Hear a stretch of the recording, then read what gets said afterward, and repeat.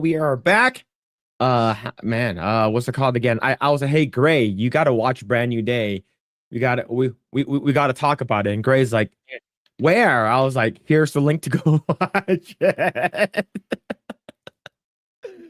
Yeah. Oh man. But anyways, chat, we are back. Welcome back to another Saturday Night Project Eggroll. Hopefully you guys are having a good day. Hopefully you guys watch Spider-Man Brand New Day. I'm pretty sure if you guys wanted to watch it, you guys probably would have watched it already.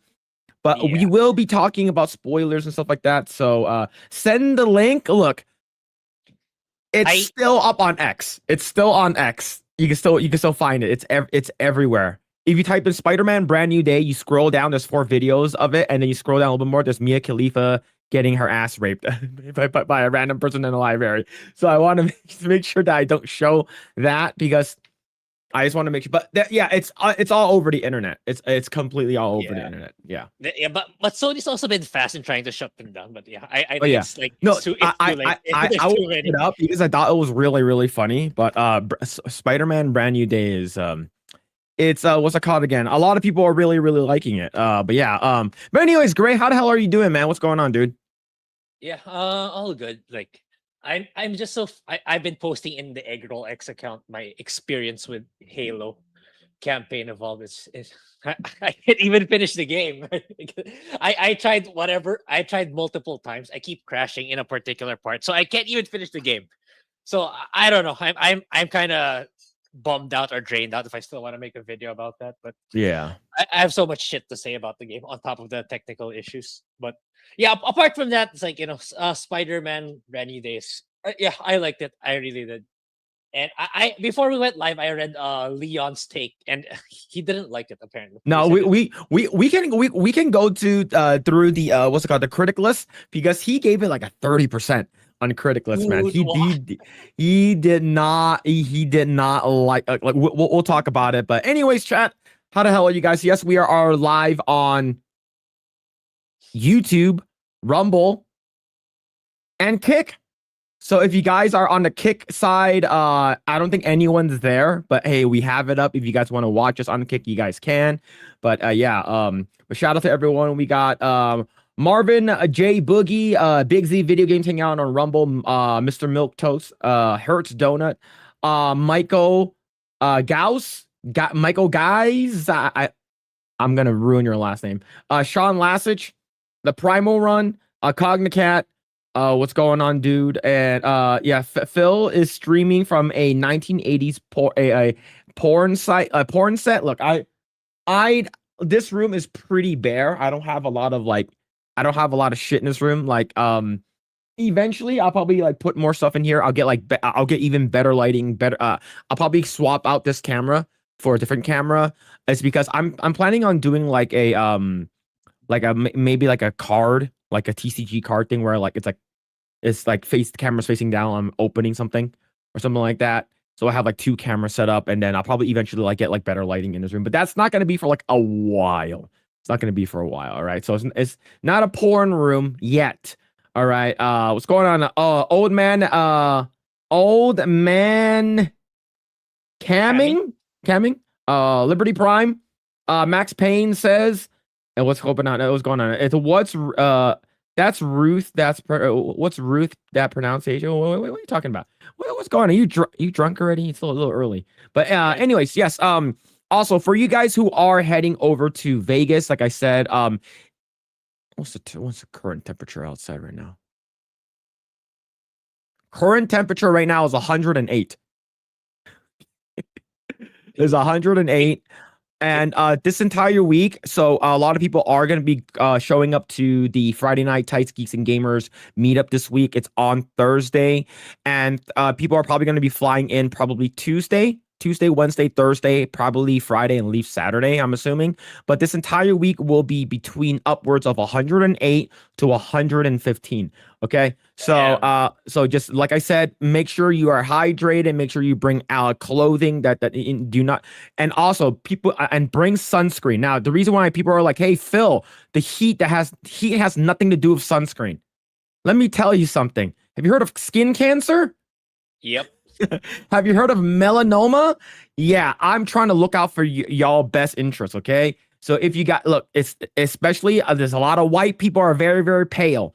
All right, you go outside for like 2 minutes, you eventually you get like skin cancer right away. So what I want you to do is bring at least a minimum of SPF 50. If you can get 70, get 70. All right. If you can get SPF 70, get 70. It's sunscreen. It's for your health. I don't want you guys to get skin cancer. All right. But yeah, dude. So like I said, I won't be there. I have stuff coming up, so I won't be there. So if you guys are gonna be there, have fun. Don't get too drunk. And what's it called again? I know a couple people aren't gonna be able to make it as well. Unfortunately, chat. Unfortunately, your favorite streamer is not going to be there. Benology is not going to be there. He said he won't be able to make it. So you know, I know you guys are very very excited to meet Benology in person, even though a lot of people don't like him. But yeah. All right. So but yeah, I won't be able to go. So you hope you guys have fun. I use SPF 100 for my very white ass. Yeah, man. Like I said, people are like the heat is one thing, but getting skin cancer, getting what's it called, burnt, getting sunburnt and stuff like that is not fun. All right, especially the heat outside. You get like you have 20% like humidity, and it's really fucking hot. Even at nighttime, it's about 90 degrees. So last night I went to go grab some food, and it was around like 80, 90 degrees. So just be sure you guys are well off and stuff like that when it comes to going over there. All right. But anyways, all right. Rest in peace, Big Pussy Bon Peneserio. I don't know who is that. That sounds like a made up person. All right, Yeah. it is. Is it grim and gritty? I don't dig the grim and gritty superhero adventures. It is not. It's not. No, It's no, not no. grim and gritty. It's not. You're not watching a Zack Snyder movie. All Yeah, right. it's not. It's not. Yeah. It's more on the sadder side. It has more of Yeah, emotional beats and stuff like that. yeah, but not grim, not grim and gritty. Yeah, it's not like sad where you're like, but yeah. I hope someone dumps another $480 on Tuesday night's main event to kick Ben again on Tuesday. That's actually insane that happened. Ben came in. Grae, if you don't know, Ben came in at around like 10 minutes into the stream. He had like his camera's all nice all of a sudden. He combed his hair. He has a nice background all ready to go. Someone donates $480, and within a minute and 48 seconds, Ben was kicked from the stream.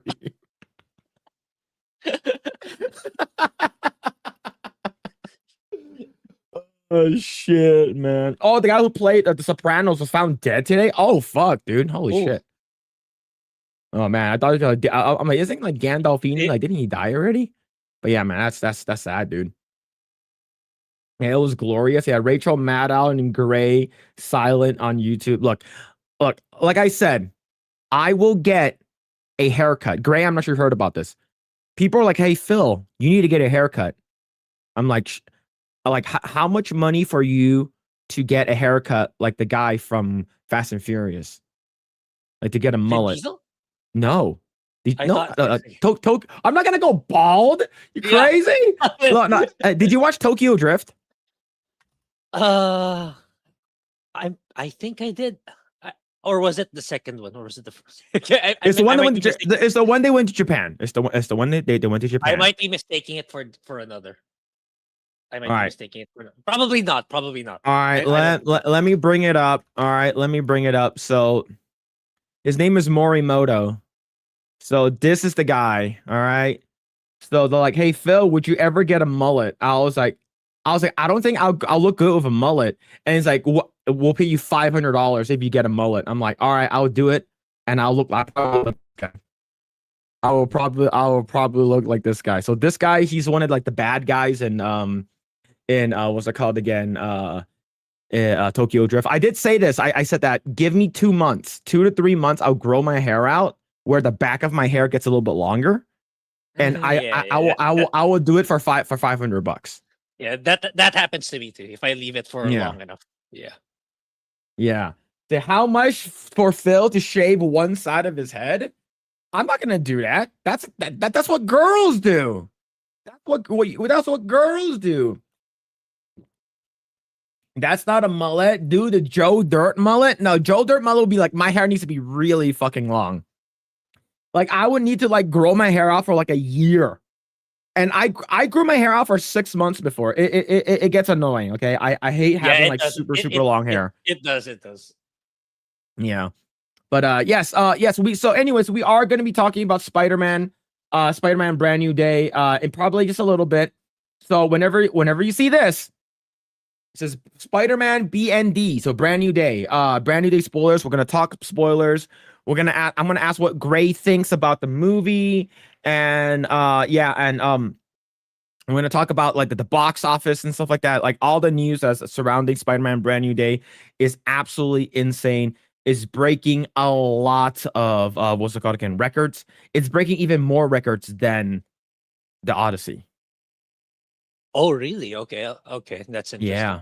I didn't Yeah. know that. Okay. Yeah, so like the Odyssey is the reason why Odyssey is making a lot of money, right? So I'll put this away. So we're not talking about it yet. The reason why the Odyssey is making a shit ton of money, it's because a lot of people watched it in IMAX. That's the reason Yeah. why. So like, and the IMAX tickets are like basically double the regular price, right? Minimum. Yeah. Like, Yeah. Yeah. Yeah. yeah. So but yes, you're not planning on watching Brand New Day. I'm not the only one. I'm pretty sure a lot of people just don't have like they don't really care too much about Marvel stuff anymore. But I would say Brand New Day is probably like amongst my top 4 Spider-Man movies Yeah. of It's all one of time. it's. Yeah. Yeah. It's one of the outliers of an actual good Marvel film. So you might Yeah. if you want to see you might as well you might as well watch that one compared to Yeah. the slop like Supergirl and Superman even. And it's a lot better. It's a lot better than Yeah. the recent superhero films. Yeah, but yes, there's a couple things that we'll be talking about today.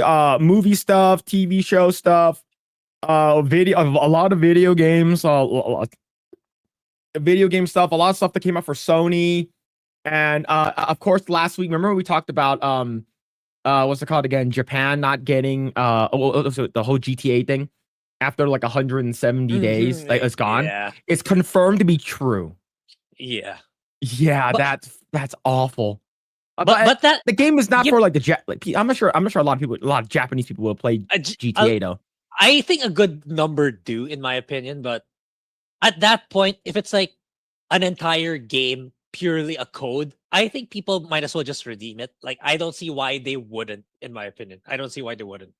Mhm. Right? Because like we talked about this last week about the DLC we don't use. That one we get. And because it comes with a CD, so there's not really a sense of urgency for most people.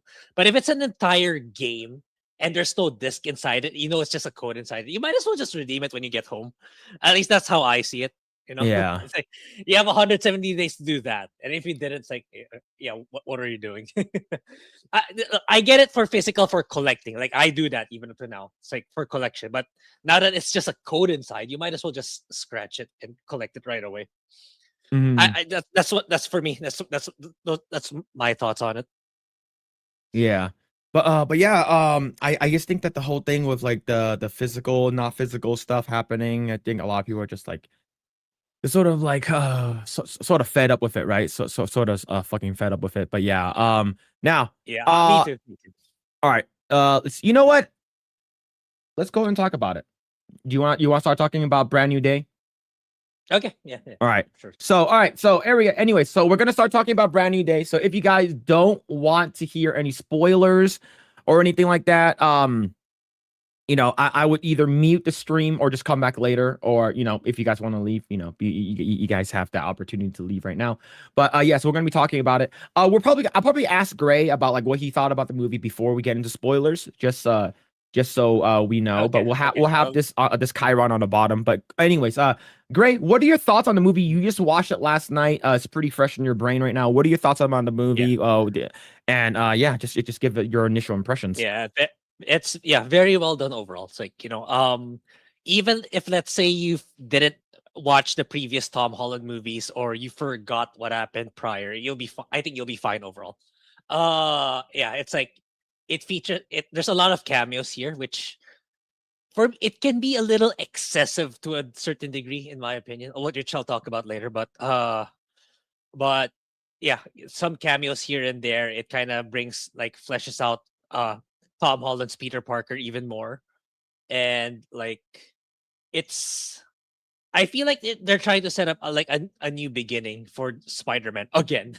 And it feels like another kind of reboot-ish for Yeah. Tom Holland. So and yeah, I like all the characters, their development, their what they went through, and like for me the first half is better than the second. Like the first 60 to 70% of the movie was better. Like when Mhm. they revealed the actual villain, like I feel like it kind of diminished. And I like the villain in the first half better than the second half. What else is there? So I, I may be forgetting some details, but yeah, overall, because it's hard to explain without spoiling the details. But Yeah. overall, I like the plot. Like the way they went about like Spider-Man's character growth, his like the struggle he went with, especially what happened to him in No Way Home. It's kind of relatable and very understandable given what happened to him and what's happening to him during this movie. Yeah. So yeah, it's like it's like for me, it's like all Marvel had to do was keep writing characters like this, and I would be excited for Doomsday. But too bad we don't have any of that, and like nobody's excited for Doomsday at all, and it's a shame. And he's probably gonna be there too, or I am, or is Tom Holland? Do is he gonna be in Doomsday? Oh damn! He's Okay, not never mind. present in Doomsday. He is not in Doomsday. Confirmed not in Doomsday. He will be in Secret Wars. And based off the comic Okay. books, based off of the comic books and what we know about Secret Wars, in canonically in Secret Wars is where Peter Parker becomes the symbiote Spider-Man. So that's where he gets the symbiote powers. So Okay. so I'm assuming that's when we're gonna get black suit Spider-Man. But yeah, he's not gonna be in Doomsday. Okay. Yeah. Okay. But you But then again, Cyclops is in Doomsday, right? So the character in this brand in B and D has to be there to a certain degree, right? No. Really? Okay, Yeah. okay. So Well, okay. Yeah, I'll talk we'll about talk it. about now. Now, if you're gonna give this like a score, like what would you give it, like out of 10? Uh, look, it's good, but it's not like, oh my god, this is like the great. This it's not like that for me. Probably it's probably an 8. It's An probably an 8 for 8? me. Okay. Yeah. It's actually, so your score is actually on par with a lot of people that we talk to, like despite like a couple of people. So the people are giving like between like a 7 and an 8. Right? Yeah, yeah, that's It's fair. pretty good, right? And I think a lot of people are excited. Now, here's the thing. There are people who are out there that are going to be like, you know what? I'm just happy a Spider-Man movie is back. I'm just happy that we're actually getting a good Marvel movie, right? And a lot of people say, well, actually, Phil, get it right. This is a Sony movie and stuff like, yes, but this still falls under the MCU umbrella. Yes, Yeah. Disney Marvel doesn't get all of the money; they get a little bit of it. But this is still under the greater MCU story, right? They still need approvals, right? They just have the license to it. Like just because you're working on a video game or anything like that, that is not directly developed by Disney Marvel. It's still licensed. So, but this still, I would say that a lot of people are just happy that finally we're getting a pretty good Spider-Man movie. I think a lot of people are happy with that, and there are people who I think Mike gave it like an 8, or something like that, and then fucking Ben gave it like a 9.5. He's like, this is the best Spider-Man movie. And they're saying that this is like this. They're saying that Brand New Day is so good that it's It's better or as good as Spider-Man 2, like with Sam Raimi Spider-Man. I don't agree. No, I don't agree. no, no, no, no, I no, think no. Spider-Man 2 is still the better Spider-Man movie. Yeah, yeah, yeah, yeah. But It I is, would it say is. in terms of Tom Holland Spider-Man, this is probably the best It's up one. there. It's up It's there. probably Yep. Yep. one of the best ones for me. So Yeah. where would you rank your Spider-Mans, right? Like in terms of like where would like what's your favorite Spider-Man in terms of like where would this one land? I would put it because like I still like the Tobey Maguire ones. Andrew Garfield, they're good, but not as good in my opinion. Yeah. It's actually tough because like they're in a general sense they're all pretty good. I think like Tom Holland's is the one that that it gets better and better, ascending order, in ascending order. Like Yeah. I think it got better and better and better. Like Homecoming, it's pretty good. It got a lot better with No Far Way From Home Home. was probably the weakest in my opinion. I think No Way Home is the weakest, but I think that but what's it called? No, but Homecoming is pretty good though. Yeah, yeah. Uh, What would you rate it? Probably somewhere in top 3 or 4. Okay. If I'm just putting like, this is the discussion with Tobey Maguire, Andrew Garfield, and Tom Holland. Nothing else, because like I don't really have exposure to the No, other to the those animated. are the only ones we're talking about. Just the live Okay, okay, action. That's the only ones we're talking about. okay, okay. Yeah, yeah. I would put it top 3 or top 4. Yeah, Okay.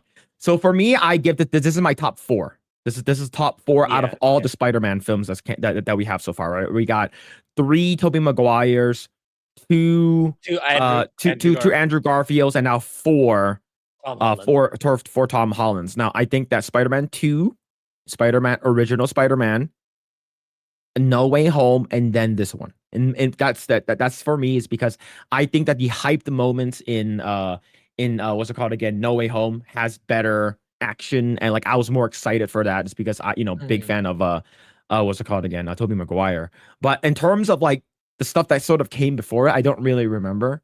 Right? It's like you don't really you see the stuff of like Doctor Strange, you sort of remember it because I haven't seen it since the first time, but you've seen it recently. Yeah, yeah. Yeah. So do you like this one better or No Way Home?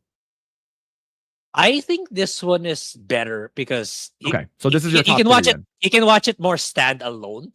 Mhm. But if you really like if you like Tobey Maguire's, if you like Andrew Garfield's, like you would put it. I think No Way Home is pretty up there too.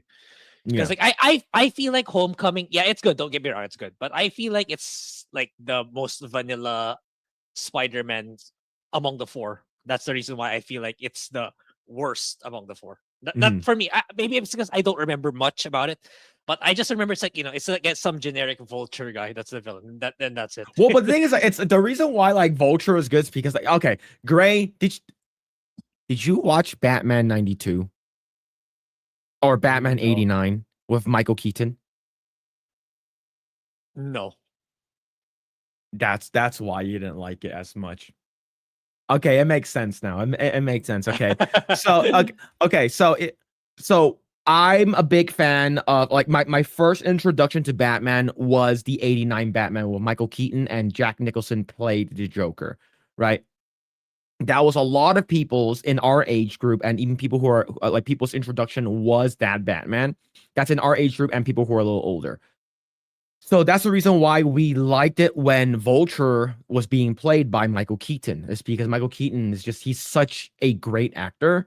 And it's just like, man, that was actually pretty good. So a lot of people were really excited that like Vulture was played by Michael Keaton.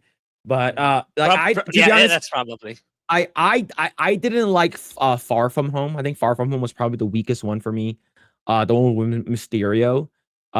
It's just like that one was like okay. I vaguely remember that one, but overall, now let's go ahead and talk. Let's go and talk in spoilers now. Now, so of course, I give you my take as well. I think a lot of people feel the same way. I think this movie has it feels like 2 movies, right? I filmed thread talked Yeah, about yeah. it. I talked about it on Thursday, and it feels like it's sort of like I feel like you said the first like 60 to 70 minutes of the movie felt like one movie, and then at the end there's like a small chunk of it that comes afterwards with Jean Grey and stuff like that. Mhm. So I think that I thought that overall the story was pretty like solid. I think that the overall story was Yeah, pretty yeah. solid.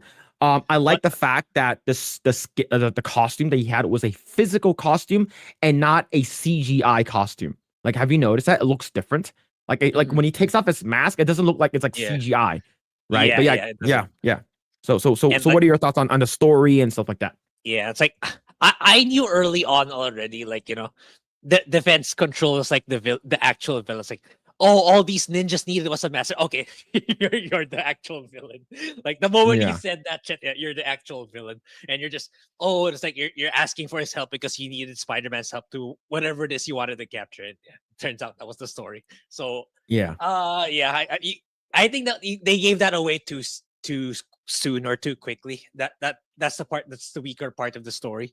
I think they like. I think that's too much of a Marvel trope that I think we've seen for too many times already.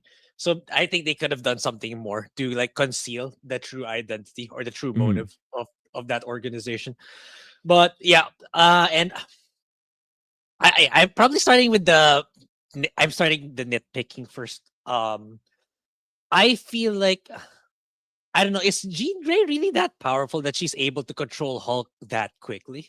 For me, in my Jean Grey is actually like pretty fucking strong, right? Like she doesn't only have like she has like telekinesis and she's a telepath, right? So she can move stuff with her brain. Of course, like you've seen from the old X-Men movies, she can Mhm, move stuff with her brain. She can fucking float. She can fucking sort of like fly a little bit. mhm. And she has the Professor X thing where she can like go into people's minds. Like hers is she's really strong, and of course like the Phoenix Force eventually got to her, and she sort of became Dark Phoenix down the road. But this is like an early version of it. But yeah, she is pretty fucking strong though. She is like even without the Phoenix, the Phoenix Force that's in it, like the Phoenix Force that's inside of her, she is really strong. Like I Okay. like she's up there in terms of like one of the strongest X-Men's. Like if you're not including the Phoenix Force, because if she's Phoenix Force, she's like fucking like god tier, right? She's like fucking celestial, fucking planet destroying levels of powerful. But like without that, she is still really fucking strong. Yeah, yeah, it's the plot is fine, especially how it ties to like the dilemma that Peter Parker's going through, where like he's alone, everybody forgot about him, so it's only natural. Like it makes sense that he's isolated from the world, and like the detective, I forgot her name, the wolf, I forgot her name, but telling him like that's not good. Like you're just isolated on your own, and all you're doing is like doing the work all the time. You gotta wind down and connect with people every now and then. That was the main Mhm. plot, the hurdle that this time around that Yeah, Peter needed to overcome. it's because like he has no one, right? So it's because Yeah, after like you watched No Way Home recently, like he lost everyone, so, right? It's like yeah.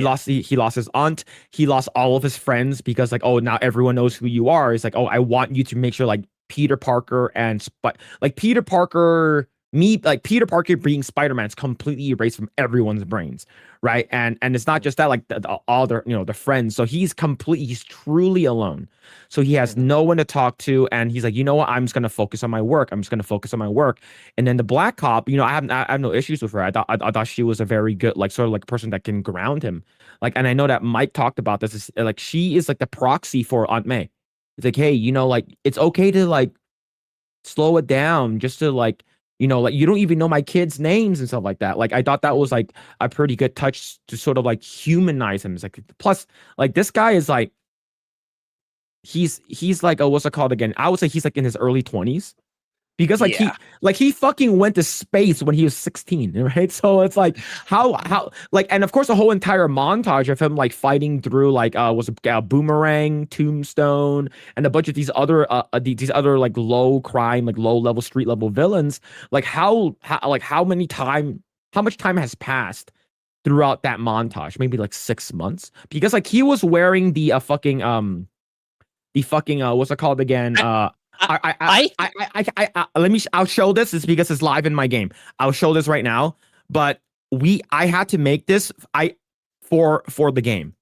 All right. So this this is this will sort of be like a mini oh fuck, hold on, where'd it go? yeah, Where the fuck? I think years passed though, not just months. Because like I remember like Ned saying, "Oh, we're about to graduate," so I think years passed. Yeah. A year, So years, not so the thing months. is that yeah, I think it's a year or two is because so I did this for my game. Okay, the game that I work for. This was briefly in the movie. You remember this scene? He was fighting one of the bad guys, and it was like it was cold, right? And it was during winter. I think it might have been Scorpion, right? So I made this I made this for the game that I work on, right? This was in the movie. So when they did that, like it went through like the different seasons. Was it 4 years that passed? Holy shit! Yeah, yeah, Right? because like, Oh y- yeah, he's no um, longer in college. They yeah, graduated from MIT. yeah. Ned was saying, "Oh, he said in his Instagram, "Oh, chat, we're about to graduate" and stuff like that. So Oh, it's I like, got yeah, into MIT. Oh, now I'm graduating. graduating. Yeah, So when you graduate, okay, so let's say if they're smart, 4 years, 18, he will be 22 years old. yeah, So 22 years old, you lost everything, right? Yeah. So holy shit. Yeah. So this is so like yeah, it's some from No Way Home until now. Like that yeah. was it. Yeah, and Yeah. like yeah, I like the part where it's like it's similar to the Tobey Maguire plot in Spider-Man 2, where he was kind of losing his powers. I like that angle where it Mhm. was because of extreme isolation, not interacting with people, it caused his DNA slash RNA to mutate, which he couldn't control at first, so he had to find a way to be able to control it, and that's where he eventually consults with Bruce Banner on how to, find a way to be able to mitigate that and control his powers again. Yeah, because And what's it called again? It's the arachnid like gene that's sort of like taking over his body whenever he yeah, has high stress mode, right? And have you noticed that the action in this one, like I'm talking about the choreography, looks fucking good. Like it feels good. It looks really good. Like the action scenes between like him doing his like finishers, doesn't it remind you of like a lot of the PS4, PS5 Spider-Man game? yeah, I didn't play it, but kind I can see it. Yeah. Yeah, Yeah, I guarantee you, like they took heavy inspiration from that, inspiration from them. and like even the part where like he like near the end he does a crazy web and he webs up the entire hand crew, right? Where he goes like this, and it fucks sort of comes out like that. Like it's sort of it's like he's fucking squirting his fucking cum everywhere. Like I think wasn't that like a part of like the earlier Spider-Man games where he had to like stop the helicopter, where he had to go like this Ye- and like yeah, like I ye- remember oh seeing that shit in the game. yeah. That's another. Yeah, that's what I wanted to say. I think it's yeah. We're kind of all over the place here, but that kind of reminded me. That's another plot point that I wanted to nitpick too. Like, why would you leave like but at that point he didn't know Jean Grey, right? We didn't know Mhm. it was Jean Grey yet, or how or who it was in particular. But why would you leave someone that powerful just staying up in the helicopter? You- like I feel like y- Oh, y- it's because she needs like 33 or 34 feet in order for her to yeah, transfer her mind to another mind. It's because she's not I strong enough, right? yeah, I know. I got that. That was explained, right? But you already have her trapped. So why would you leave her alone to get to MJ when the person who's threatening to It's kill her it's is like, it's because it's because they want to get to the you want to get to the physical body. It's because you can release that mind thing, right? It's like once you like she could just release it. It's like okay, I'm stuck up here. I can like fucking astral project my mind into like another person in a helicopter. I could just release it, and I was because okay, she can control her own body at the same time she can control the person, right? Ye- It's not like Ino from like Naruto where like you do the fucking yeah, jutsu mind transfer and you could and then you're that person and then you lose consciousness of your own body, yeah, right? yeah. That's the thing. So I feel like that's my issue with. That's why I said earlier. It's like, is Jean Grey really? If she's that powerful, then like she's just toying with Spider Man the entire time. That's what that feels like to me. Yeah. She was like, yeah, it feels like it's like if she can mind control that quickly and that you know that far away or that strongly, then it's like I feel like they nerfed her so hard in this movie just for the sake of building climax. That's Well, it. I That's I like I, for I me. think the reason why is because like because Jean Grey like in the Spider-Man movies, not Spider the X-Men movies, Jean Grey can immediately control someone's mind without have how like because she's so weak and young, she has to like Mhm. transfer her mind from person to person to person to person in order to get there, right? You do that whole thing where you fucking your mind goes like that, but like it's like do you remember when like Xavier would do it? It's like immediate, and you don't even fucking know. It's seamless, right? So I think that her powers will eventually evolve, is because she is still I think she's like Yeah, that 16 or 17 years yeah old or that something like that. that's why I really thought like the two of them in particular are gonna end up in Doomsday because I know she gets along with Cyclops eventually, at least in the animated series, Okay, right? But so all right, so Doomsday is okay. So all right, hold on. All right, we're I know we're still talking about it. I know we're still we're still talking about it. But the thing is that there is like more leaks for for Doomsday.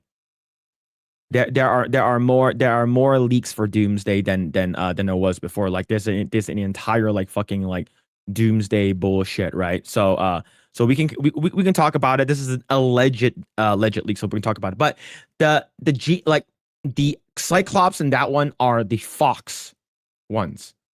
They're the Fox. Yeah. So that's the reason why you see like James Marsden, you see Ian McKellen, you see Patrick Stewart, and you're probably gonna get Wolverine as well, a Hugh Jackman Wolverine. You're not, because this Jean Grey is the new Jean Grey. It's the new Okay. version. It's the new rebooted version of Jean Grey. And earlier today, it was announced that we are getting reboots from Marvel. So here is Cyclops. So Drew Starkey is going to be Cyclops for new X-Men, which is good. I think this is good casting, right? Do you want to know who's Emma Frost? I saw it earlier. Yeah, yeah. Man, look, of course, I think I what I'm trying to say is that this is good casting. Yeah, All right. it is. I think this is very I think this is great casting. They could have made her another black woman, but thank God. Yeah. Yeah, I would say this is great casting, but here's Yeah. damn, the comparisons are not fair. That's Jean Grey, and then you have this. Man. Yeah. And here's the thing. Did you ever watch Stranger Things? Season 1 and 2. What I hardly remember it. 3, I stopped at 3, like the beginning of 3.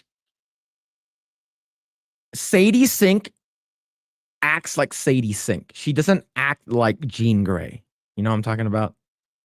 Like she doesn't act like like Sadie Sink is acting like an angsty teenager, because she is. She's been playing that character for such a long time now, but she still acts like that in this movie. I hope that she gets because the Jean Grey that we know that we grew up with, like in the Fox one. We're not talking about the animated series, right? That's the one I grew up with in the animated series. But the Fox movies, like Jean Grey is like very like proper.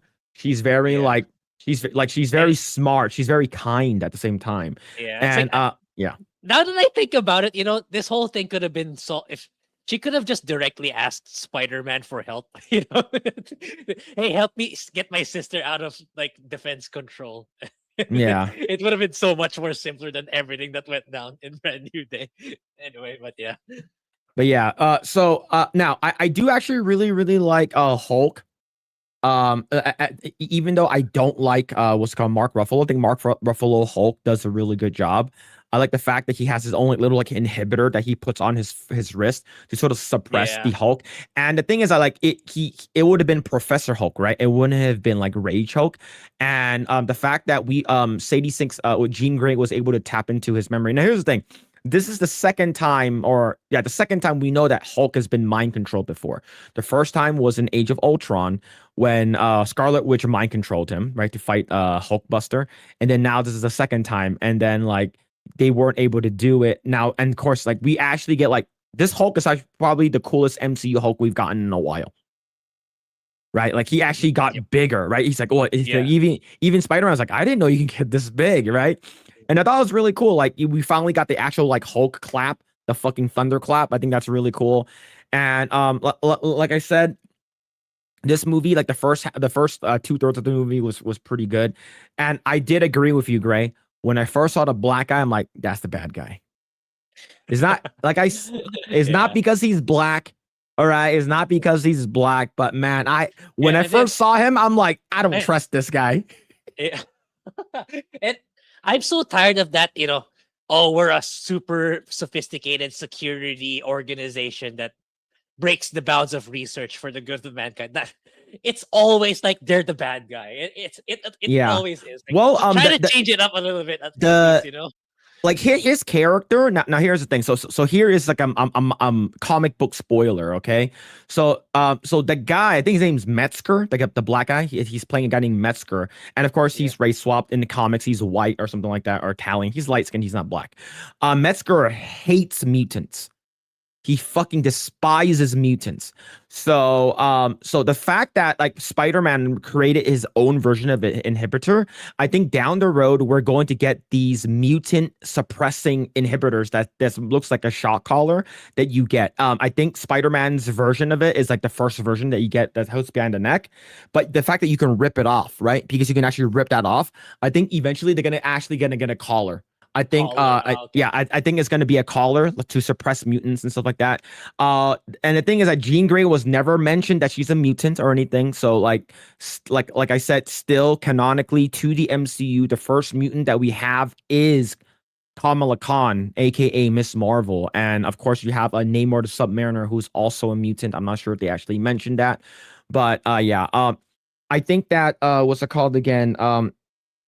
I think the emotional beats are actually pretty nice, right? It's sort of like it is. It is. like you put yourself in Peter Parker's role, and then like you know what, like they're coming after you, right? And the whole part where he goes to MJ's what's it called again, apartment, and like sort of like kidnaps her in sort of a way, and then like they kiss each other. It's like, yeah, kiss her, Peter, kiss her. Like I knew that shit was gonna happen. I fucking knew it, right? I'm like, yeah, and there's no way that she's gonna get back her memory from True Love's Kiss. It's like this not fucking Disney Mickey Mouse bullshit, right? Yeah, But yeah, exactly. like I would say probably the part that I do really enjoy was the conversations, right? I think that the chemistry between a lot of the characters are really good. I Yep. think Yep. I like, what are your thoughts I, on Punisher, like John Bernthal's yeah, character? I was gonna say it's like I didn't watch the recent. I know he had the recent Disney Plus show, and I think it was bad. Or he made an appearance in Daredevil, I think. But people were saying it's not good. But this time around, I think it was well done. It's like I in unless I'm forgetting, like it's the first time you see Punisher, John Bernthal's Punisher in a more human light, not counting the Disney Plus version, uh, where he tells Peter like, "You think I like doing this shit? It's like this is a punishment. This is not a lifestyle." I kind of like, Yeah. yeah, actually, yeah, it's like Yeah, it's did you watch The Punisher, right? You watch yeah, I Punisher? did Like it's fucking Netflix. good. It's Yeah, fucking good, right? And it's like you don't, because the fact that Peter Parker does not know Frank Castle, like yeah, like he would give up what he's doing in a heartbeat so he can get back his family. mhm, Like, why do you think he went after Jigsaw so fucking hard, right? Why do you think he went fucking crazy? Like, it's because he lost his family. So mhm, like I would say the same thing with Peter Parker is like, if like Peter would give up being Spider-Man if he can get back MJ and all of his friends and Aunt May is still alive. Like he will give that up in a heartbeat because he doesn't understand, right? He's still very young. He's still sort of new into his Spider-Man thing, right? Like I'm not sure how long Frank Castle has been doing it, probably 10 plus years being Punisher, like canonically. And this one like Peter Parker, he's been doing it probably for like 6 years, right? He's still sort of young and he does have that younger mindset. And there's a difference from losing your like your significant other, like losing your girlfriend, your mhm, wife, your mhm, parents. It's difference. It's completely different than losing your kid. Like the amount, it's like losing your, like, so Frank Castle lost his kid, right? And his wife. So it's like a multiple multitudes of like factors of why he sort of like, do you think I love doing this shit, right? mhm. And I think that conversation was actually done nice. And like I'm not sure like when this movie wrapped, but like it's it's John Bernthal and John Bernthal and Tom Holland versus Tom Holland and John Bernthal. They're both in the Odyssey, and no, all three of them, Oh yeah, all three of them, and Zendaya's in it too. I completely forgot. yeah, yeah, Holy shit, man, that's crazy. That like Zendaya, Tom Holland, John Bernthal are in both of these movies. But yeah. yeah, another one that's also really good is that part where they're just in the apartment. Like he's like, "Hey, do you want to meet Spider Man?" Right? Like, do you want to meet Spider-Man? He's like, look, I just want to go home. Can you bring me home? And he's like, hey, do you want to come upstairs? And then he meets Ned, and then they sit there like building Legos. I Yeah. thought that whole entire scene was great. Like they Yeah. started Yeah. talking about like Lord of the Rings and shit like that. But yeah, man. Now what are your thoughts on what's it called again? Nacho. Like, yeah, he was okay. That's the thing, Nacho being Nacho. I That's what it can't feels like. see him out of being Nacho Vargas. Then Yeah, I can't. yeah. It's Nacho with a scorpion metal thing in the back. That's it. He's one of those actors where he just stays the same character, kind of like Giancarlo Esposito. Mhm. There's really some actors and actresses just like they're good at what they do, which is fine, which is okay. But the more extraordinary actresses, they can play various roles and be completely different characters. Whereas some of them really just stick to characters, just stick to one particular character or archetype, which Yeah, is okay. like Jason Momoa. Yeah, yeah. Yeah, Yeah. but I would say I think that Sadie Sink does a best of the job that she can do. I think it's fine, but I thought like I did see like because I sat in like middle aisle of the theater, and Yeah. then I saw and then like next to like two seats next to me was a girl, right? So like the seat next to me was supposed to be meant for handicapped people, but no one was sitting there. So like I like the person closest to me is a girl, like a Hispanic girl, maybe probably in her 20s or something like that. The part where like she started crying. Like she started crying. Like I can see it. She was like you could tell like she held her chest and she brought all like tissues and stuff like that. And it's the part where like like when MJ finds the letter. And it's like, what is this? What is this? Were you gonna tell me Oh, and stuff like that? So like that, like I think like I know that this movie was like the most emotional like Spider-Man movie. I think, and I do agree. I think in terms of like it's sort of like being like, oh man, this is sort of sad or whatever. And also at the end with Jean Grey talking to Aunt May. I think that scene was good, really well done yeah, as yeah. well. That was good. But like, what I didn't like about that final portion is like I didn't like the VMAX. Oh, goes. VMAX, VMAX! Ventmax. That's it. That's what VMAX Oh is. shit, bro. Yeah. Like Like you could have done. I thought that was so stupid. Okay, yeah. Okay. Yeah. I thought that shit was so dumb. He's like, my sister died here. It's like, oh, like, look. Do you know what's crazy? So we do know that Daniel Destin Cretin, whatever his name is, he's going to be directing Naruto. And did you notice there was a Naruto poster in Ned's apartment? Oh, I didn't. I didn't. Yeah, there's a Naruto poster in Ned's apartment. I now and of course like that. This funny bit is because they use up a lot of ninja stuff, like very like crazy fancy Yeah. ninja stuff. So I if they use Jackie Chan's stunt team like they use in this movie for Naruto, I think in terms of action and choreography, it could be good, but the story needs to be there too. But I thought that the what's it called again? The crazy thing is, so a lot of people like people don't know what VMAX is, like a Pokemon term, like for Pokemon card trainers and stuff like that. And the crazy thing is, they have an app called Eevee. So it's I just thought that was just I'm like VMAX Eevee. Now I think it would have been better if VMAX wasn't like fucking VMAX. It was like Professor X. But that would have been too many characters, that like too many big characters that would have bring in. Yeah, I feel like it's they rushed the story of the origin story of Jean Grey and why she was going after defense control. I feel like spoil Sarah Gray. I feel like she could have had more prime time rather than that rushed, that flashback, and then you find out she died of over experimentation. I feel like it could have been fleshed out more or done better rather Yeah. than the VMAX plot. Yeah. Yeah. So, according to what I know, I'm pretty sure the video that you watched didn't show the post credit, right? What did it show? Okay, so the post credit was like it shows the app that the Spider-Man tracker app. Mhm. And then it's like Spider-Man not found, Spider-Man not found, all right? Spider-Man not found. And then it goes into Oh, and then it goes into like space.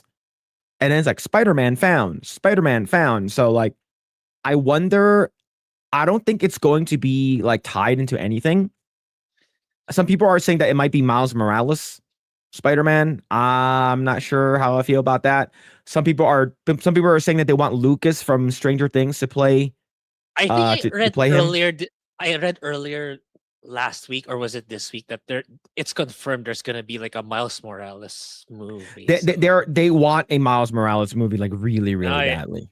oh yeah, All right. absolutely. Like they want the black Spider-Man to show up right away, right? So now of course they're gonna call him Spider-Man. It's same thing. Like my big gripe was one biggest one that I thought this character was stupid that they put this character in here. It was a throwaway and it felt like stupid MCU bullshit, and it's Yelena. Like was a Florence Pugh's character, and he's like, "Oh, I'm small. You small potatoes. I'm big potatoes." You know, Oh, okay, okay. where he had to like take off his clothes to go. It's like they have to Yeah, embarrass him. yeah, You know, yeah, it's like, okay, all right, Tom Holland, we know that you're like getting really, really buff, and we need to show off your body. So you need to fucking get in this tub right now, bitch. Right. So that's and I'm gonna go on a rant really quick, okay? I'm gonna go on a rant. What the fuck do you mean that Peter Parker, Spider-Man, is small potatoes? What the fuck are you talking about? yeah, yeah.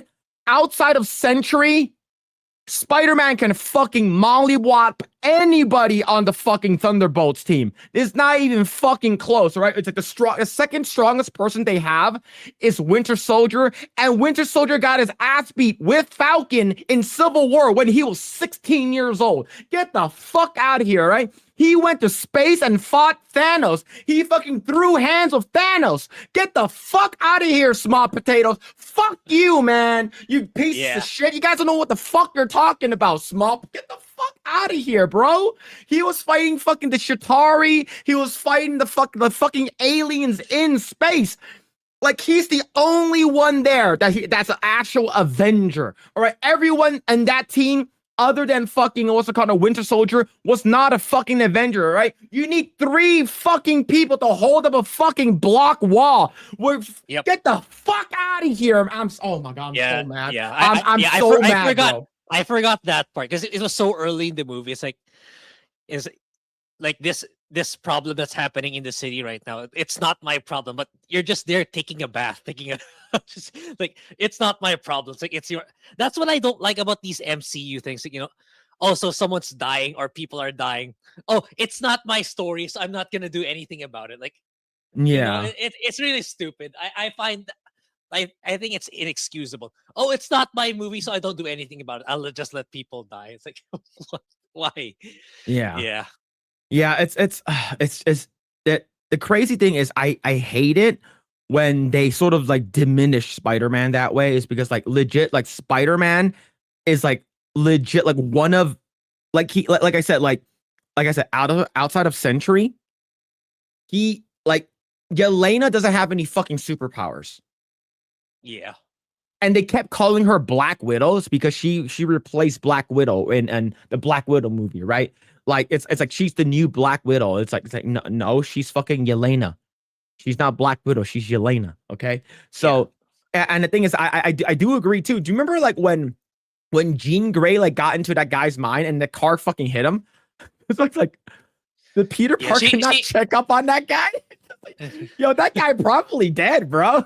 yeah. That's it's Oh like fuck. yeah, she killed like Chat said, she did kill a lot of people, Yeah. she did. But like there's a plot line that Chat I think I read in Chat. I forgot. Like, is there gonna be like a love triangle in the next Spider-Man with the blonde-haired woman? Like the one who he got the Oh, clothes off? in his apartment where he had Juicy, right? Yeah. Some people are saying that like that might be like because she's pretty cute. People are saying that that might be Gwen Stacy. Yeah, it's like, yeah, Yeah. is that my shirt? Like, no. Then he went out of the elevator, and he's also wearing her pants. So it's like, Yeah. it didn't move forward with that scene afterwards. So I Mhm. get the feeling this is gonna be a future character. So there's gonna be like a love triangle of sorts, maybe. I don't know. Well, they sort of it's do you remember Ursula?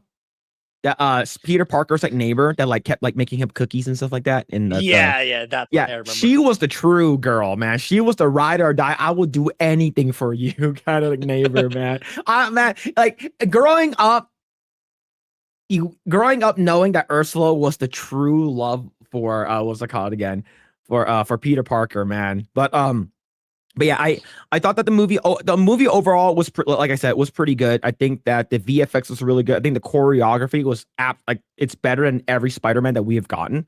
Like it felt like I'm playing a video game. And of course, like the mask is actually looks better. And a lot of people's like, well, what the fuck happened to Tobey Maguire's mask? It's because like he's actually wearing the costume. Like he's wearing the outfit, he's wearing the costume. I think that they get them giving him like the organic webbing. Do you remember like he's like organic webbing? It's like, yeah, like only Tobey Maguire's character couldn't do that. But like he got into that state where like he doesn't need that anymore. And like that's the thing why I do like Spider-Man sort of like making his own webs. It shows how smart he is. The only thing that's sort of weird in my opinion was that his 3D printer can build anything. Yeah. And it's like the hell? in some random shaggy apartment too. Like that's the thing. That's the kind of. And the thing is, like disbelief is kind of. Where does he get his money from? He doesn't work. Yes. Yeah. Exactly. Right. Like he doesn't work at the Daily Bugle. There's no J. Jonah Jameson. It's like what's with all these high end equipment? Where did he get all that? Yeah, man. But yeah, SCDB, thanks for the 5. Thank you, man. To make matters worse, Tom Holland already confirmed in an interview that there's plans for him to mentor and pass the mantle to Miles Morales, like Tony did. Now, here's the thing. Thank you so much for the 5. Tom Holland did say that once he becomes a dad, he's gonna quit acting. So if you don't know, him and Zendaya got married like last month. Mm-hmm. So they're both pretty young. Like you can actually feel the chemistry on set. Like it actually feels like they're in a relationship, it's because they are. But with what's it called again? I can see him legit passing the mantle. Now I'm not sure if Disney would like that. They will, but the audience won't. No. Like the thing is that like Disney is like, you're gonna, because like passing the mantle. He might show back up whatever he is, but yeah. But what's it called again? Thank you so much for the 5. Yeah, they got married. Yeah, they got married. So let me show you the picture. Let me show you the picture of Tom Holland and Zendaya married. But yeah, so they got married. They got married, I think last month or like I forgot how long ago. But yeah, they got married. These are all like fucking fake images. I need like the real one. Let's see. Yeah, I'm going on like fucking X and everything is a fucking AI generated like bullshit.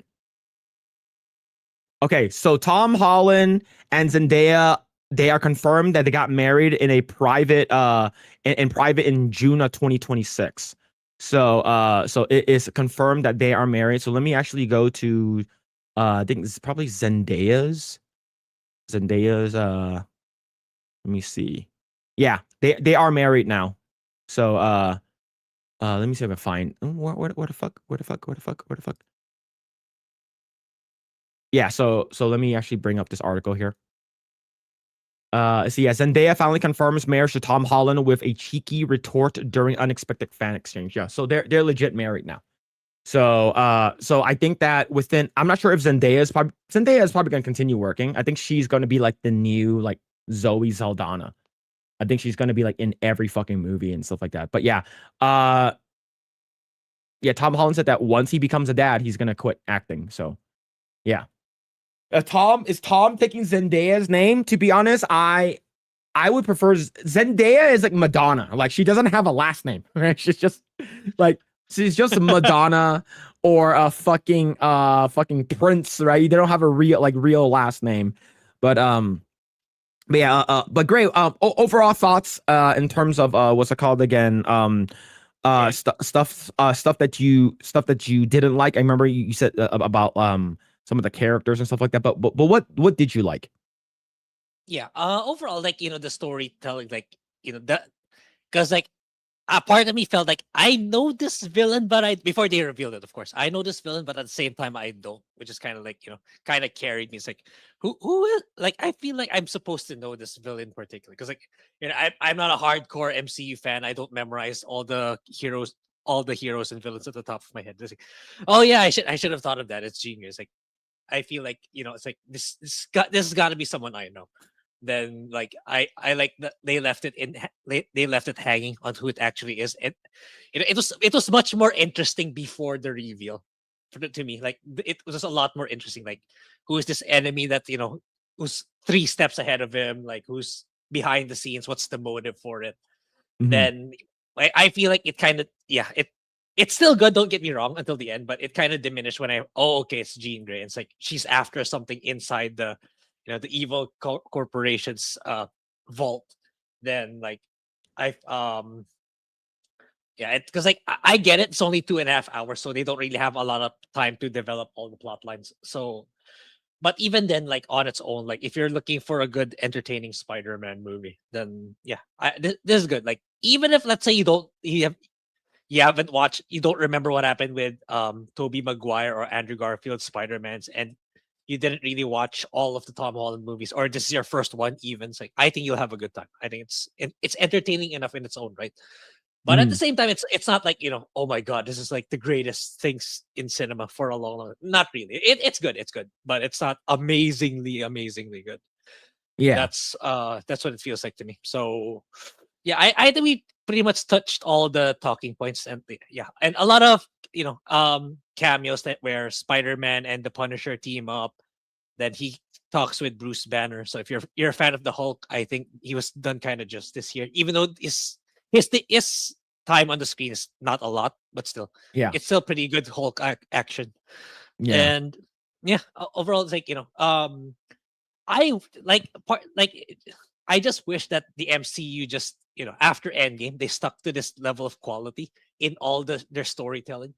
We would be excited for Doomsday if they did, like if they did Shang-Chi like this, if they did Thunderbolts like this. It's like you would be invested in these characters if they wrote it like this, but they didn't. Mhm. So yeah, we'll see. It's like the next thing in the pipeline is Doomsday now, so which I don't think will be that good, even though it's a lot more expensive. Yeah. But I, Yeah, I I think that this is gonna hype up a lot of people is because they're like normies do not know that Spider-Man won't be in this movie. yeah. I Like thought he. Yeah, yeah, like like like I thought. like pe- like people like people who are terminally online, people who know, people who read, people who are like, just want to like, like go through and like listen to YouTubers or whatever it is. Like we know that Tom Holland's not going to be in the next movie, but this is going to hype it up, right? It's sort of like, holy shit, like Doomsday is going to be fucking crazy. You're going to have so many characters in this movie and stuff like that. And now that you have this movie that's done so well, I can't wait for the next MCU movie, right? I can't wait for it. And I think I think that it's going to make a shit ton of money, but Brand New Day has been going crazier, right? I like overall, like I said, I give it I give this movie a what's it called again? A like a 7 out of 10. Like 7 out of 10, 7.5 out of 10. I think it's pretty good. Let's Mhm. go ahead and bring up the stuff. But yeah, we're gonna start talking about it. No more spoilers, but there it is. But yeah, I do want to talk about Spider-Man in general, though. I think that this is gonna be absolutely insane. This movie has been going crazy. Has been going ape dick for a long for a while now. So let me see.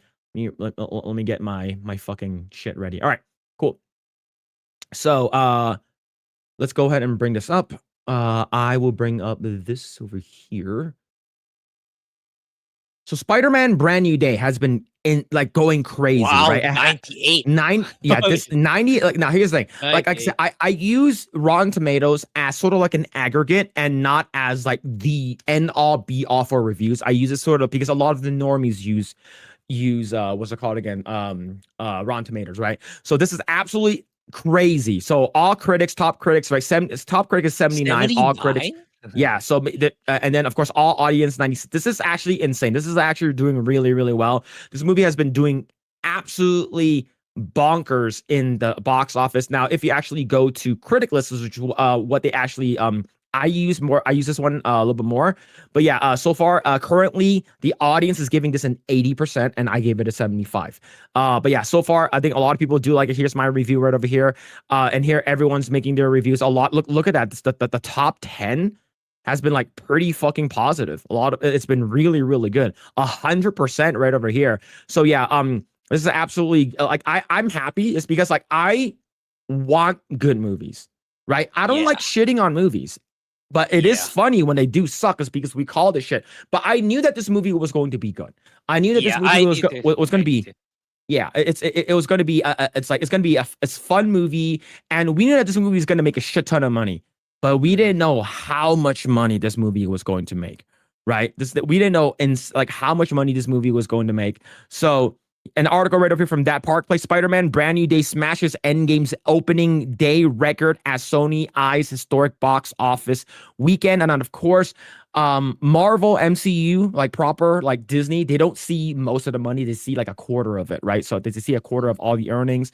And yeah, this is another one here from Geeks and Gamers. Spider-Man Brand New Day beats Supergirl's entire box office run in one day. That's really funny. Oh man, that's not good. That's not good at all. So and yes, it beat Endgame. So yeah, that's crazy. So right now, if y'all don't know, Spider-Man is the #1 box office of all time in terms of how short it's been in the box office. It beat Force Awakens, Infinity War. No, this is insane. Yeah, these are crazy numbers. And Grae, what's the common denominator with all of this? It's Disney. It's Disney and Marvel and Star Wars, right? Avengers, Star Wars. What's it called? No Way Home, of course. Like that is a lot of money. That's like yeah. I'm happy. I'm happy. And the fact that this movie is now on track on opening weekend, $900 million. The full opening weekend, which is absolutely crazy. Right? We were hearing that like what's it called? Opening weekend for the Odyssey was absolutely nuts, right? $500 million or whatever, 400 million, all-time record high. And like I knew that we talked about this like last week or the week before. We knew that Spider-Man was going to do crazy numbers. Yeah. But this exceeded my expectations. Yeah. I didn't know either until you told me earlier that it did that well. Like, damn. Yeah. Yeah, match them for your inflation. Yeah, dude. Yeah, do it inflation now. But yeah, it's absolutely crazy. But you know what's wild? If you typed in Spider-Man Brand New Day on X, there was a pretty high definition, like pretty good high, HD high definition camera recording of Spider-Man Brand New Day. Spider-Man Brand New Day suffered a significant leak with high quality bootleg that reportedly reached 5.9 million accounts before Sony took it down. And even that, people are still going to the movie theaters to watch this movie. Yep. Man. Now I wonder, like what you said, Grae, if Marvel and Disney can get their shit together and make good movies moving forward, right? Instead of like adding in all these bullshit, right? We do know that they're going to completely redo the MCU. They're saying that Secret War is going to be a reboot in a way, right? It's going to be like a sort of a reset. But I'm not sure if that's going to be a thing still, because I'm hearing different stories and stuff. But yeah, man, this is absolutely crazy. Yeah, but Grae, what are your thoughts? $900 million opening weekend. That I'm happy because I do hope it really eats, which I mean, I don't think anyone's gonna dispute. It's eating the Odyssey's share. I don't want the Odyssey to succeed way more than it already has, because I want Hollywood to be pointed in the right direction, not double down the DEI bullshit. So it's like, Yeah. and this is a good way of doing that. Stick to movies that have good writing, like traditional storytelling, traditional values, and that's what for me, that's what Brand New Day kind of did. Save for Jean Grey. I feel like she went off the rails, and I think she should be held more accountable for what she did. But yeah, like more of this and less of the Odyssey, because you know if the Odyssey was exactly the way it is, it just didn't have the Nolan name. I don't think it would have done the numbers it did. You know, I don't think it would have Mhm. done. So yeah, it's like, uh, if the more Hollywood sees, hopefully, they get rewarded by good movies, not DEI driven movies, not because it's made by someone who is a household name in the industry. Then maybe we can see more of this in the near future, rather than people in access media shitting on us for not agreeing with their politics, or romanticizing stuff that you shouldn't, or promoting you know racism in general, like using DEIs to weaponize racism per se. So Yeah. yeah, I hope that, like, this I honestly, I doubt, I hope it can be as a wake-up call for Hollywood. People like good writing and good stories. That's it. It doesn't even have to be super, it doesn't have to be incredibly unique. You just need to have good writing, good, Yeah. relatable characters, relatable weaknesses and things to overcome. Then people will Mhm. show up. People will pay money to watch your stuff. Yep. And this this makes me so happy. And here's the thing. I like DC more than I like Marvel. But you got to hand it to him. You got to hand it to Sony and Marvel that they made a pretty good movie. The fact that you have a combined total of 3 movies lifetime box office barely edging out one opening weekend of Spider-Man Brand New Day, it's laughable, man. Like James Gunn, if I was James Gunn, I would just fucking pack it up. I'm like, bro, I'm gonna stop being a movie, a movie maker. I'm just gonna pack it up. Yeah, hey, I made Scooby Doo or whatever it is. I made some cringe shit back in the day. Animate Guardians. You know what? I'm good with that. I'm gonna leave on a high note. Nope, you're not. Superman and Supergirl, that 125 million, and it's already on streaming. It's Yep. already on streaming. Holy crap, man. Yep. Now I do want to watch Spider-Man again. It's a movie that I want to watch it again. So we'll see. I think that this movie is going to hit $2 billion really, really fast. Now, do you think that this will do, and do you think that this will hurt the Odyssey, Spider-Man? Do you think it will? Do you think it being this popular, it's going to hurt the Odyssey? The Odyssey currently is standing at like upwards of like 700 million plus already. Do you think it's going to Okay. hurt the Odyssey's box office to hit $1 billion? Yeah. I think it already did. Like, I think that 700 you mentioned would have been significantly higher if Brand New Day didn't release.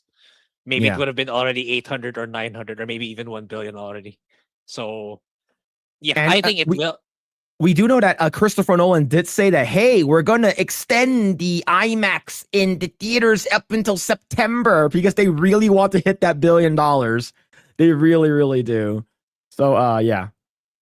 I don't know. It's 700 million is in profit territory. I think the budget for if I'm not mistaken, for the Odyssey was $250 million. Yeah, approximately $250 million. So I would say this movie, it's close to breaking even. I think it needs to hit like 800 million in order to break even. I have no doubts that it's going to hit that. But the thing is that Brand New Day has been going crazy. There are so many people at the theaters. Like there are so many people because I went around 4 o'clock in the afternoon, and I had to get one of the seats all the way on the side. Like most of the seats that I want were all gone. Like there was a lot of fucking people there, and I've been hearing that like theaters have been sold out See, up until like Monday.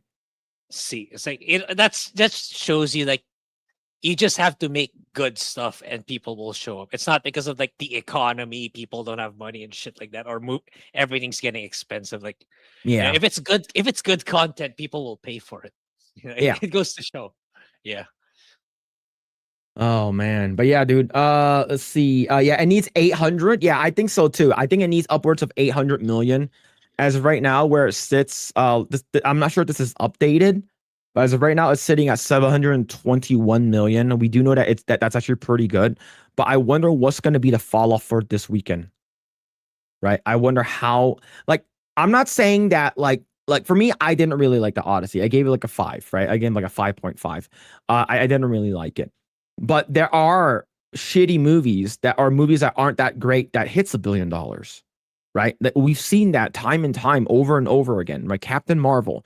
Yes, it was it was basically the last movie right before Infinity Endgame. War. Oh, sorry. Oh no, and was it Endgame? I It think was Endgame. yeah, it was the last movie before Endgame, right? So so the people are already like, oh, hyped up for it. This is the movie, is gonna be huge. And then and what's it called again? You have the fucking the Last Jedi, the Rise of Skywalker, like all of that.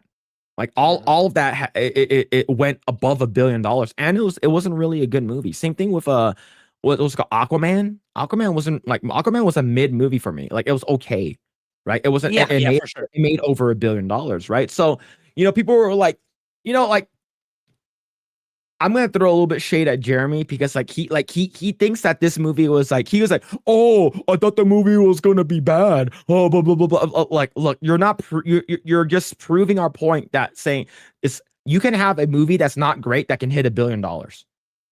You can. It's possible. We've seen it time and time again, right? Mm-hmm. But like, it's because of the Christopher Nolan name. Like you said, Grae, if Christopher Nolan's name was not attached to this movie, no one would have watched this movie. The movie would probably be like a $300 million box office movie, right? Toy Story 5 hit $1 billion. It's probably I'm not sure. Is Toy Story 5 out already? Yeah, I think so. But I haven't even watched 4. Yeah, Toy Story 5 hit $1 billion. Moana 2 hit $1 billion. Mufasa hit $1 billion. Oh yes, Mufasa. Yes, yes. Yeah, so we got bad movies time and time again that's hitting $1 billion because of the name alone, right? It has a built-in audience, right? And that's the reason why we hate these people who are like, oh, just fucking consume, stop questioning, consume and continue consuming your product, right? You have a built-in audience like Star Wars, and you fuck it up. You shit on the audience, right? And most recently, I just watched the Star Wars Theories video on Vader Part 2. That shit was fucking awesome. He made it for like under like about $1 million. And they're saying that the reason why they don't like Star Wars Theories because he criticized Disney too much.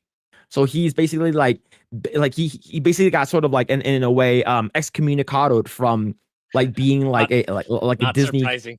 Yeah, so it's bad. Yeah, so Supergirl would be a hit if Nolan directed it. 100%. Yeah. If Christopher Nolan directed Supergirl, it would have been like, it would be like, yeah, it would probably hit $1 billion. Absolutely. Holy shit, man. Yeah, it's like, so J-Man. I'm gonna somewhat throw shade on the the big YouTuber what do you call this?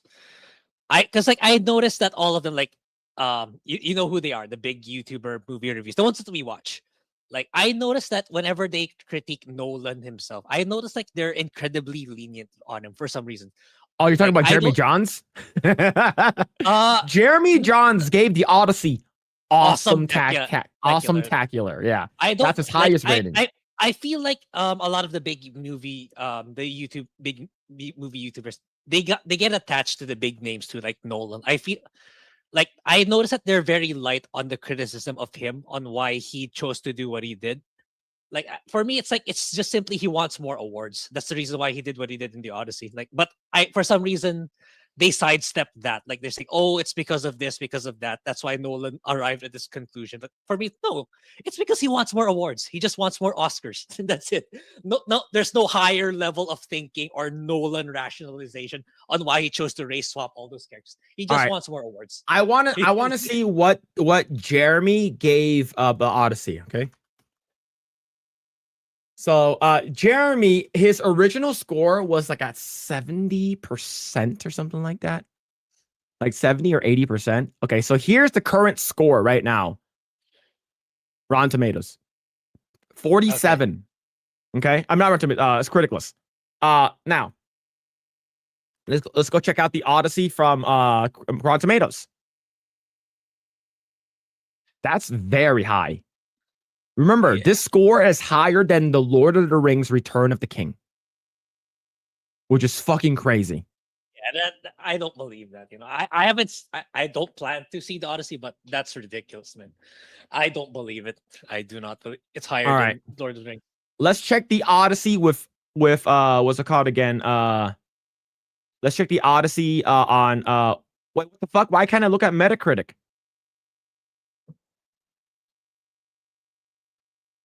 The fuck? The fuck? Oh, Metacritic is down or some shit? Oh, that's gay. It is? It's like it's not down, but when I click on it, it doesn't it says like, sorry, you can't find your bullshit. What are you looking for?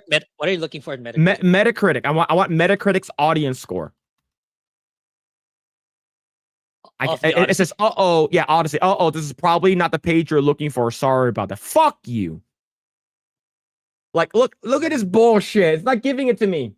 IMDb. I think IMDb gives it like an 8 or something like that. IMDb. Yeah, users at 5.5. Yeah, so that seems more on par with this.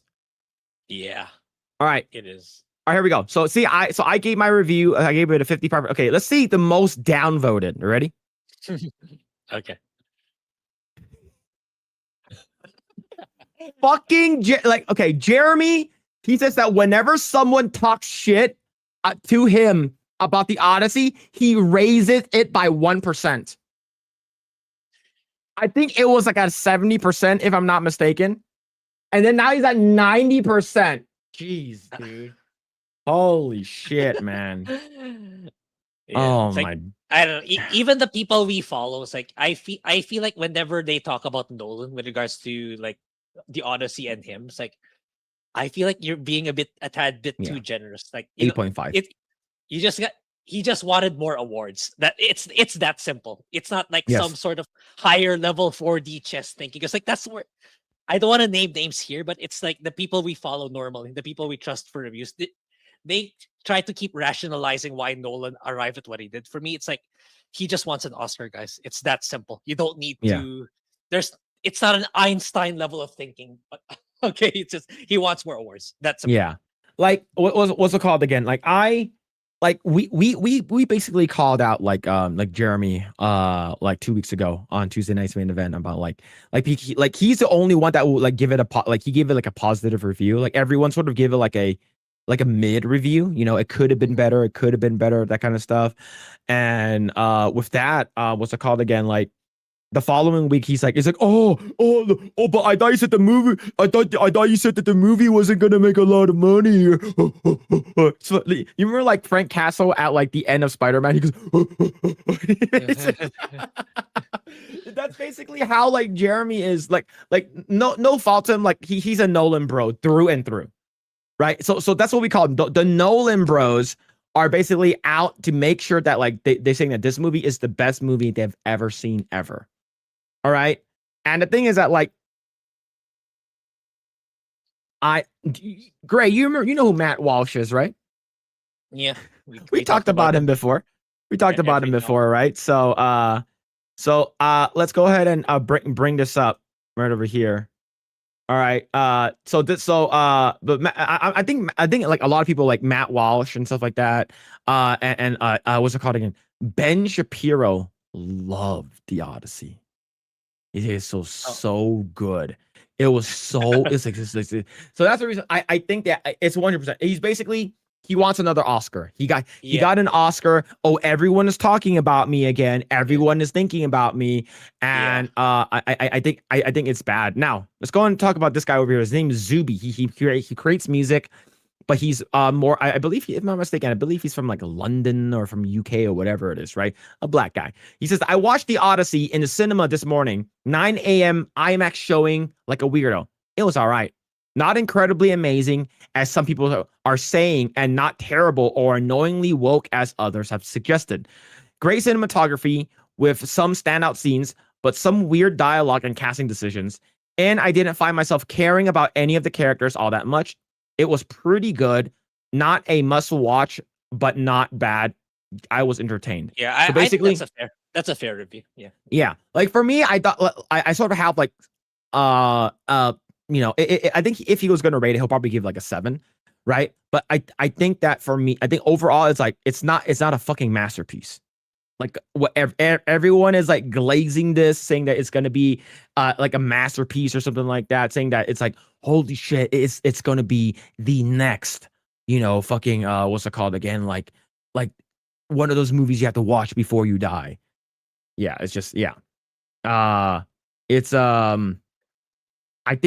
I think that overall, if you like this movie, great. If you don't like it, I think that's fine. But like Mhm. the amount of glaze that this movie gets is it's sort of like it's sort of weird, right? But Yeah. then there are Nolan bros that do that. Sort of like it's sort of like the Snyder I bros. think Like they do the same shit. Yeah, I feel like it's because like you're so into this particular, like, if you're so deep into movies, like you'll be invested in some personalities and some companies. It's like, I think it's like the equivalent of me. Like imagine if like Square Enix turns out a shitty JRPG and I'm still saying that it's good. Like that's what it feels like, So it's kind of something like that. Like I think because you've been covering and consuming this form of entertainment for the longest time from the same companies. Like there's Mhm. you can't help but have a positive bias towards some of them because of how long you've been at it. I think that's what happened in my. That's why a lot of the people we follow, like they see Nolan in such a high and positive light. Like you can really see that made manifest when the Odyssey came out. Yeah. Yeah, it's like oh man, it's like I feel like you're right. See, the Rotten Tomatoes censors reviews, and the scoring system is stupid. Anything over 50% gets a positive total number. See, anything over 50% is considered good. What? And do you know when they changed this? They started like doing this. They started like fucking like making sure that during Captain Marvel, they changed this for Captain Marvel. Right. See, Jeremy's a pussy. He always thought it was he always thought it was a 90. He just didn't want anyone to flame it until he saw the box office results. By himself. Yeah. He was like, please don't suck. Please don't suck. I don't want to look like an idiot. Please don't suck. So he's using the box office as his justification for I was right. I was right all along. Yes. Yeah, I Nolan bros are right. So, it is what it is, right? But yeah, man. It is what it is. Now, granted, there are people out there who watch a person's movie no matter what. All right. So, Grae, who is like one actor or one director you like no matter what they come out with, I will always watch the movie. It doesn't matter if it sucks. I will always watch it. You're asking the wrong person for this. Like Well, okay. It's yours like more like a video game, right? It's like if yeah, like I'm more of like a like video game. yeah. Is there one like a video game that like a video game company that always releases this game? It's like okay, this guy has never steered me wrong. He's always made very very good video games. not So I'm gonna buy every video game this person releases. not a guy. Like if you asked me like a year or two ago, I would have said Square. Well, not really Square Enix, but I like most of their stuff, but not all of it. But if you ask me now, it's gonna have to be Nihon Falcom, the guys who make the Trail series and Eastgate. Because Mm. so far, every game that I bought from them, granted they hold up in price, which I can see why. It's yeah, it's good. It's bare minimum. It's good. Like it's not like shitty quality like some you know, like Square Enix can sometimes churn out really shitty games like The Avengers or The Quiet Man or some really shitty Western game. So far, that company has not, because like they stuck to their roots. They just stuck to Japanese games, and all of them so far were pretty good. I have yet to play a game that's really bad from them. So Yeah. for me, yeah, it's gonna have to be Neon Falcon. And yeah, rather than Yeah. saying Monolith Soft, yeah, I get the feeling too, because like so far I've only played Xenogears and Xenoblade Chronicles 2. Both are really good. Both are really good. So Yeah. yeah, it's gonna have to be those two. Yeah, the Rotten Tomatoes reminds me the YouTube removing the thumbs down for Biden. Yes, it's Biden. It's because Biden was Yeah. coming out, and you would get like fucking insanely like racial and thumbs downs. And what's it called again? Like that's why I always have the thing, you know, bring back the thumbs down so I could see it. But yeah, man, like I said, I think that it's okay to like shitty movies. It's Yeah. okay. It will be like your guilty pleasure or whatever it is, right? Like it's like the Odyssey is not even like Nolan's top 5 films that he's ever made. It's not even fucking close. It's actually more near the bottom, right? Like from according to what I heard, there are some people who said I would rather watch Tenet, which I heard is really bad. I would rather Yeah. watch Tenet than watch the Odyssey again. Yeah, that one I haven't seen actually. Yeah, but I Yeah. heard not so good things about it too.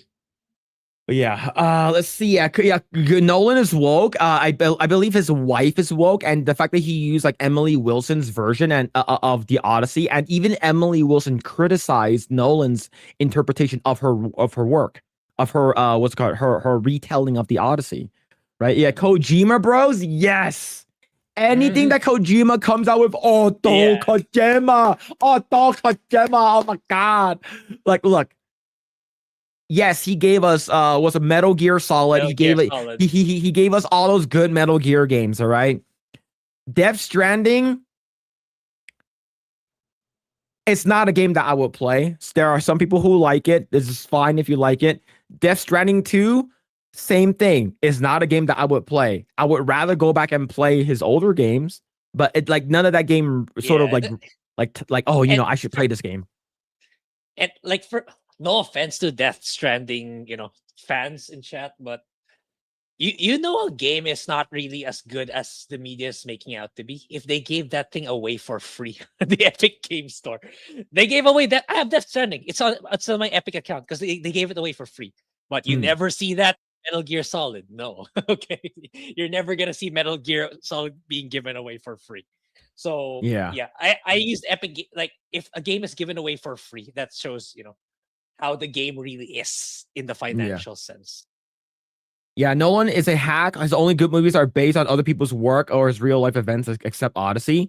Like, I think that. So I'm not a big like Nolan like Nolan bro. Like my brother is. My brother, he loves Nolan. So like and I told him, I was like, I didn't like the Odyssey, and he was like, really, you didn't like it? And I was like, have you seen it? He's like, no, I haven't seen it. I was like, go watch it yourself. Like, go watch it yourself. Once it comes out on like streaming, go watch it yourself. Let me know what you think. But I didn't really like it. And he said, okay. But like he loves like all of Nolan's stuff. I'm not sure if he liked Tenet, but yeah. I think in my opinion, I think the Prestige in terms of like not having like Batman tied to it, I think Prestige is really good. I think the Prestige is really, really good. And I think Interstellar is pretty good too. 15 and 16 were mediocre. Yes. 15 had production fucking production nightmare shit that happened to it is because they were supposed to release it in like early February, and like Nomura like didn't like finish the game, so they released a half-ass game. Yeah, remember like FF15's original name was FF versus 13, so it was supposed to release alongside 13. Yeah, so, and the crazy thing is, I remember listening to a couple of like the Final Fantasy 15 music when I was playing Final Fantasy Theorhythm Curtain Call. I was like, why is Final Fantasy 15 music in here when it's not called Final Fantasy 15? It's called Final Fantasy versus 13, right? And of course, later on, they have like the final version, the Royal Edition of our Final Fantasy 15, which is a lot better. Like they added in a bunch of like, episode Gladio, but those are all like DLC shit you need to buy if you want to like know the full story of Arden, Lunafreya, and all the boys that's with you. It's like you have to pay an additional. It's sort of annoying, but the Royal Edition is a lot better, but it does have its problems. 16 is only good to play once. That's when you know your game is not good. Yeah. Yeah. It's like it's cool. You play it once, that's it. All right, cool. That's it. Yeah, like, my thing, I don't know why, but my thing with Square is like I don't like the mainline Final Fantasies as much as they're like AA games. I prefer their Star Oceans, their Octopath Travelers. They're smaller games, not Chrono the big Trigger. Yeah, I prefer those actually compared to mainline Final Fantasy. I don't know. Well, Dragon Quest can make the argument, but I don't consider Dragon Quest to be AAA. I still consider it to be AA, even the mainline ones. So yeah, that's the thing with Square. It's like I feel like their innovation and risk taking is more apparent with their smaller titles, not with their Yeah. flagship ones. Marmalin with the 10 on Rumble. Thank you. Odyssey is doing well. Is just more proof why the normies will ruin physical games and most things that diehard fans love. Normies don't give a fuck, and that sucks. But what can you do? Yep, absolutely. Like if the whole thing with like physical games going away, like the normies don't care. They don't care about that. Like they're just that's eat the slop. Yeah, that's why I stick to JR. Thank you for the 10. Thank you. I'm in another Discord service. Like that's why I like JRPGs. It's like it has this anime visuals that protects itself from the mass normies. So it like it's not, no matter how hard Square or any of the other JRPG companies try, they're never gonna appeal to that huge of a crowd. So you might as well take care of your existing one and make it even better. So and at the same time, JRPGs, like it's focused on the big single player narrative experience. So you're not gonna see like gotcha like mechanics or season passes. Well, maybe a season pass for additional content, but not the season pass of like live service games. So it's like that's why it's like I like JRPGs. Like on top of me liking the content the most, like I think it's protected from the extremely predatory monetary practices at the same time, and you know that it's never gonna hit the strides of like a GTA game. So that way, it's not gonna reinvent itself to the point where you don't recognize it anymore. So yeah, that's another reason why I like JRPGs. Like I feel like for me it's the last line of defense in terms of like hardcore gaming that I want. That's not overly predatory and still maintain some semblance of quality. Yeah. Yeah. Let's see. Shambi should have been Odysseus. Wasn't he Odysseus already? Wasn't he Odysseus? He's gonna die again, man. Everything he's in, he dies. All right. Let's see. Oh, Grae, did you get that upgrade for Xenoblade Chronicles 2? Oh yes. Yeah. I even got the what do you call this? I even got the physical copy of Chronicles 1 for Switch 2, but it's still sealed. I haven't opened it. But I did upgrade to the $10 upgrade to Xenoblade. It's good.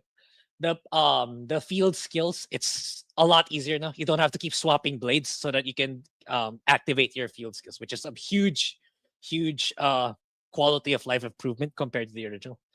And I do plan on getting the physical copy too of Xenoblade Chronicles 2 for Switch 2. But yeah, it's definitely worth the upgrade. Compared to Xenoblade Chronicles X upgrade, this upgrade for 2 is it's a lot more meaningful and a lot more a lot more a lot meatier. But I've seen some complaints about I don't get that. For me, it's fine. So if ever you do encounter the audio problem, I think it's gonna get fixed eventually. But yeah, overall good upgrade if you have the Switch 1 and you have a Switch 2. So it's for $10 you get a lot of bang out of your buck. Yeah. Yo, what's going on, Don? I hope you're doing well. Let's see. It's funny how how in Troy everyone but Sean Bean dies. Oh fuck. Let's see. Yo, Marmalade with another 10. Thank you, man. Thank you so much for the 10. Don't worry, Grae. The fucking retards who love Expedition 33 are now claiming that that Squints should just give up JRPG to French. I love JRPG as well for those reasons. Fuck normies. That ruined a great thing. Yeah. Where is that? I didn't read that. Rumble. It's on Rumble. Yeah. Really? Yeah, I have to Rumble chat up just in case. But yeah, it's it's like they done one game using the foundation of turn-based RPG with the open map world, using fucking what's it called, the fat fuck to fly around. It's like, yes, they made one. All right, cool. And now how long has JRPG been doing its shit? They've been doing JRPG stuff since the 80s. All right. Yeah. Once you have 40 years experience under your belt, then talk to me. All right. Yeah. It's like that. Yeah.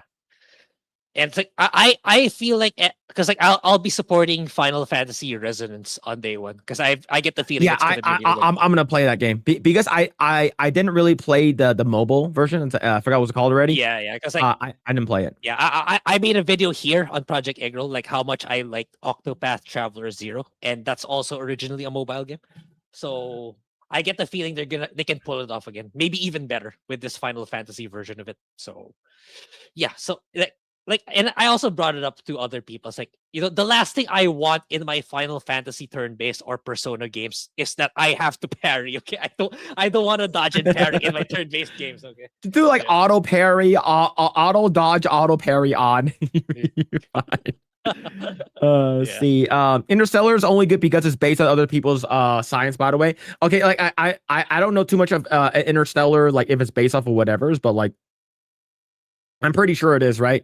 I wonder if it's like the next Nolan thing. Like how is it going to be like more woke in terms of casting? I right? Like, to me, like in his mind, like if I need to do that to get more Oscars, I will. Oh, he will. That's yeah, that's his mindset. Yeah. Yeah. I see. I like Final Fantasy 17 to have Expedition 33 style combat system. So like, I said that, and a lot of people got mad at me. They're like, "Oh, you mean turn-based? You mean JRPG? What do you mean Expedition 33 style? You mean the?" It's like y'all know, because if I say Final Fantasy or any JRPG, they don't know what the fuck I'm talking about, because I need to say the most current thing, right? So I was like, look, if they made a Final Fantasy 6 remake, same story, don't change the story, updated graphics to how it looks like with that AI thing that we saw a couple months ago, with the combat style of Expedition 33, I think it could be really fucking good. And people got mad at me. Like, I'm like, what the fuck? Why? Why are you getting mad? It's like if the parrying and dodging is like an optional thing, like you need to pull it off to execute your strongest ability. That's fine with me. But if you make it like a regular thing in combat, it's like, nah, man. Yeah. Yeah. All right. Let's see. All right. I do want to talk about this here. Is because I thought the show was sort of stupid. And I do want to get your takes. I do want to get everyone's takes on this, is because I think some people are getting mad. Some people are getting very, very upset. So I'll bring this up over here. It's pretty on topic, right? John Bernthal. But John Bernthal says the fear of pit bulls is dog racism. Okay. So Grae, you have dogs, right? What are your thoughts on this? I think it's not the appearance that's frightful with pit dogs. It's the nature. It's their nature. Yeah, it's their behavior. Like I think they're notorious for being really more hostile in general. That's why it's not like a dog you take care of at home. And if you do, the probability of you getting bitten and stuff like that, it's exponentially higher compared to like the dogs. Like we have Shih Tzus. So it's such a far cry from pit bulls. All right, so let's go actually watch the video. Let's see what he actually said. Okay. My dogs are the greatest, and they're so the myth of the pit bull is a lot of bullshit. People got to stop that shit. They got to stop. People got to stop that. Pit bulls don't attack. No, man. It's just racism. It's just dog racism.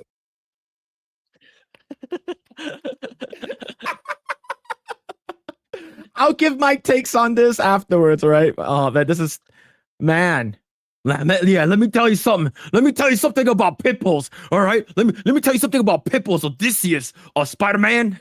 I think to be afraid of a breed of dog is completely ridiculous. It's like being afraid of somebody for their race or their sexual orientation. It's completely ridiculous. And I think if you see somebody, look, if a pit bull bites you, it's got to suck. You know what I mean? But they're no more likely to bite you than a Chihuahua or any other breed of dog. And I'm gonna pause you there, John Bernthal. What's gonna put you in the hospital? A bite from a Chihuahua or a bite from a pit bull that has a locking jaw? Which one is gonna put you in the hospital? Yeah. Right. It probably has more to do with who owns them and how they were trained. Yeah, I think that a lot of knuckleheads, unfortunately, are attracted to that breed of dog. And to me, you know, when I see some wannabe gangster getting pulled down the Venice Beach by his pit bull, and I'm like, you feed that fucker, and he's pulling you down the, you know, to me, that's not manly or strong at all. You know, I think you got to train your dog. Okay, so I agree with him, and I don't agree with him. So Yeah. So here's my takes. I had a Great Dane pit bull mix. That dog was fucking huge. Okay? That dog was a big dog. But that dog never attacked anyone, never bit anyone. However, pit bulls are known to have that in their nature to be more violent. And the thing is that, Grae, have you ever interacted with a pit bull? Have you ever interacted with like a dog that's known to be aggressive? No. Fortunately for me, because otherwise I would have been bitten for sure. So, but yeah, I agree. It's like, you know, some species of dogs are more hostile than others, and or at least they're less meant to be. You know, it's not like our Shih Tzu. It's like no matter how much she bites at me, I'm fine. I was like, I'm good. As you know, we had her injected for anti-rabies and stuff like that. You'll be fine. So yeah, it's like. Yeah, there definitely needs to be dog races, especially if it involves other people. What if your pit bull bites someone, a stranger, right? And they get like disease, and you'll be held liable to that. Whereas if a Shih Tzu bit that person and that person's fine. Yeah. So there's definitely gonna have to be dog racism. So now here's the thing. Now I used to have, like I said, I used to have a Great Dane pit bull mix, really big fucking dog. His name was Kodo. And the crazy thing is that my brother-in-law, his name is Rocky. So Rocky and Kodo, you know, freaking was it called Rocky Balboa and stuff like that, which is awesome, right? And then I currently have a what's it called again? A pit bull mix currently right now at my house. I have a pit bull mix. And the thing is that, yeah, they're big, they're scary. And you know what pit bulls were originally bred for? Pit bulls, primarily the American Pit Bull Terrier related to the Bull Terrier types, were originally developed in the 19th century Britain and comes from Old English bulldogs and terriers, mainly for blood sports, first bull baiting, and then ratting, and then dog fighting. Okay, so it is in their nature to be more aggressive. Yes, I do agree with John Bernthal here. If your pit bull like is actually like vicious and it's dangerous and attacks people, that's the fault of the owners. And what happens when that pit bull attacks a human? That pit bull gets put down immediately. Right? Now, Grae, what are your thoughts? What are your thoughts when he said that it's being racist? Because what happens? The uncomfortable truth comes out when you apply this to human beings. Grae, do you know which group of people, the 13% of the people that commit, 13% of the population commit 50% of the violent crimes? Do you know who what color skin those people are? Right? Because what happens when you start putting that, right? It's an uncomfortable truth. And if you think about it, how many people have died from a pit bull attack? I'm pretty sure a good amount of people have died from that, right? A lot of people, like there are a lot of people, and these are bred. They clip the ears, they dox the tails and stuff like that to make it look more vicious, and they put these people, these people in jail. And a good example is my dog, my dog, and my previous dog Daisy.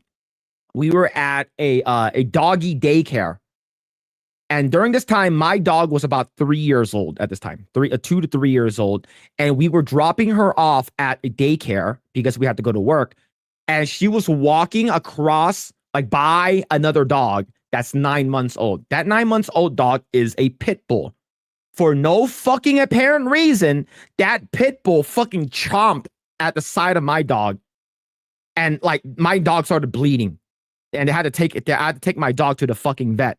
And what happened to that dog? That dog was expelled from that what's it called again? That daycare. And that dog was 9 months. That's a puppy. But 9-month-old pit bulls are huge, right? My pit bulls, like I have a pit bull right now. They're big. They are dangerous in nature. That's why you need to take care of them. You need to train them. But calling out like this, what's it called again? Like this pattern recognition.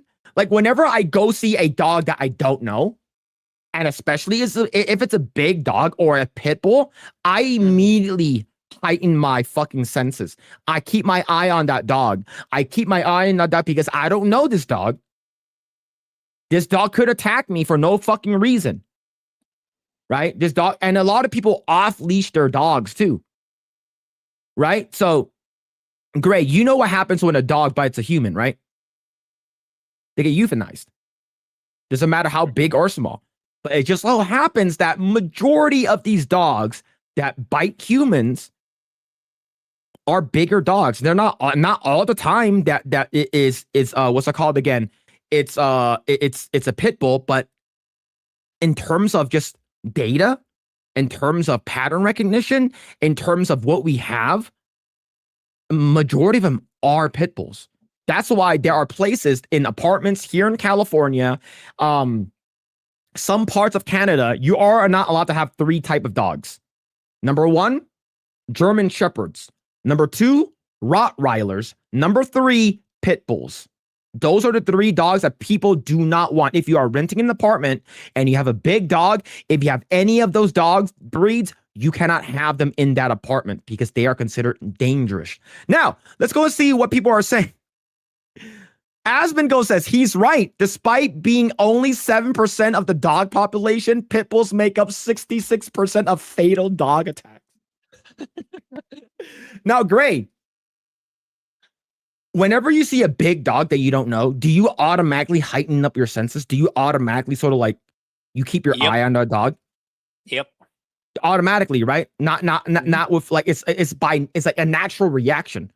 Yep. Now let's say that dog is a black person instead. Right?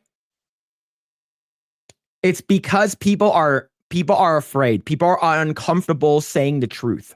People don't want to say it. Right? But yeah, like I said, I think that he's I think that I get it. He loves dogs. Dogs are family and stuff like that. But I've seen too many videos of a pit bull running up to a police officer because a police officer tried to go knock on a person's house.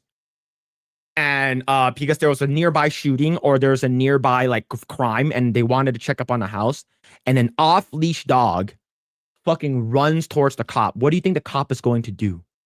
The cop doesn't know this dog, especially if it's a big dog. What do you think the dog, what do you think is going to happen to the dog? Mm-hmm. I've seen too many videos of this. Now, let's go ahead and check out this one right over here. Why are all the actors complete morons? America's most dangerous dog breeds. From 2005 to 2017. Fatal attacks on humans. Pit bulls. Grae, you remember the top 3 breeds I said that people aren't allowed to have at their apartment? Which one are they again? German Shepherd, Rottweiler, and Pit Bull. Oh, what do you know? What do you know? Oh, man. Oh, man. And you know what's fucking crazy? My wife used to have a dog. Her name is Lily. It's a mixed husky. That mixed husky is an escape artist. Likes to jump over walls and shit like that. Unfortunately, Lily jumped over a wall with 2 other pit bulls. Now, don't get me wrong. If your dog goes into another person's property, it is the owner's fault, okay? Lily died. Okay? Lily fucking got killed by those 2 other pit bulls. Imagine if it was a human. Of course, right? Of course, like the thing is that's why you should always like, yeah, you got to be careful of this kind of stuff, okay? And that's the reason why people are saying that he has to say his dog racism is it's called pattern recognition here. All right. I'm not saying that whenever I see a black person on the street that I don't know, I immediately start using the OODA loop, which is observe, orient, decide, and action. All right. That's what cops use. That's what military people use. All right.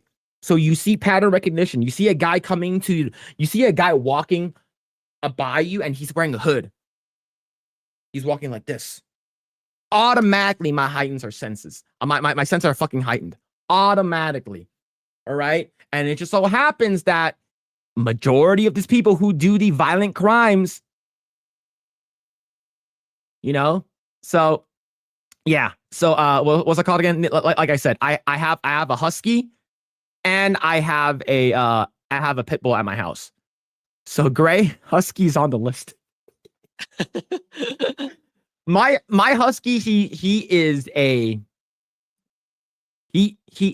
sort of retarded, bro. My husky is sort of retarded. I think that if a person were to jump the fence into my house, my husky will let him in. He's like, "Oh, come on, you want to know where the food and the money is? It was right over here." Man. But yep, Huskies is up there, but like this is like 13 kills, but like 284. That is a lot. If you're comparing it to a Rottweiler, it's like more than 5 times the amount. Yeah. Jeez. Yeah, man. Yeah, makes sense. Huskies are closer to wolves than other breeds. It is, but the thing is that a German Shepherd has more of the gene. That's why German Shepherds are up there. Like, that's a reason why, like, the cops use, like, what's it called again? German Shepherds, a couple of other dogs for when they have the attack dogs and stuff like that. But yeah. Yeah, all Huskies are delightfully retarded. Yeah, my Husky is fucking retarded, bro. Yeah, I did see a video on X, like, I think 2 to 3 weeks ago. I forgot the type of breed of the other two. He or she had 3 dogs. Like, the first 2 was smart enough, like, she was waving the collar to tell the dogs to run through it so that she can put in the collar. The first 2 dogs did it, but the last one was a husky. But it was just still standing there, even though she was waving the collar, which is funny. How many people have Pekingese killed? It's probably not even up there. It's probably not even up. A Pekingese, you're talking about a dog that from ancient China that the emperors would put into their sleeves. That's how small these Pekingese are. Probably not. Do you know what this is also dangerous? Chow chows. Chow chows are dangerous. Yeah. Like I've seen like chow chows, like they're like they're so big, they're so fluffy. No, they're dangerous, but they're dangerous. They're dangerous. They're cute on the outside, but dangerous on the inside. Yeah. All dogs are dangerous. That's why man decided to keep them around. Look, like my ex-girlfriend got like her foot bit by like a fucking like a tiny ass chihuahua. Right? A tiny bite, like nipped at her toe. Right? Let's say if a pit bull did that, you're gonna lose that foot. Right? Yeah. So yes, you can train them. Yes, you can make them better and stuff like that. Yes, that's great. But I was listening to Aspen go earlier today, and he's saying that he thinks that since like pit bulls are so like notoriously dangerous, he feels that people need a permit to have one. Yeah. I can't believe Phillip doesn't have a wiener dog. I don't like dachshunds. I do not like dachshunds. I've seen them before. Not a big fan of dachshunds. My first dog that I got was a border collie mix, and she was very, very smart. Very, very, very smart dog. But yeah, and then what's it called again? We have a husky. So my other dogs that we had was a Rottweiler mix, a pit bull Great Dane, and now we have so those 3 passed away. Now we have a French bulldog, which is fucking this fat pig that doesn't do anything. He just fucking sits there, fucking snorts like a pig, doesn't do anything. He's useless. All right. But he does have a deep bark, but he barked once in his 2 year of living. Once. Just this guy does nothing. All right. And then we have a husky that's fucking retarded. And then we have a pit bull mix. We have a pit bull mix. So But yeah. And I say even the tiny dogs are dangerous to rats and snakes. Yeah, yeah. Like what's it called again? You're talking about like the the I forgot. It's like so some of these terriers. Yeah, they actually they kill like field mice and shit like that. Phil keeps adding new dogs because those 3 died. So like we like it's like that's the reason why. Like the thing is, look, in California, like we don't live in a super nice neighborhood or anything like that. So we just need like dogs to just like intimidate people, right? I'll make them think twice of climbing 3 fences to get into our house. Like if you do that, are you going to risk it, right? I'm not eating them. No, I'll be right back, you motherfucker. Sorry, you piece of shit. I'll be back. Give me like like a minute. Yeah, so it's like, it's like I disagree. Well, I think everyone does with, the way that John Bernthal framed it. Yeah, it came at a time too that he said that shit when when his movies came out, but whatever. But yeah, it's like some dogs are really are really innately more dangerous than others. So yeah, the way he framed it, especially how he tied it to human races too. I think it's like a disingenuous take that's further muddying the lines between what's acceptable and what's not. And yeah, it's again, go back to the numbers, the statistics. That way they can't refute it. So it's the same thing with human beings. It's the same thing with dogs. So Yeah. go back to the data. That's the part where you cannot refute because that's factual. The numbers do not lie. Yep. Like it's in their nature, right? So here's a good picture right over here. I think this is a great picture that we can use as an example. Okay. So here's this picture I'm talking about. So this is genetics, right? So you got this like Jackson. Oh, I forgot Jackson Terrier. I forgot what it's called already. Jack Terrier. I forgot. Whatever terrier. You have this one. It catches mice, huskies, and Alaskan Malamutes and Alaskan Huskies, Siberian Huskies. They're sled dogs. Border Collie. They're herding dogs. This dog over here. I don't know what this is. It looks like some kind of weird poodle. What's it called in duck dogs. Grabs hunting dogs. A pointer dog right over here. And this looks like a mastiff. These are saving. Grae, have you seen those like giant like Saint Bernard dogs that has like in the cartoon they have like the alcohol jug in like they go in the mountains and stuff like that. It's because they use them is because they have thick fur, the thick coat of fur that can and they're like hundreds of pounds and they can pull them, right? This is like either like a Newfoundland or a Boston Mastiff or whatever it is. You have this one over here that chases rats. You have this one here. I think this one is a I forgot which one this was. This is the one for cop. The cop uses this one and Pitbull. It's in their genetics. It's literally genetic, right? And the fact that like it's all in how you raise them. Do you know that my dog in the beginning, Daisy, she was a half a border collie. She tried to herd my sister when my sister was like 3. Yeah, Malinois. Yeah, like Daisy tried to herd my sister and me when we were young. When Daisy was like 6 months old, especially when you start running around in circles, they start chasing you. And do you know how they herd you? They nip your ankle. So she bit my ankle before. I'm like, what the fuck are you doing? Right? I was like, stop. Right? So you have to train it out of them. Right? It's in their nature to. It's because it's genetics. So yeah, and God,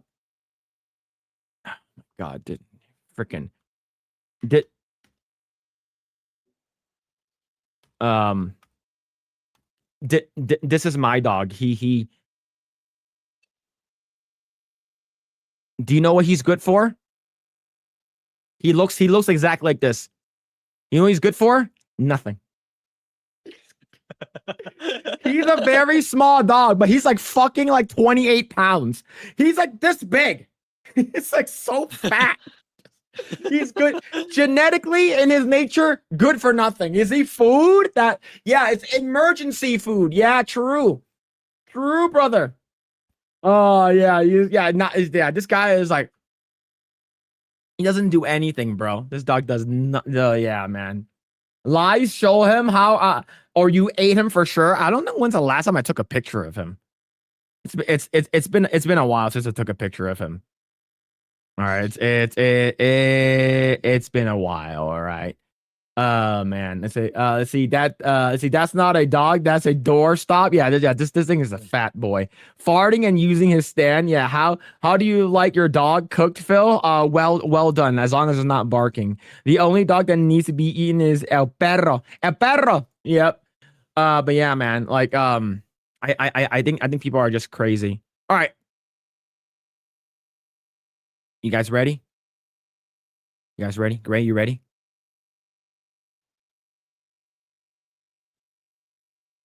Allegedly, the Avengers plot leak even more. You know, we talked about it before, right?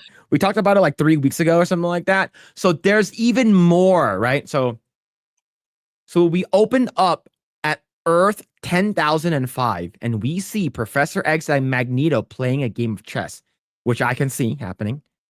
They are worn, bruised, and tired. Suddenly, another Earth appears on their horizon. This is Earth 96,238. Like, I'm not sure if this is some kind of like Reddit bullshit. Some person just made this shit up. I don't know, man. I don't know. And the X-Men spring into action, having done this before. Magneto, along with Deadpool and Wolverine, head to the invading Earth, where Wolverine holds some type of device. Wolverine is about to activate this device on a bridge, but he picks up a scent. This scent is none other than Spider-Man Tobey Maguire. This scent, yeah, it's a Spider-Man attacks them, preventing Wolverine from activating it numerous times, whereas Deadpool is failing to stop Spider-Man from doing so. Deadpool jokes that Tobey is the strongest Spider-Man, and the majority of the and the majority of the fight is on a train. Meanwhile, Magneto fights Doc Ock and Green Goblin. Unlike his fellow X-Men, he beats his opponents with ease and ends up helping them activating the device. Using the metal scraps, he makes a giant metal shield around it and hurls it at the other Earth. Seeing this, Deadpool quickly makes it back to his Earth in time, but because of Spider-Man, Wolverine cannot. Charles watches it with immense sadness as Earth 96,000 is destroyed and debris rains down onto his. So this looks and sounds on par from what we read before. Yeah, it is. It kind of is. And it's like reading it, I was like, I don't know, man. This could be fake, but we do remember that when we read the synopsis, it was John Campea was talking about it like several a bit ago, and I believe like even what's it called again? Gary talked about it too. So I don't know, man. So there's more. There's more. He says out of the situation. Is this the right one? Hold on. Oh shit! I think I fucked it up. Hold on. No. Okay. All right. So here next one. Okay. Let's see. Now we're on Earth 616, but in the past, specifically the branch timeline where Steve Rogers created when he chose to remain and to stay with Peggy Carter. We see that they have even welcomed a child into this timeline, James, who is named after Bucky Barnes.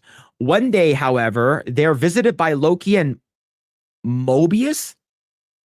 Loki warns Steve that his actions have created a branch timeline and that the TVA must prune it. Okay, so this is, like I said, it's the same.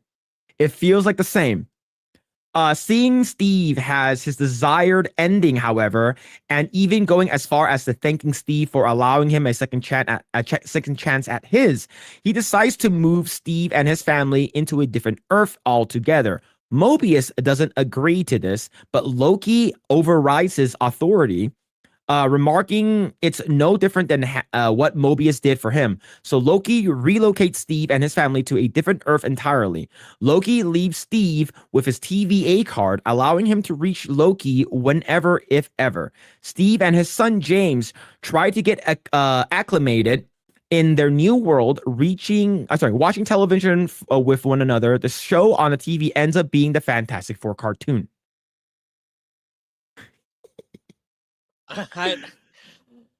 Yeah, and this is what happens when there's so many characters. Like, yeah, so far it's like okay. It's like I'm not like it's not building up the excitement for me. I feel like there's just so many things coming, probably melding together in a way that's not entertaining or not exciting for me. For me, I don't know.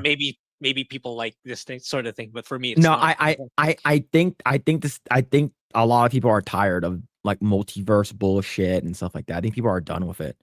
Right. See, Mobius is what's it called again? Owen Wilson. Yeah, he's Owen Wilson.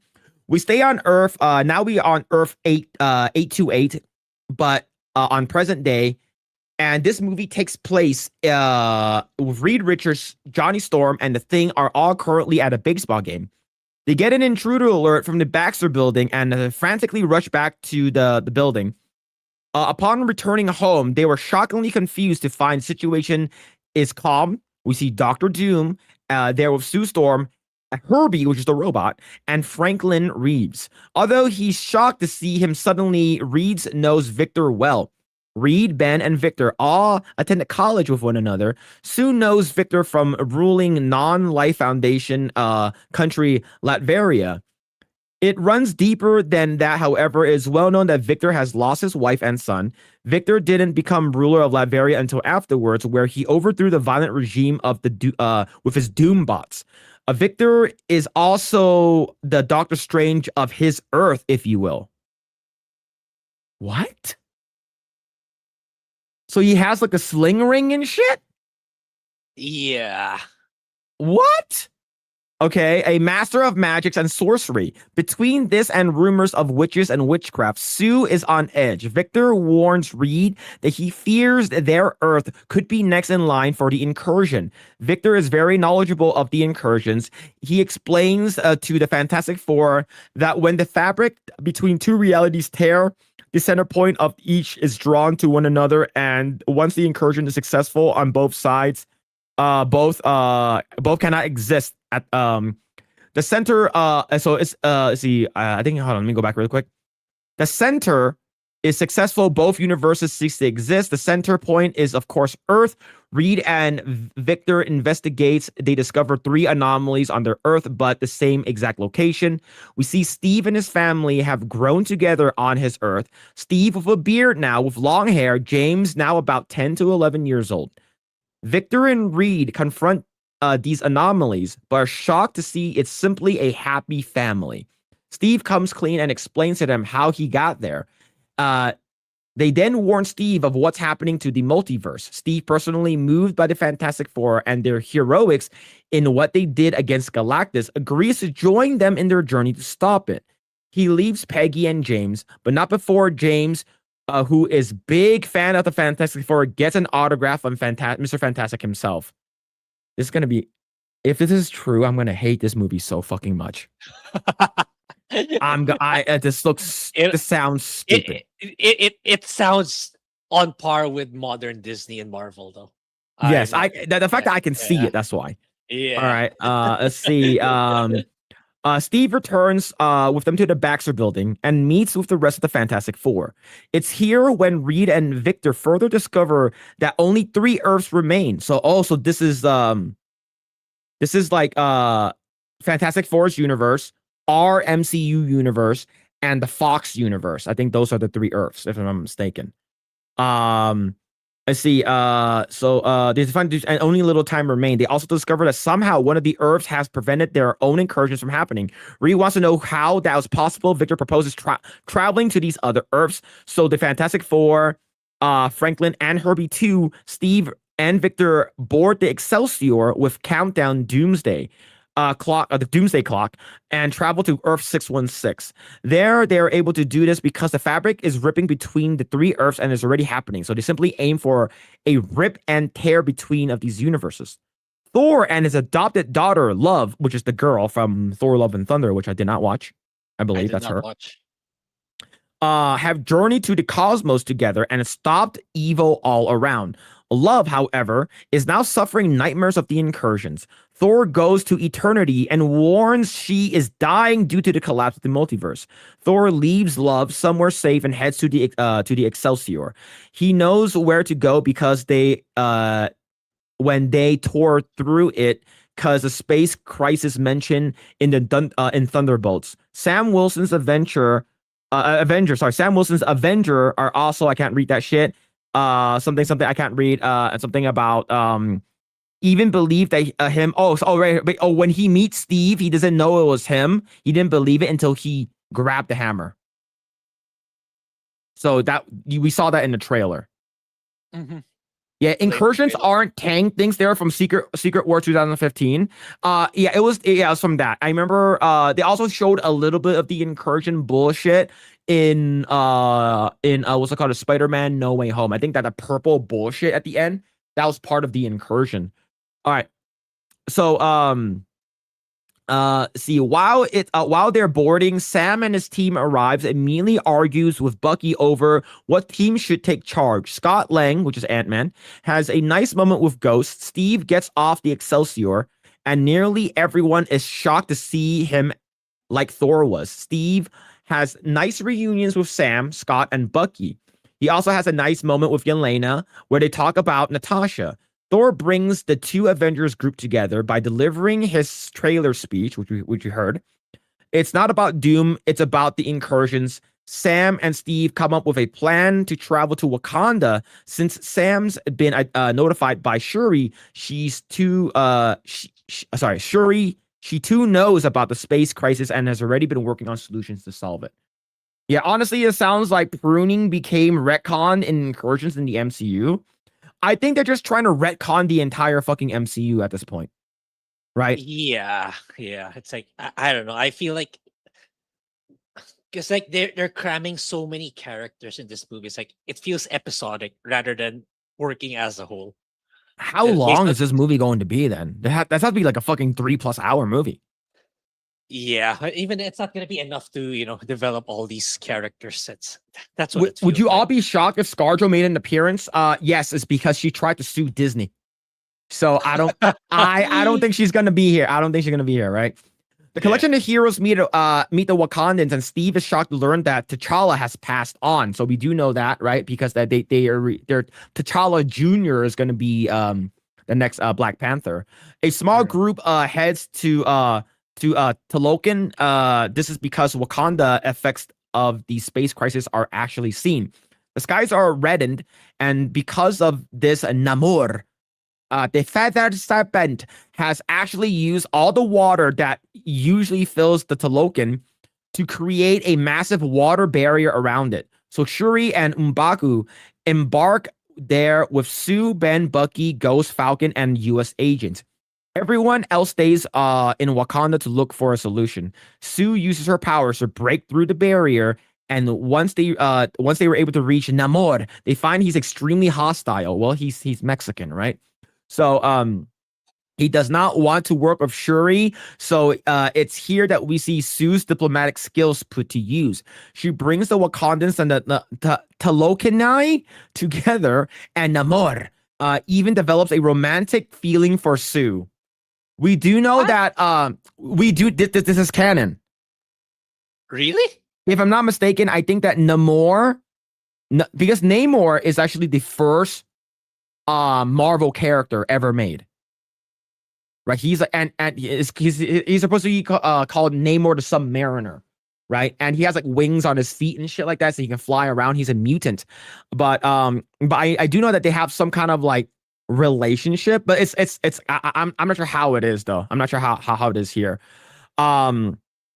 Let's see. They head back to Wakanda with Namor. And once they return, they find the situation dire. No solution has been found. Reed even starts to believe the fate of the multiverse always leads to death, but remains open to options nonetheless. Sam suggests doing it diplomatically with no bloodshed, whereas Namor suggests bloodshed is the only way to go. Scott rules out the quantum realm, bringing up his run up with Kang.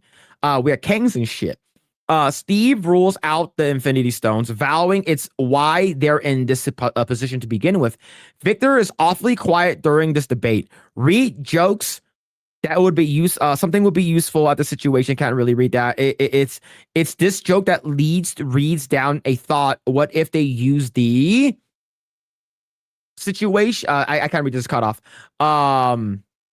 Yeah, this is it's cut off. So okay, so right here. This joke that leads to the thought that they used some kind of same tech that they did to displace Galactus. Reed figures if they built the 3 cannons, one on each Earth, it would figuratively help separate them from each other. They need to hurry, however, as time is running out. So they split into 3 teams, with one staying in Wakanda to begin the construction of their cannon. Wakanda has already advanced tech, so they can easily mimic the Fantastic Four in their first movie. One team heads to Earth 828, specifically Baxter Building, to construct the cannon there. The last team heads to Earth 10,005 to convince the heroes there to listen to the plan. This is deemed to be the most important task. So very important that the heroes go. Victor, Reed, and Herbie, Sam, Yelena, Shang-Chi, Sentry, who's Bob right now, are the only ones who are headed there. Victor says that he'll join the group later on, however, as he insists that he must go back home first. It's also during this debate and splitting up the sequence where Steve brings up Loki to Thor. Thor insists that Steve take him to Loki, so they make a plan to head to the TVA using the card that Loki gave him. Sue and Shuri also have their own thing going on, with Sue confiding in Shuri she doesn't trust Victor, so they look for other alternatives themselves. The team staying on 616 is Shuri, Sue, Franklin, Steve, Thor, Ant-Man, and Red Guardian. The team that heads to 828 is Johnny, Thing, Falcon, U.S. Agent, Ghost, and Bucky. It does not sound good so far. What happened to Agents of S.H.I.E.L.D.? That never existed. Never existed, okay? Yeah, they're gone. Act 2. That was Act 1? Dude, that's I don't know. Like, I feel like it's gonna be a mishmash. Like, you don't. It's the kind of movie where you sit on. It's like you don't know what's happening anymore. You just look, special effects. Yeah, this is too much. This is too much to take in. Like, it's not given. They're not given enough time to for people to absorb, to expand, develop upon. Like, it feels like one event after another event, just some random shit happening. So I'm assuming this entire time Victor Von Doom has his helmet on because he's supposed to be Robert Downey Jr. Mm-hmm. Right? So he has his helmet on the entire time. All right. So Reed Richards with Herbie, Sam, Yelena, Shang-Chi, and Sentry take the Quinjet to Earth 10,005. They land at the X Mansion, and suddenly Nightcrawler appears aboard and attacks the group. Afterwards, they roam the mansion on edge while Nightcrawler lingers in the shadows behind them. They make it to the danger room, and this is where Mystique confronts them.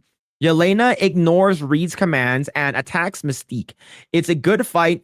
Mystique shapeshifts into Yelena herself and then Natasha, giving Yelena a good scare. Oh, so we do get, if this is true, we do get Scarlett Johansson. All right. So yeah, so Natasha fighting Black Widow.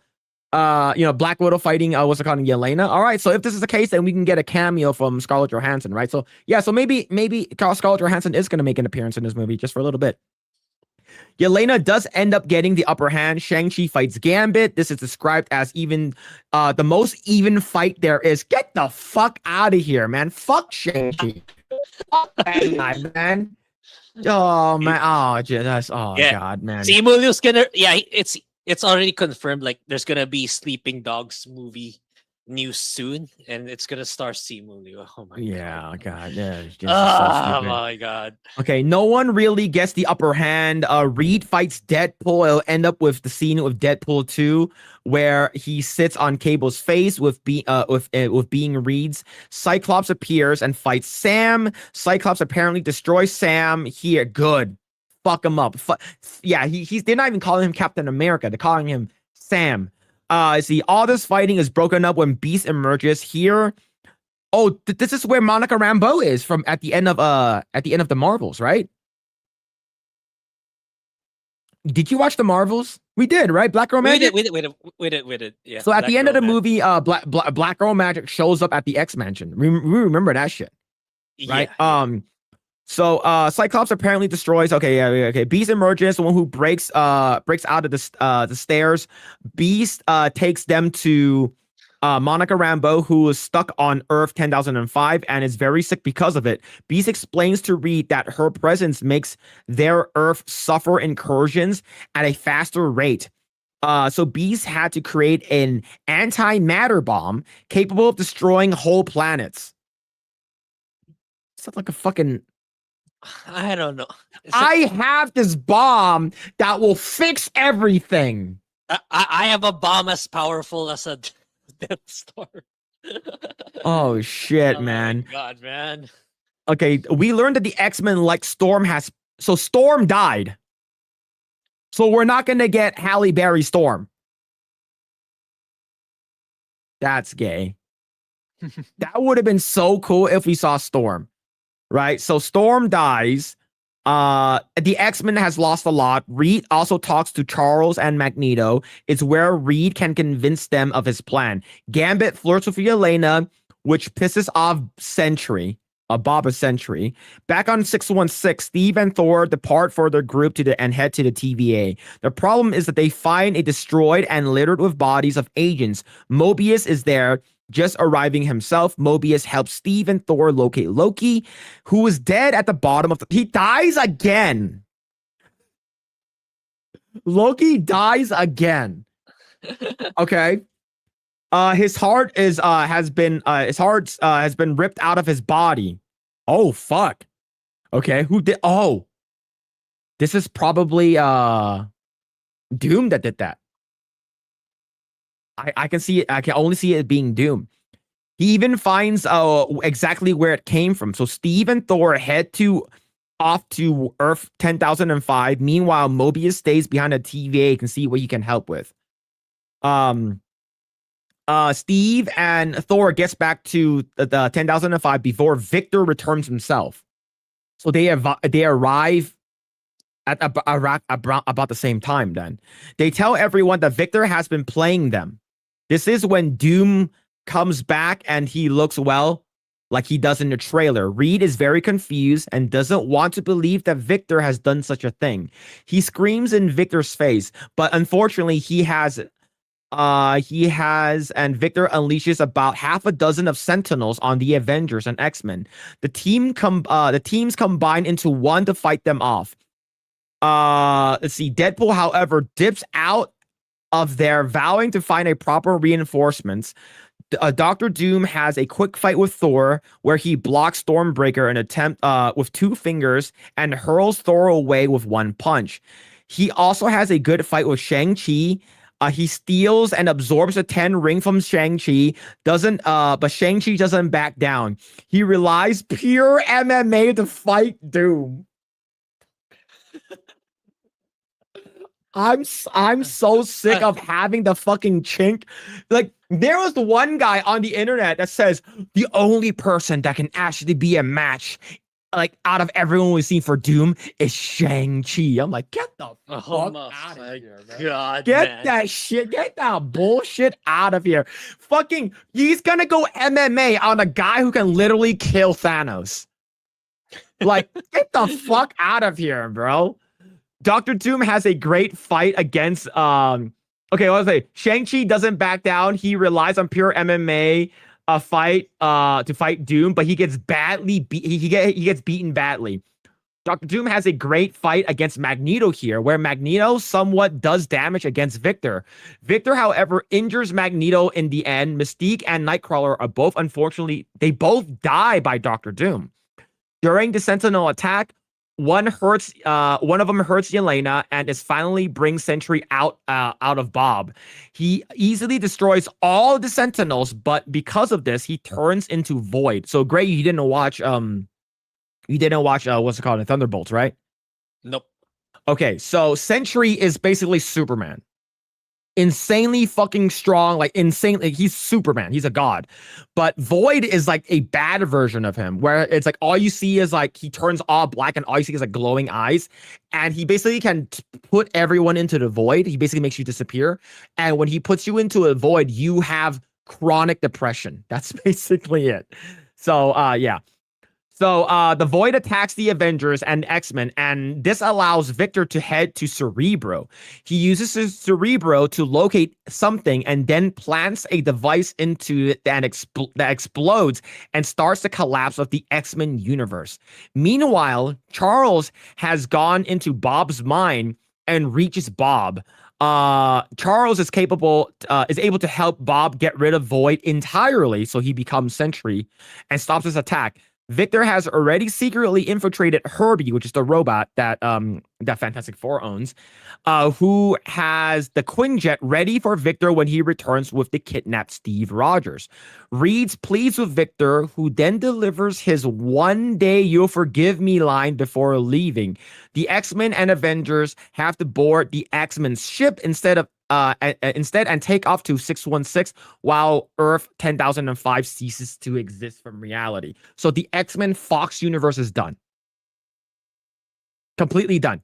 So the thing is that like you got to think like what is more, since like the X-Men Fox universe is a part of the MCU in terms of the extended MCU, they have to get rid of it is because they are rebooting.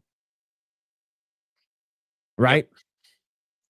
Yeah, the fact Doomsday Disaster, we still got Quinjet with no shield. Yep, absolutely. We could have had better storylines to draw from. Yeah, we could have got way better stuff.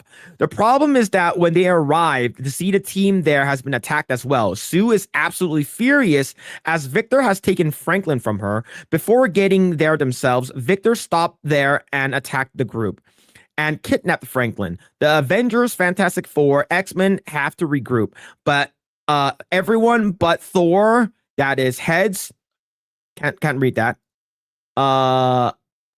Victor, everyone but Thor and heads to Earth 828 to meet up with the team. Their backs are building. People like Bucky are irate, and Steve was taken while Johnny and Ben are irate because Franklin is. Sue tells Reed she's pregnant again, but with a girl this time. Okay. I don't recall if Invisible Woman has another kid, but I don't know, maybe. Sue tells Reed she's pregnant again, but with a girl this time. Everyone kind of gets their head back into the game here. This is when Sue drops her speech about how wrong they were about Victor. They all vow to stop Victor and save the multiverse using the same power he stole. Thor, back on 616, prays to Odin. Odin grants Thor a Valhallan army. This includes Jane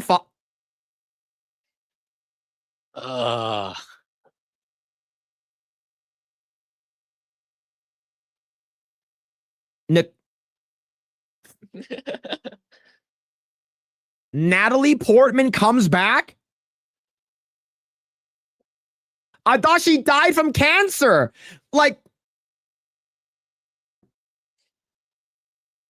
okay. All right. This includes Jane Foster, Heimdall, and Loki from Infinity War. All right. So remember, if you die in battle, like you go to Valhalla, right, and then you can get you can get like resurrected, right? I don't know, man.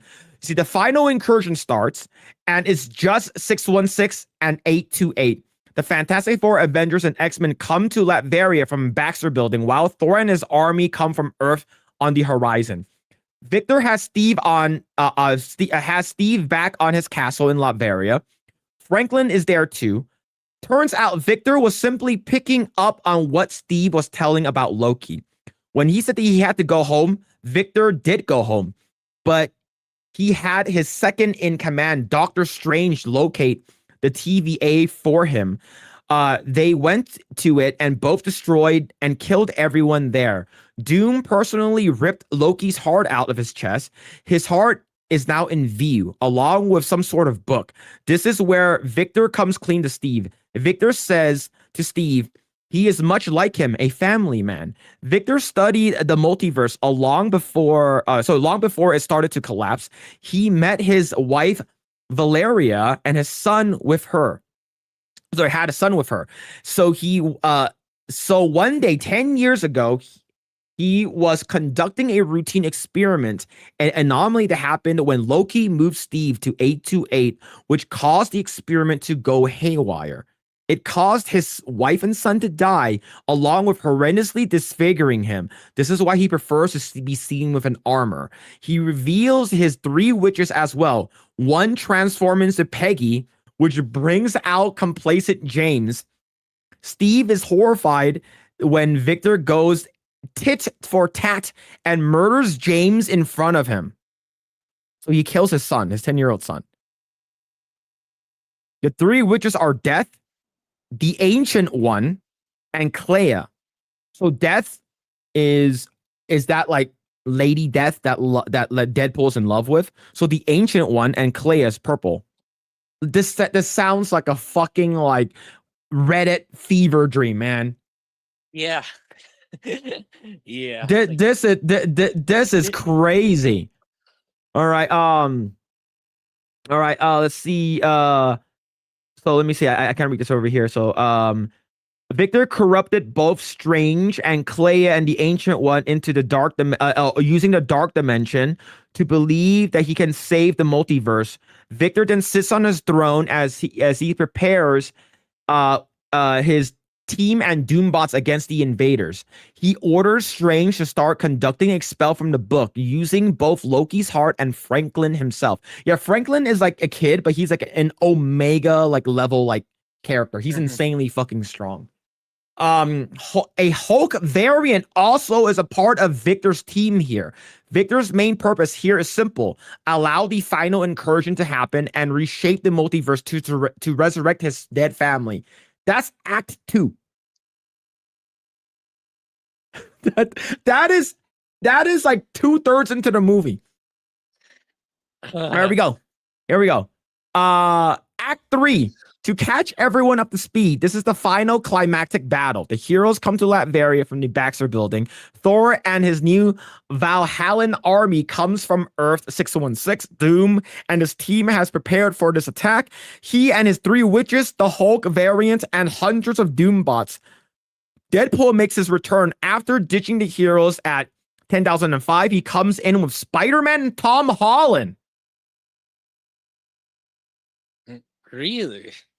I thought that Tom Holland wasn't gonna be. Look, this sounds fake. Really. This if it hasn't sound more fake, this sounds really fucking fake now. Okay, Captain Marvel, fuck off.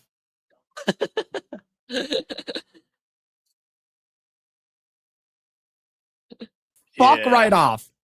All right, Captain Marvel, you shitting me? Now there's quite a lot of happens in this final battle, much like the Avengers final battle, so it'll make it easy for you to, if I jot this all down. Thing fights the Hulk. Namor and Shuri to work together. Namor causes destruction to many of the Doombots with a tsunami. Doctor Strange is the only one from Doom's team that doesn't participate. This is because he's doing the spell that involves Franklin and Loki's heart and the book Doom stole from 10,005. Doom will fight Thor and Thor does lose his arm because Doom tears it off. Bucky with his is the big death to happen, so Bucky dies. Doom murders him, which brings the Avengers and Thunderbolts together once and for all. Steve really gets traumatized by Doom, murdering both James and Bucky. Sentry has his biggest moment, and he tries to slow the incursion between the 2 Earths to buy the heroes some time. He does so by stopping it for a good chunk of time with his bare fucking hands. Okay, this is from fucking Reddit fever dream. This has to be some kind of Reddit fever dream, bro. Like, this is so stupid. This lines up though with the fucking leak that we read like a month ago. Yeah, that's the thing. And a part of me believes it because like they have to tell the story like this because there's just simply too many of them. Even let's be generous, let's make it a 5-hour movie. It's still not gonna be enough to properly tell this story in sequence that people can absorb, let alone 3 hours. So a part of me does believe this is somewhat true. Maybe not the per line per bullet, but in the general sense, I can see it. Given how many characters there are in this movie. There's a lot. All right, so Cyclops, Sam, and Reed are the only 3 to get inside Doom's castle. They fight Doom and actually do quite well, but in the end, it's too late. The heroes simply run out of time. Strange nearly does so himself, but dies. I'm assuming dies. I'm not sure. Nearly does so himself, but just completes the spell in time. Because of this, Victor can finally destroy the multiverse. So while reality ceases to exist, we are now on Battle World. All right, man. Okay, Doctor Strange is the okay. So right over here, is the Doom will fight. Okay, so we read this already. Okay, so basically this is all we have. Like this is all the leaks we have. It stops here. I don't know if this is true. It's so bullshit. That's why. It's it's like even the most hardcore Marvel fans will have a hard time following all this. When we actually see it for ourselves in December. I don't know. Oh, okay. Like, okay. Let me finish the reading here. So this is the last page here. Okay, so okay, so we're on Battle World. So Victor has gotten what he's wanted. His family is back. Sue is his wife. Franklin as his son. A girl is there too, unborn daughters of Sue. He's also resurrected Steve as Captain Hydra to join his team, along with Namor and Thor with the Valhallan army. Now as Thor Corporation. Deadpool is part of his core. Too Strange, Death, Clea, Ancient One will all remain. Everyone has simply forgotten who they were, where they come from, and they only know Doom as their god. We end eerily similar to Infinity War. Doom sits on his throne and has won.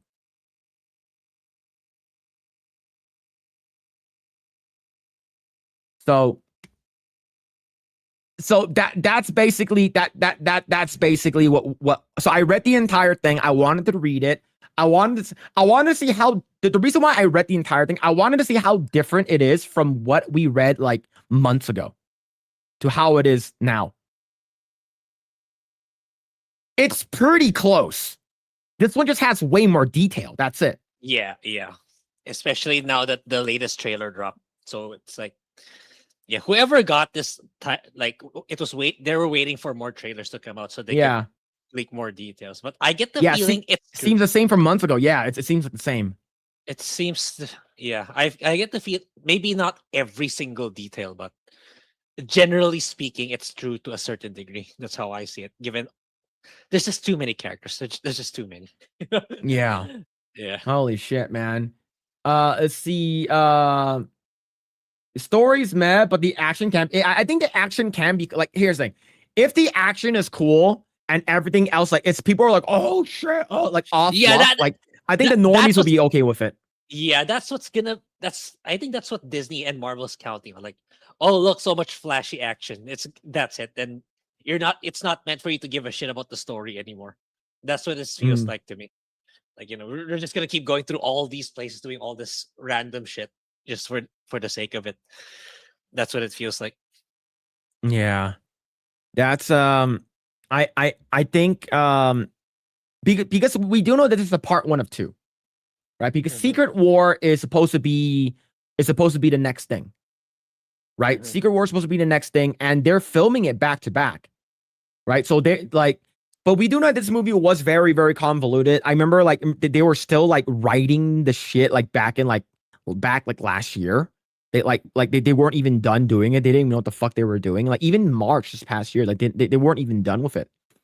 Right? I see. Just watch the movie react videos a year later. See the confused look on their faces. Yeah.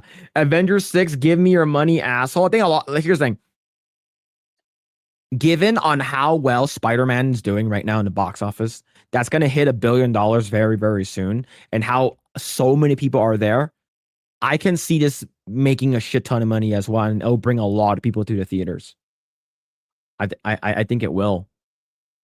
But yeah, man. It sounds like they're ripping off the House of M. Hold on. I don't know what the fuck they're going to be doing, dude. But yeah, man. But what we do know is that Marvel hates black people. Marvel really, really hates black people. Mahershala Ali blames Marvel for Blade movie collapse. If they wanted to do it, we would have done it. So if you guys don't know, it's officially canceled. It's officially dead. Grae, what are your thoughts on this? Yeah, I think they should have done it way sooner. That way, at least Mahershala Ali gets to do had more opportunities to do stuff that actually materialized or something that happened. And yeah, like at Silver Lining, at least he's free. He can go back to doing projects that actually that actually materialize. So there's that. And yeah, it sucks. It's modern day Disney couldn't help themselves. I think what happened is like they wanted to DEI Blade Runner. Sorry, not Blade Runner, Blade. And yeah, certain groups, maybe Ollie, for example, didn't want that. They wanted to stick through to the source material, and that's I think what happened between the continuous changing of directors and writers. Yeah, it was production nightmare because it was supposed to be like, oh, it's not going to be focused on Blade. It's going to be focused on Blade's daughter, some bullshit like that. Yeah. So when Wesley Snipes said there's only ever going to be one Blade, he wasn't joking around. Yep. There's only going to ever be one Blade. And here's the thing. Why am I saying Marvel is racist to black people? They hate black people. Is because earlier they also announced that Wonder Man Season 2 got canceled as well. We never got Armor Wars, whatever it is with War Machine. What's it called again? He's basically like, not really that cool of a character. No one really likes him. His movie sucks. Where is she? She's going to be, they're going to be showing up in, what's it called again? Doomsday, right? They're going to be showing up in Doomsday. Yeah. But yeah, man, it's like, when was the announcement of Mahershala Ali playing as Blade? Was that 2018, 2019? Yeah, a long time. It's like eight years ago. You like 7 to 8 years ago, you decided that, hey, we're gonna say that he's gonna be playing him, and like he's getting up there in age. He's like 52 now. Yep. Yeah, that was bad. Like, here's the thing: do I like Mahershala Ali as an actor? I think he does a good Cottonmouth in what's it called again? Luke Cage. Yeah, Luke Cage. Yeah, I think he does a good Cottonmouth. I think that they underutilized Cottonmouth in Luke Cage because he was only in one season. He should like he has pretty good like screen presence, but I haven't seen any of his other movies. I don't really care. Like, he's usually like a side character in the other movies I've seen him in. Yeah. Like I didn't watch Jurassic World with like Scarlett Johansson, the new one. I didn't watch that one. I watched him in Alita Battle Angel. He was a side character. Okay. Yeah, he was a side character. But yeah, so after all of this thing, you have been dicking us along for that's absolutely crazy, man. Like, it would have been really, really cool, and we would have gotten a good Blade game too, if that ever was going to release. Right? So right over here, Marvel has already moved on. While Blade quietly disappeared from Marvel's roadmap, the studio used this year's San Diego Comic-Con to unveil new projects, including Ghost Rider starring Ryan Gosling and Black Panther 3. Conspicuously absent from those announcements was any mention of Blade. Ali, meanwhile, appears to have accepted the reboot is never coming. Rather than expressing anger, he framed the experience as one chapter of his career that ultimately wasn't meant to happen. Mahershala Ali could have been in a lot of other stuff. Like, he could have been like, he could have been a lot like better, like front runner, like top tier. Like, he could have been like the next Michael B. Jordan. But no, he's not. No, he's gonna be a sideline character. Like, how is it so hard for you to make a movie about a black dude who's a vampire killing other vampires? Do you know how many fucking vampire movies we have in Hollywood? I don't know, man. I don't know, man. Black Cottonmouth, they went off the plantation. That's crazy, man. But Grae, were you excited for this when you heard about this news? I know it was a while ago, but were you excited about this? I could have been excited about the game. That's the thing. When it was first revealed at the Game Awards. Mm-hmm. Yeah. The TV show, the movie, whatever. Like, I know it's been in limbo for a long time. Like, a part of me kind of, I don't think this is pushing through. But if a video game did well, maybe I was thinking maybe they'll encourage Disney and Marvel to, try to power through with a movie. But yeah, not happening anymore, which is sad. Yep. Yeah, and that's not the only one that I showed right over here, right? We got Blade gone, Kang gone. Well, Kang had his own issues. Wonder Man gone. Armor Wars gone. And this is basically what Marvel did right now. This is basically what Marvel did.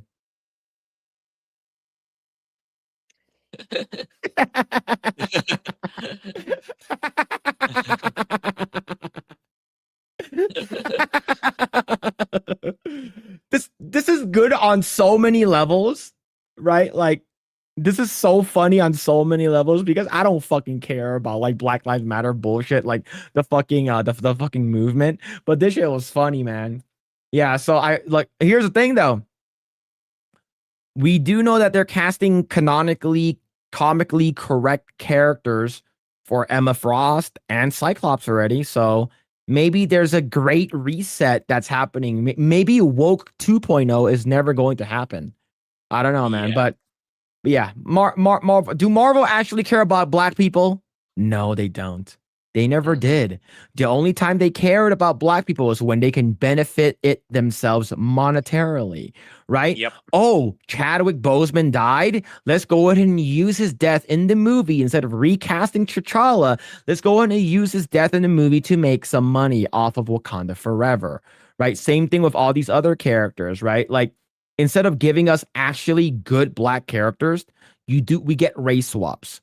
We get this shit that nobody cares about, right? You actually have like good black characters in Marvel, right? You got Bishop. Bishop's a really good character that has not really been introduced yet. He's been introduced in like one time, I think, in like Days of Future Past.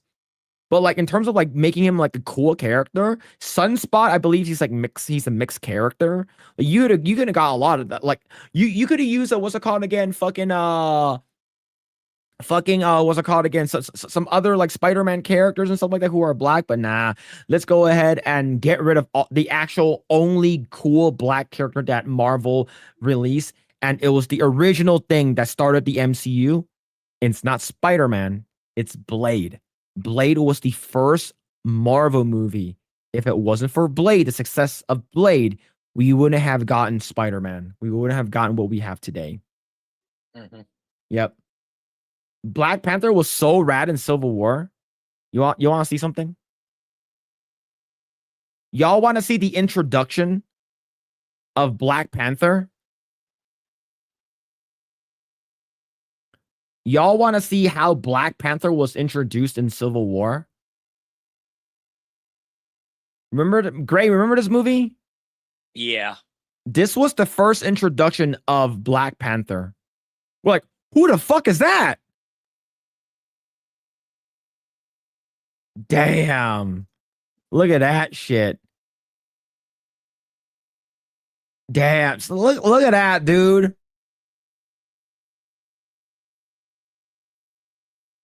What could have been good?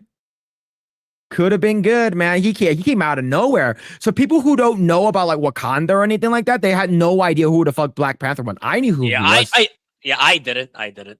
Yeah, like I knew who he was is because I watched the what's it called again, the Avengers animated movie. So I already knew who Black Panther was. I thought he was a very cool character. But yeah, still goat. It's cool, fucking cool as hell. Yeah, absolutely a badass gangster. Yeah, man. Back when we had it good. Yep. Man, we're never gonna have. And here's the thing: Black Panther, like the movie, was actually pretty good. You know, like I didn't hate it. I didn't hate the movie at all. But yeah. But Marvel just hate black people. Yeah. Let's see. All right. All right. Let's talk. Wakanda is real. Yeah, man. That's what I heard. All right. So I guess let's go ahead and talk. Let's talk about this. Hold on. Let me bring this up really quick. Let's see. Let me bring. I know a lot of people are very, very upset at this. But let's go ahead and talk about this really quick. So, there it is. Okay. So, Shift Up, Stellar Blade, people who made Stellar Blade, Nikkei, Goddess of Victory, they released an AI generated music video recently, and it has gotten a lot of people upset. I Right. asked you a question. You didn't answer me. All right. I asked you a question, dude. All right. No, you can ask me and I'll answer it today. I'll answer you now. But yeah, Okay. So they made an AI generated what's it called again? Music video for one of their music and stuff like that. A lot of people were mad. There's like, how can you be using AI?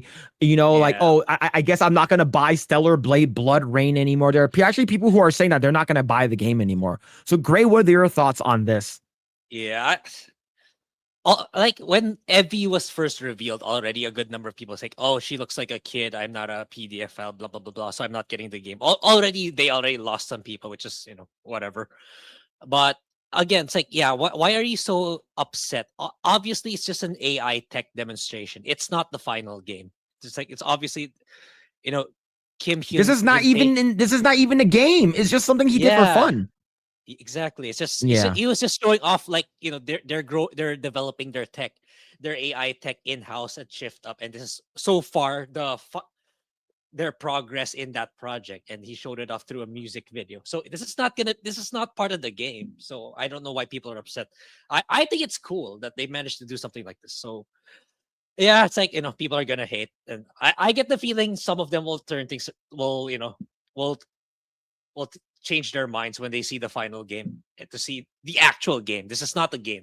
They're just showcasing what their AI tech can already do, which Yeah. it's only gonna get better as the years pass. So yeah, I But yeah. didn't get I don't understand why people were so upset with this. This is obviously not the game. This is a tech demonstration, guys. So chill. Yeah, so of course a lot of people are mad. Here's another one. Shift Up is getting backlash after releasing an AI slop music video for Stellar Blade Blood Rain. According to Shift Up, it was made using game assets along with AI developed by the studio's own AI labs. People are worried about how much AI will be used in the game. So I think if people don't know about game development, let me tell you something, okay? They're already using AI. They already used it in the first game.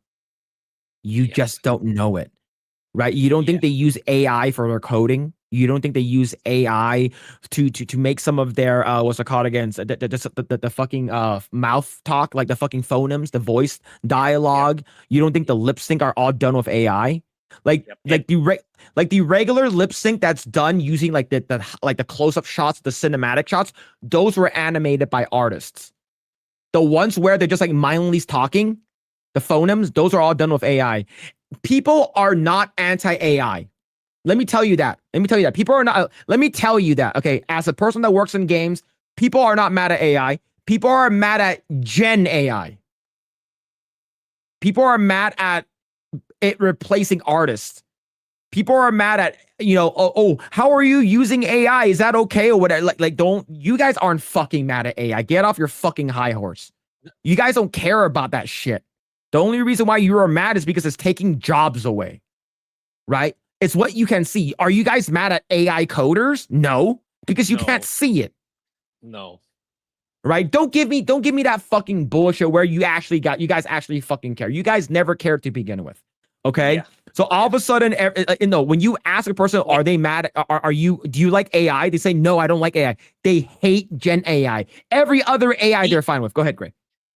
Even then, it's like I don't necessarily agree with Gen AI. It's just that it's still in the early stages. That's the thing. Like, it's like I'm gonna say this again for the nth time. I'm sorry, Mr. Milquetoast, but I'm required to do it in my work. It's not it's not optional. It's not nice to have. I'm required to do it. I'm required to use the technology.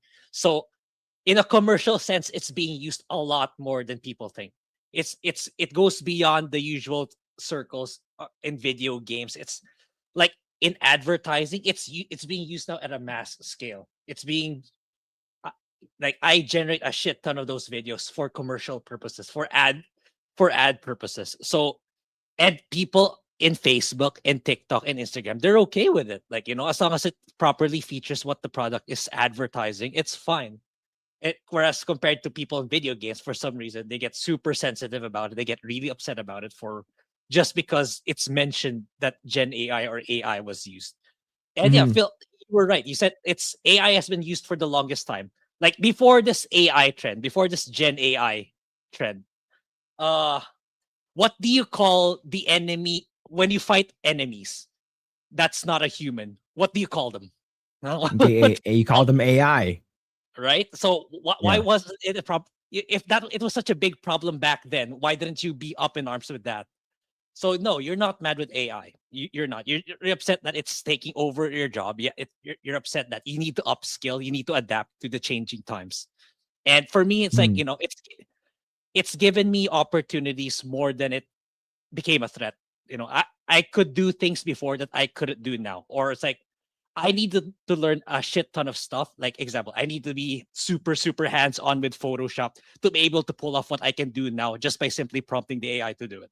So for me, it's like I got stuff right now that I couldn't have done like 5 years ago, or even just 2 to 3 years ago. But because of AI, I can now do it, and I can apply it to my work and get compensated for it. So yeah, people will lose jobs, but if you adapt and learn to use this new technology, this new emerging technology, you can use the opportunity for yourself. So yeah, that's all what I have to say about it. Yeah. So now here's the thing.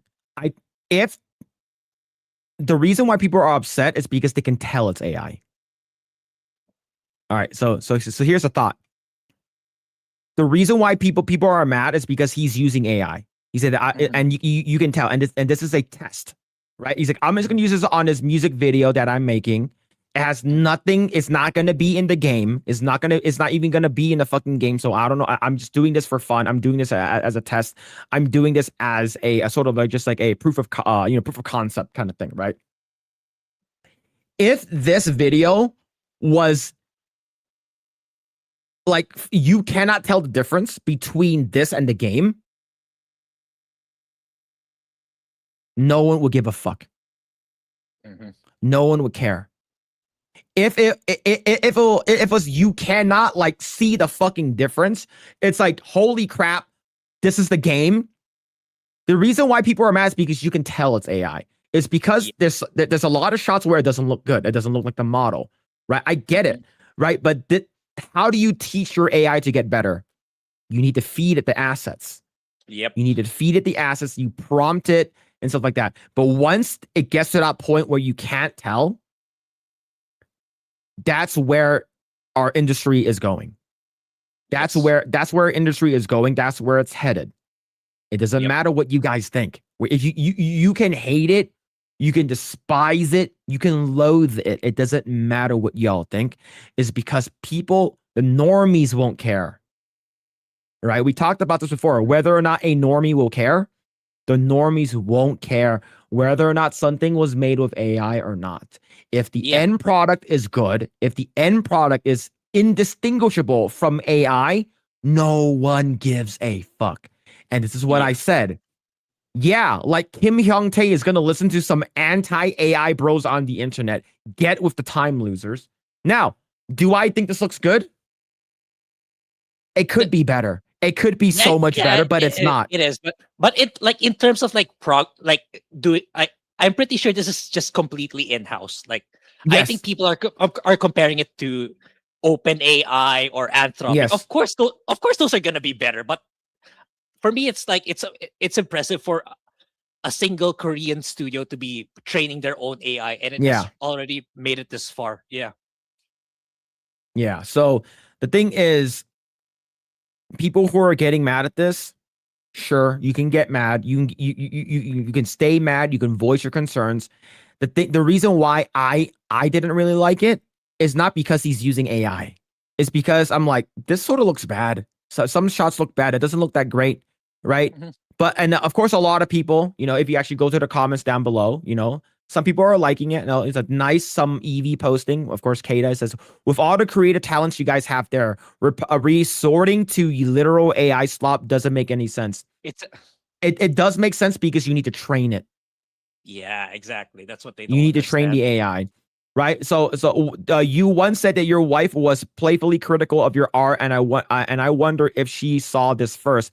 I feel the most important thing that you can get sometimes is an honest but outside third-party perspective from someone with taste that you can trust. I like Stellar Blade and AI. I don't like this because it doesn't look good. That's the only reason. If it looks good, like I said, indistinguishable from the game, people will be like, oh shit. It's the whole Monet thing that we talked about, right? Telling people that this Monet piece was generated by AI, which in fact is an actual Monet piece. And you got all of these people who think they're smarter than you all of a sudden, who has never majored in art, that think that they're better than you is because they saw a couple of videos on YouTube. Get the fuck out of here. Yep. Yeah. All right, Grae, I'm going to answer your question. It's a very important question. Yep.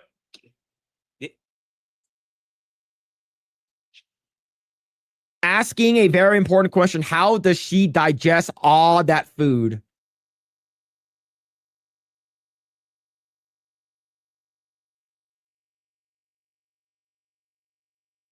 I think if I say it, I'll probably get this stream demonetized. Okay? All right. I think if I say it, it will be demonetized. Yeah. No, I'm just saying it. I'm pretty sure chat knows, like, she's an Android and shit, but just trolling. Yeah. Let's see, Fusion Engine. Yeah. It's what's it called again? Like from time to time she needs to shit it out or something like that. I don't know, man. Well, like that's just your opinion. It is my opinion, but I also work in the game industry. Yeah. So like my opinion has more weight than all of y'all's combined. It's because I know firsthand. I don't like the people complaining about this in our circles. Like, they don't even realize, like, it's not just the gaming industry anymore or the creatives industry. Like even my job is like, it's not. It has nothing to do with like making games or making movies. It's just simply selling commercial products.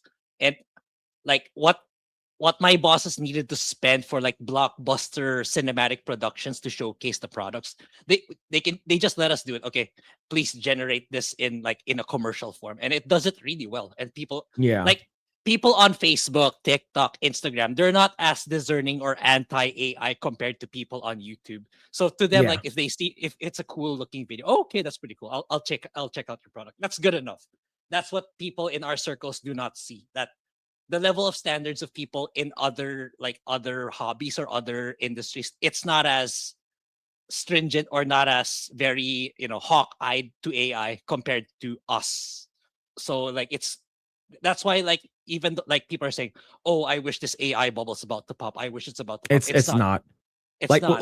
Like for me, like people always ask me like the same question, and I always tell them the same thing. It's like, hey, Phil, you're an artist. What are your thoughts on AI? Like, are you afraid it's gonna replace you? Are you afraid that's gonna replace your job and stuff like that? I'm like, no, it won't. It won't replace my job. And let me tell you why. So I work with Marvel. I'm like, fuck. I literally touch I work with the Marvel assets. I do concepting for them. And I work on marketing products. So if you went to Comic-Con, you saw my shit there. So if you went to Comic-Con this year, our shit was there. Whether or not you like it or not, we use AI in our processes. Is it the final product? No. It is the conceptual steps that we use. So we would put our shit into AI to sort of like ask them to sort of like, how would this look like if the person was turned 3/4? Like we put in a model. like for instance, we put in a Spider-Man model, and let's say we want and we don't want to go back into like Maya to repose it, is because the modelers are working on a new character. The animators are working the animation. The 2D guys and the concept guys, they're working on their shit. So what I would do is I'll use our in-house AI thing. I'll put it in there. And for instance, let's say I have a helicarrier, and this is something I did. I need a helicarrier 3/4 upshot. I put in 3 images of the helicarrier. I put it into the AI. And I tell them that I need a 3/4 upshot of the helicarrier for war. Cool. So they spit it out. I give them examples. All right. So then I take that, I put into Photoshop, and I edit all the shit that's incorrect, and I draw in all the shit that I need. All right. And there's like the amount of touch-ups that I would need to use for something like that. It's a lot of touch-up. But instead of like asking my modeler or the fucking animators or whatever, oh, do you know where the model of the helicarrier is? It takes like 15 minutes for them to look for it. It's because the helicarrier model was done back in like 2015. It was an old model. So they would have to go back. And here's the thing. The people who made it aren't even working here anymore. They're not even working at the studio anymore. So these are all fucking new people. Like, to be honest, everyone in my team, there's only one person that's been working on the same project that I was working on that's been with the company longer than I have. He's been with the company 2 years longer than I have. My art director, I have, in terms of working on the IP, the Marvel IP, I've been working on the IP longer than my art director has working on the IP with me. So like I know the game pretty much like back and forth in terms of an artist perspective. So once we have that, it will help the process speed it up. It's about efficiency here, right? And that's what it is, because time is money.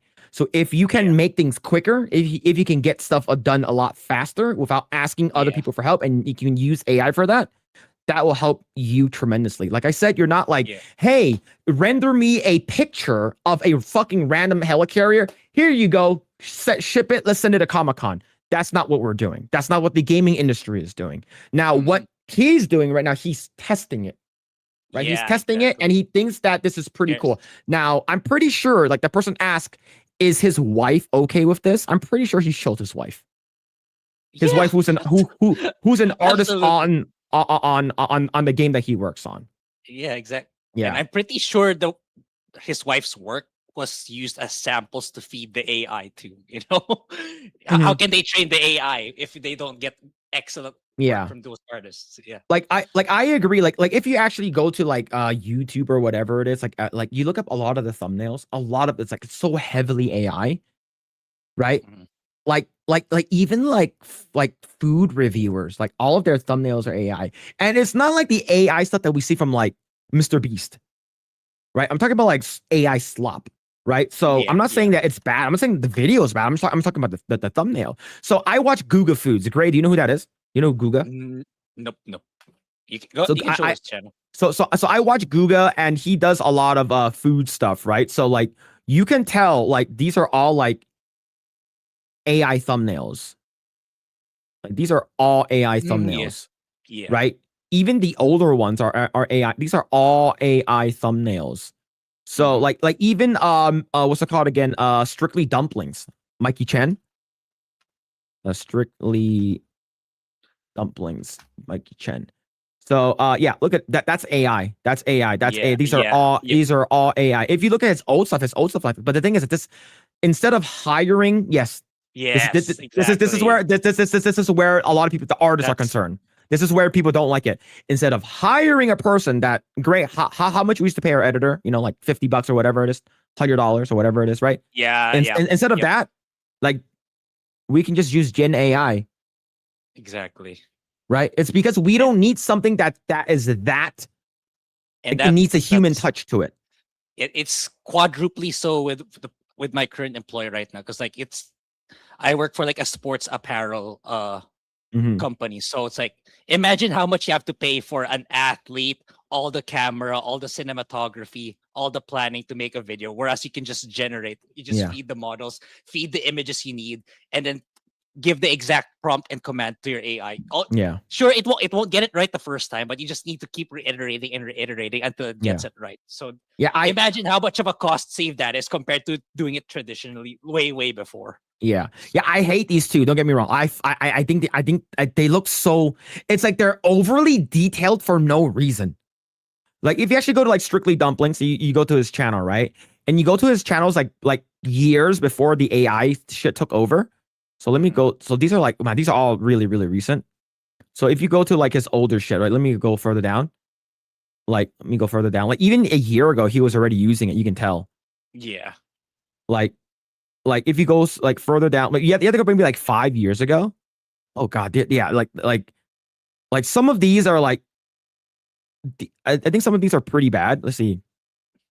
2 years ago. So these are a little bit better because these are like actual photos he took and he cropped them together. Right? These look better. Right? Now you compare these to like this. Like why is this fried chicken so extra? Who eats beans like this? It's like this looks, you can tell it's AI. Right? But if you go down like, like 2-3 years ago, like this shit is like a picture taken and it's like comped together. Like I prefer something like this. Like these look better to me because these feel more real, right? And now everything is turning into this. I'm not a big fan of it. I hate it is because of how it looks. I don't hate it is because he's using it. I just hate it because of how it looks. You just like it's overly. It's yeah. Go ahead. But yeah, even then, right? Even if like let's say, oh, I don't like this. Look at his views though. It didn't affect his viewership. No, But, it like, did not affect because it's the content that matters. Yeah. Yep. And people at the end of the day, most people like outside of our circle, people don't give a shit as long as the content's still good. Like as long as the thumbnail does its job of attracting people to click. At the end of the day, nobody cares. Or it's like, yeah. So if you look at Mr. B stuff, it's AI, but it's his own version. Like I'm not sure if you noticed, but like Mr. Beast like released this thing. It's like, okay, you can use my setup, but it's like you can create thumbnails of how I create it. And he basically released this. I think the source code and people can use it, right? This is AI for sure, but it does not look like AI slop. You know what I'm talking about? Yeah. I think it's overall it's better trained and it still has the touch of his, photographers, graphic designers. That it's more polished. It still has that human touch of polish. Like this of course this is like AI for sure, right? Like you can tell like this is sort of like AI slop, but like some of this stuff, like this looks, it's like less, of course it doesn't look like him, right? But like this is like not as bad as and egregious as some of the other ones we've been seeing. But but this is Mr. Beast, right? And it does it affect his views? No. Absolutely not. Like his most recent video, 38 million. But he's Mr. Beast, right? It doesn't matter. It's all about the content. Right. So Mitchell Fuse with the 2. Is this Phil's other channel? Looks like just like him. That's what you said with my stream. Thank you for the 2. Thank you, man. Yeah, I used to hate AI thumbnails, but now I don't give a fuck. Yeah, I think a lot of people just don't like. It's sort of like when people used to hate digital games, when people used to hate the internet, when people used to hate electric cars. Right now, electric cars is like normal. You have Ford, you have Ferrari making electric cars. You don't have to like it, but it's where the future is going. Yeah, it's like it's like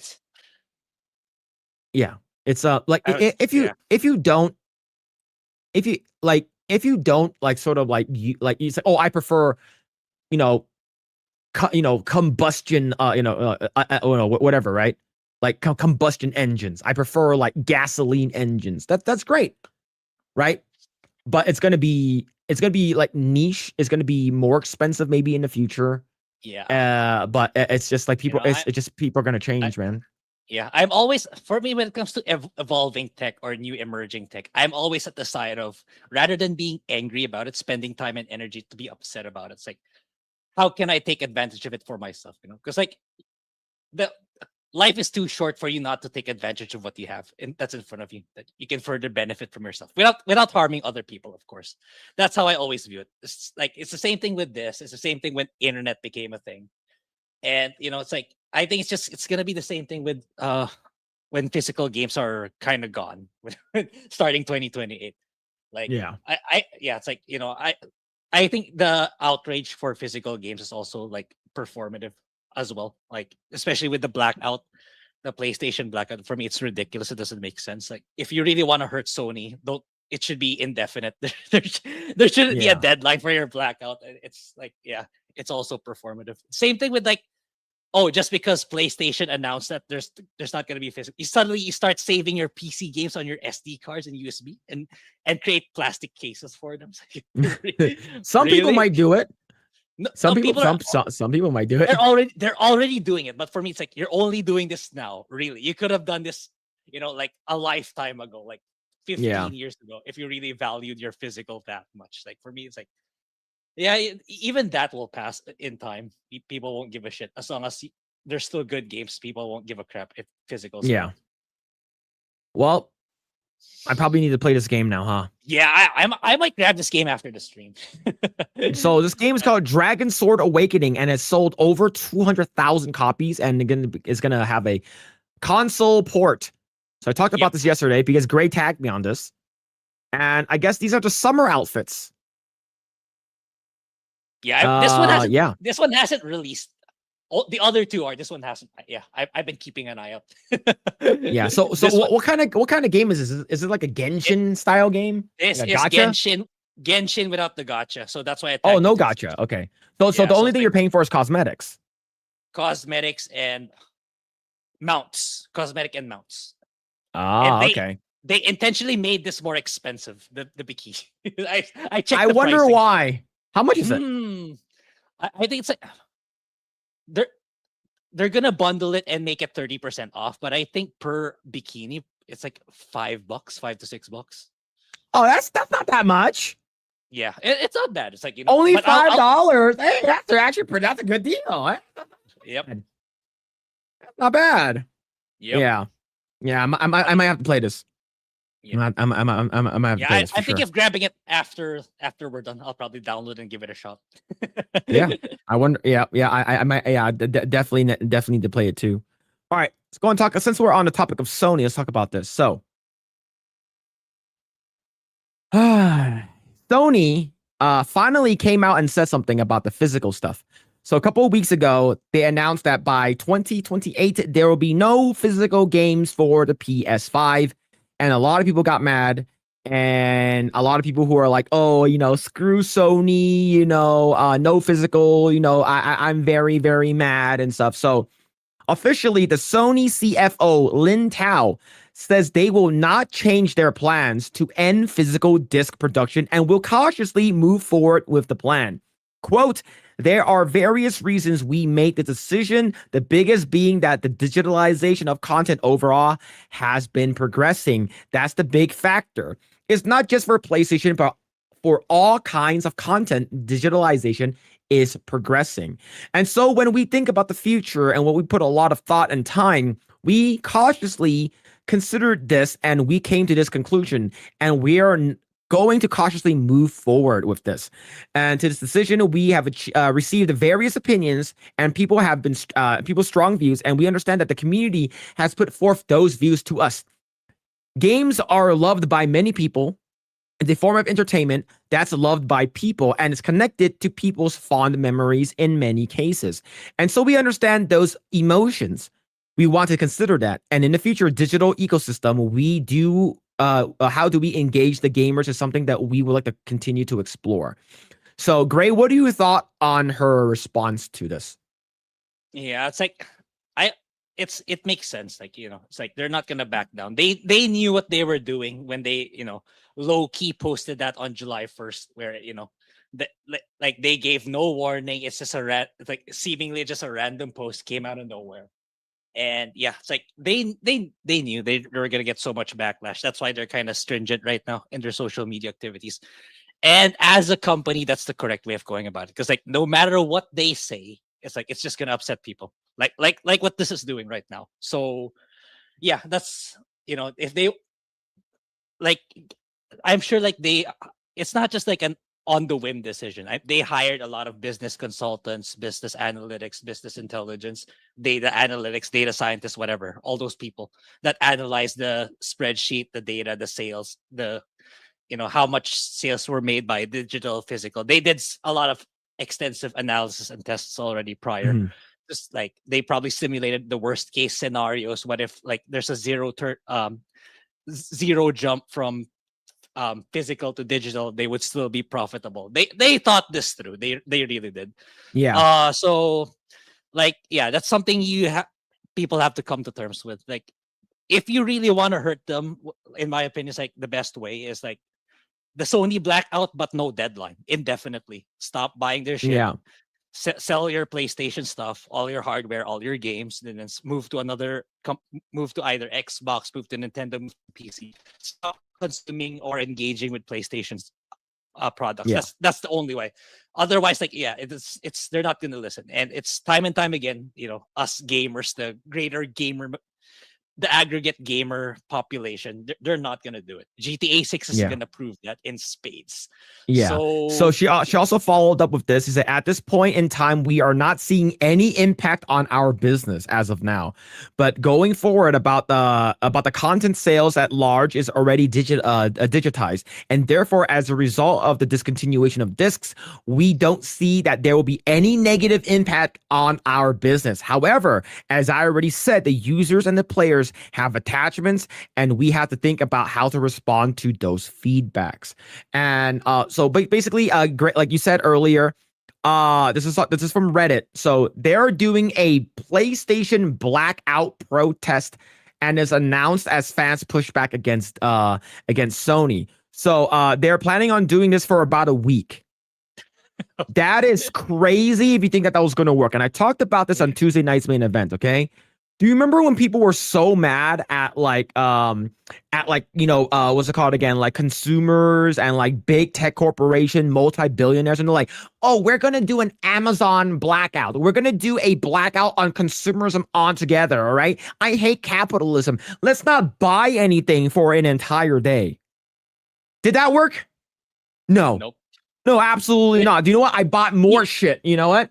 You know what? Like, you know what, Grae? If you tell me that, hey, I'm not going to buy anything today, I'm going to buy double the amount just to counteract your shit.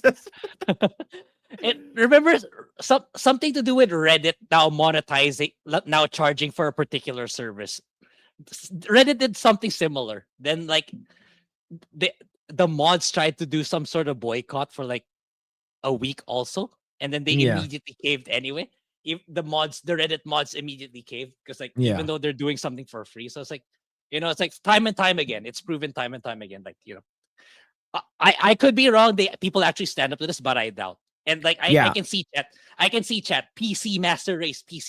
But the thing is, now that I think about it, this timing is very, very strategic because Sony knows GTA 6 is not gonna be on PC. So this will be a true. It'll be a true test. And it's a digital version of the game. It's not a physical game. It's a true test. So if you guys really mean it.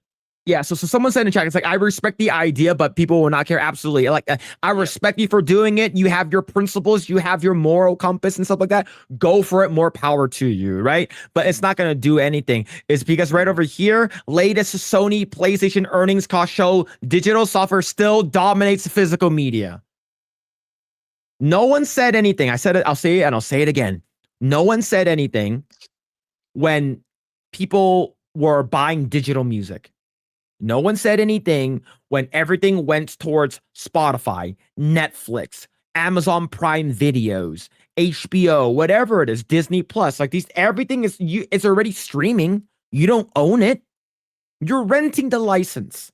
Right. And that's a lot of people are saying that if buying isn't owning, then piracy is not stealing. And I respect that. And I respect the hell out of that.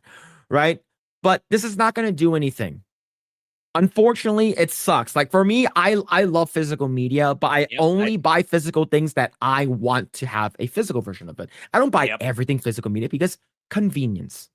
That's why. Right. And it sucks. In my opinion, it does really, really suck. Gone are the days, like I said last week, and I'll say it again. Gone are the days of physical media. We watched that video of those kids opening up their presents. And so like that is like, man, we're never gonna get that ever again. Yeah, you will own nothing and you will be happy. Ebooks, exactly. Instead of having thousands of physical books, you have a Kindle. You have a Kindle. You can have all your books in the palm of your hand, right? All that shit, right? So yeah, it's the future. No one said anything about digitizing everything, right? You know, like do people still buy DVDs? Do people still go to Best Buy? Does Best Buy still have a DVD section? No. Mhm. And then when what's it called again? When Best Buy announced, hey, we're no longer gonna have Blu-rays and DVDs anymore, everyone started freaking out. And then I went to Best Buy. No one was there at that section besides me and my wife, because no one cares, Yep. right? But yeah, it does suck though. I do agree. It does really, really suck. And that's the reason why back in the day when you bought a game, when something from like the PlayStation 1, even PlayStation 2, Nintendo 64, GameCube, Dreamcast, Xbox, the original Xbox, when you bought the game, the entire game was in there. No day one patch, no DLC, no battle pass, nothing. We allowed it to happen. We allowed it. Hey, Grae, don't you want extra costumes in Xenoblade Chronicles? There are new costumes coming out. The characters are almost naked. For only $15 for a bundle, you can get the entire set. People are like, hell yeah, let's go. All right. And a game that I already have, I just pay $15 and I can get a bunch of free skins. Cool. Not free, but a bunch of, skins that are like scantily clad. That's great. Because we allowed it to happen. It's the consumers allowed it. Like we didn't push back on us because it was efficient and it was beneficial to us. But now they're taking away the physical aspect of it. You will own nothing and you will be happy. Right? No, Walmart barely does. Yeah, Walmart barely does. Target doesn't really. There's not much DVDs anymore. Like I went today. There are not a lot. You remember back in the day when you would go to like Target and there'll be like aisles and aisles, or even Walmart or whatever. There'll be aisles of Blu-rays of like movies and collections and stuff like that. They're all gone. Do you know what it's replaced with? Funko Pops. I'm surprised they actually survived, because like it was just a few years ago where like they were on the verge of like being like illiquid or insolvent. I don't know, they managed to turn it around, I suppose. I'm not sure. I'm not up to date with Funko's latest financials, but as far as I know, they weren't doing well a couple of years ago. No, they're not doing well. The only ones that are like Funko Pop, the only ones that are doing well are like the super limited edition versions of them. I believe there is a golden signed Stan Lee 1-of-1 Funko Pop.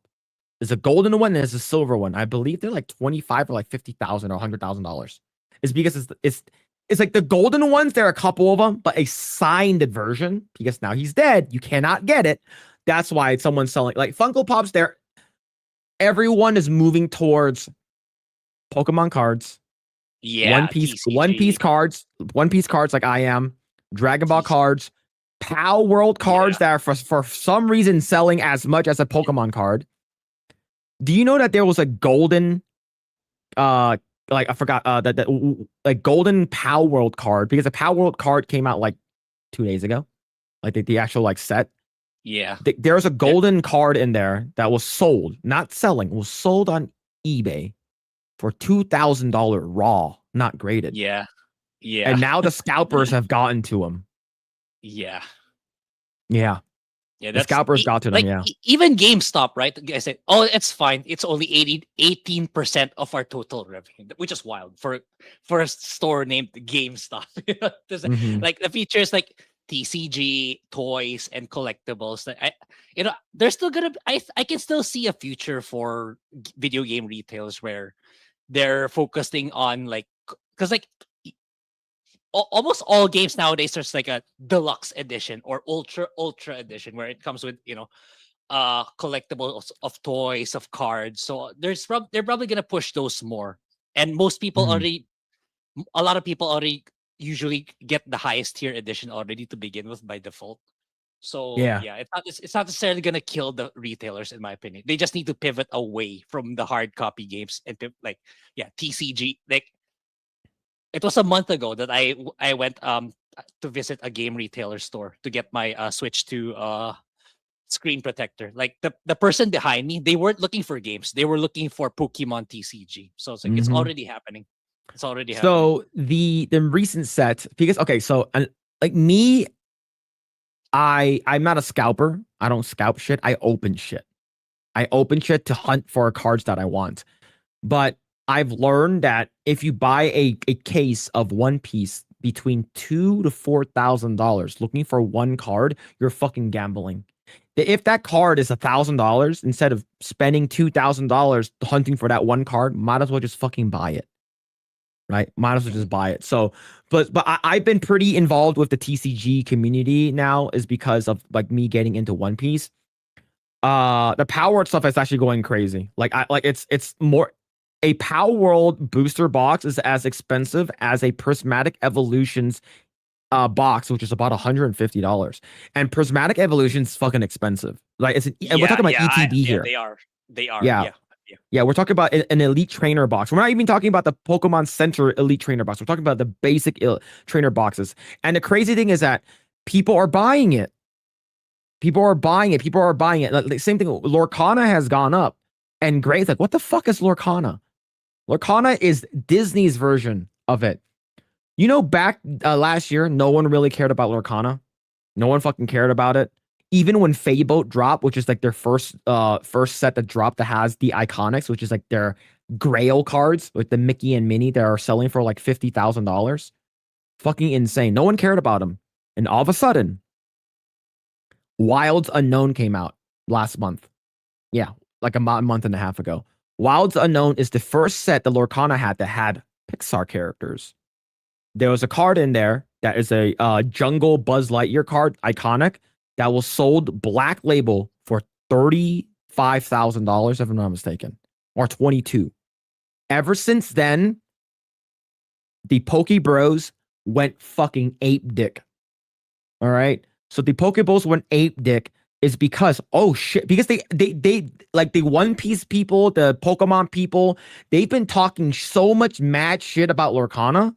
They're like, oh, fuck off. It's like, go back to Lorcana. Go back to collecting Lorcana. My sister collected Lorcana, right? She wasn't a scalper. She just collected it, right, for fun. And like, all of a sudden, the price has gone up from a box. Instead of $125, a box went from that to like $250. A case went from $400 to $2,000. My sister's like, what the fuck is happening? Right? No one cared about Lorcana until that one card that was sold for $22,000. And then the second one, which my sister has, is just the Merida Iconic. That card was sold for $17,000. It was hyped up like crazy. All the fucking investor bros, the sneakerheads, all of the Poke Bros went fucking ape dick for that. And it's because they're using this as an investment, right? Yeah. They're like, oh, instead of getting a fucking real job, I'm gonna line up in front of Target 18 hours before the product drops. I'm gonna go inside with my entire family and fucking clean them out. And we're gonna sell them on the market for 3x the cost. And you know what? People buy them. Yeah. Right? People buy them. So for me, I want a case of OP17. It's going for $4,000 right now. I don't have that fucking extra money to lying around. Yeah. Fuck. And the thing is, I only want like 2 cards. I only want 2 cards. The fucking I don't care about the mangas. I care about the manga leader, Luffy from Elbath, and I want the Blackbeard SSP, the gold SSP. I think those cards are going to be like $1,000 each starting. Maybe a little bit more. It'll probably go up eventually. Instead of spending $4,000 for a gamble, because each case you can only get 2 major hits. Right? You only get 2 major hits. How about if you get the major hits that suck? And we've gotten that before. We bought in the case of OP15, and we got 2 of the worst SPs in the entire fucking set. SP is special rare, right? The most expensive special rare at the time was the Luffy and Boa Hancock, which was at the time was about $1,000, just $800 each. Now they've gone down. They're about like $700 now. Like those are the ones that we wanted, and we got the two worst one. Each of them were $200, and then I spent $3,000 on a case, and we got the chase card of $150 and a $200 card. So I don't like it. If the hobby has gotten so fucking expensive, a lot of people are dropping. Like if you actually look at Pokemon, Yeah, it's like Pokemon's fucking insane. yeah, it's inevitable. It's like it's not about the game anymore. It's more about like how much money can you know, how much will it Yeah. appreciate? That's the future Yeah. of TC. The And like, thing is that Prime David, you're 100%. Meanwhile, with Yu-Gi-Oh, people who buy cards are much more likely to be TCG players than collectors. And the crazy thing is, nobody is scalping Yu-Gi-Oh. The only ones that people are scalping Yu-Gi-Oh are like the original stuff, like the three legendaries, right? Not legendaries, the fucking ancient Egyptian god cards, right? The Winged Dragon of Ra, Obelisk of Tormentor, Skyfer, the Sky Dragon, I think Cypher, forgot the name already, but yeah.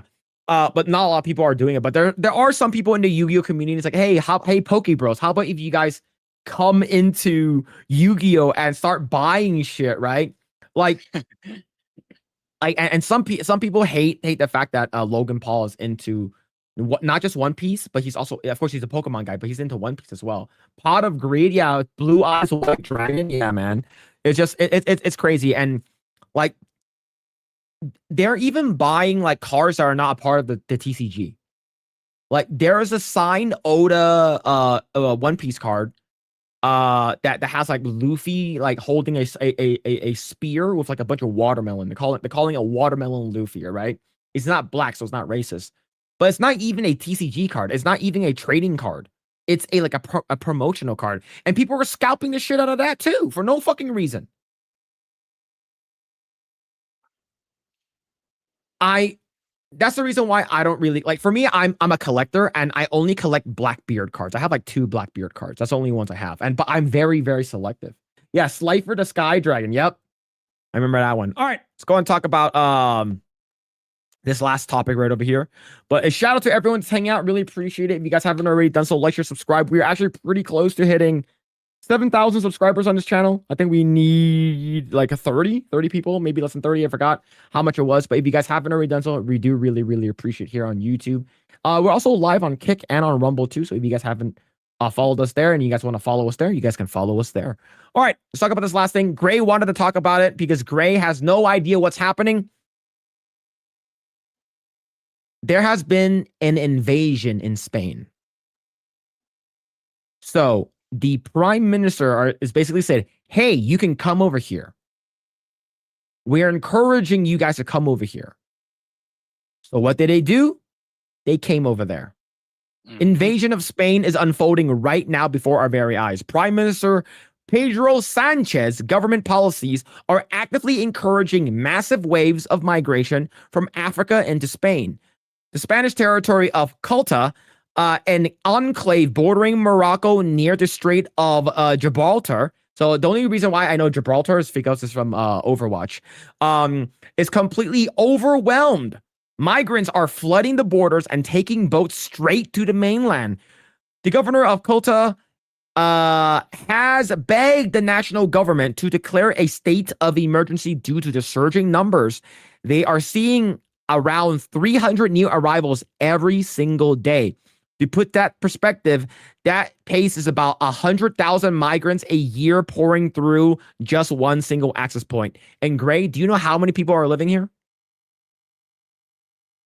80,000. Ooh. Yeah, that's terrible. Yeah. That's a disaster, man. All right, Grae, remember I said that before we got started, I said that this reminds me of World War Z. I'll make sure the audio's not turned up, but yeah, this is basically this is an invasion. Yeah, it is. It is. These are people that are coming in. These are third worlders that are coming in. Military age, by the way. These are military age. Not a lot of women and children. Grae, do you see any women or children here? Nah. Yeah.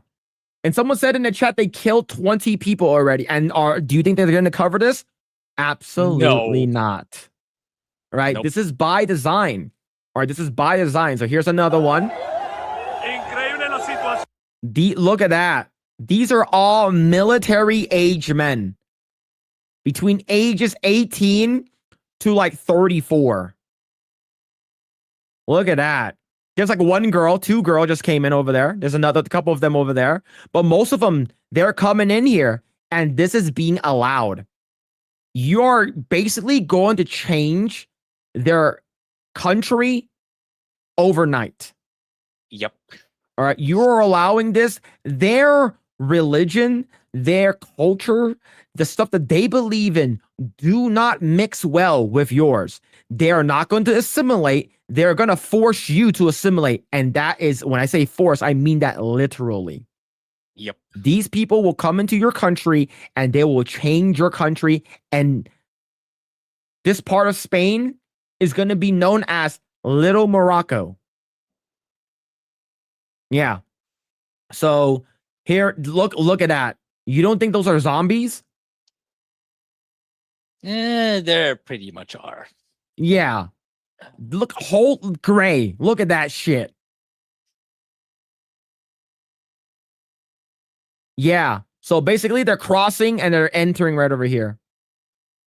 Yikes. That is very, very bad. That is Yikes, very, yeah. very like that is actually legit insane. Like that, like I don't even fucking get it, dude. And here's the thing. You want to see another one? You want to see another one? What do you think about this one? What do you think about this one, Grae? There's an opening in the wall that they went through.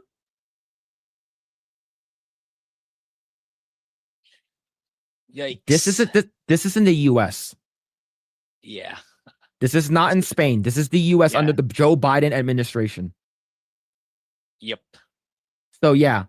So people are like, "Oh, what's going This is the US." Mhm. Everyone is seeing what's happening today in Spain is forgetting that this was the United States under Joe Biden and Kamala Harris. Zero border security, millions of unvetted migrants still at our country. Mhm. Yeah.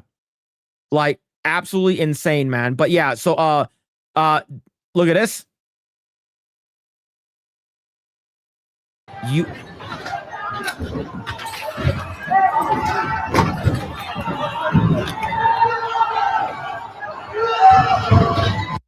You import third worlders, you yourself will become a third world country. Yeah. Mm. Yep.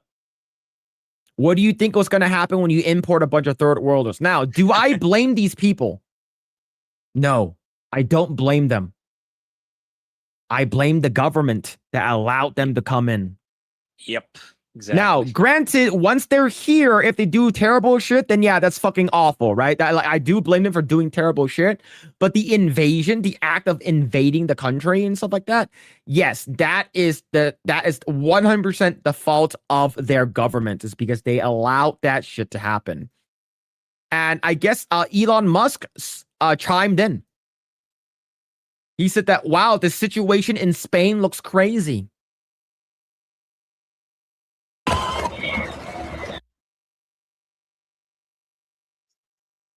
Yeah. So this is Elon Musk posted this, and this is basically what we saw. Yeah, it is. Look, that is see, the only thing they have guns and they don't. Yep. They have guns and yeah. There's a lot of beggars. Yep, there's a lot of beggars. Yeah. So this is basically what's happening, and their government is allowing it. And that's the stuff that like Donald Trump here in the US is trying to stop. We're trying to stop this from happening, is because if we're like, hey, you can come over here and do whatever the fuck you want, like, you don't think this is shit that's gonna happen? It already happened. It's already happening. And we said it before, you know, the orcs are already in the Shire.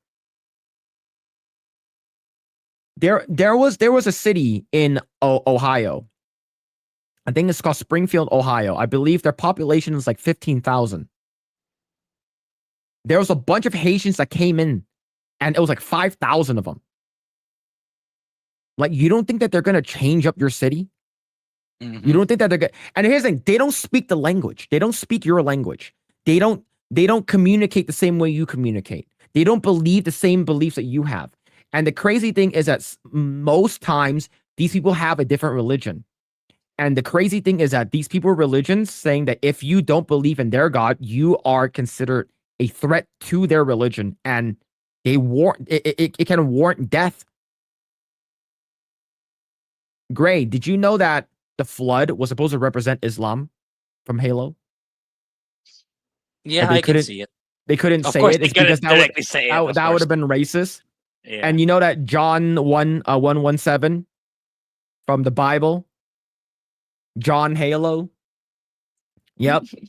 All of that Yep. shit. Yeah, man. That's absolutely like this is basically it, man. You got these fucking zombies that are literally invading your country.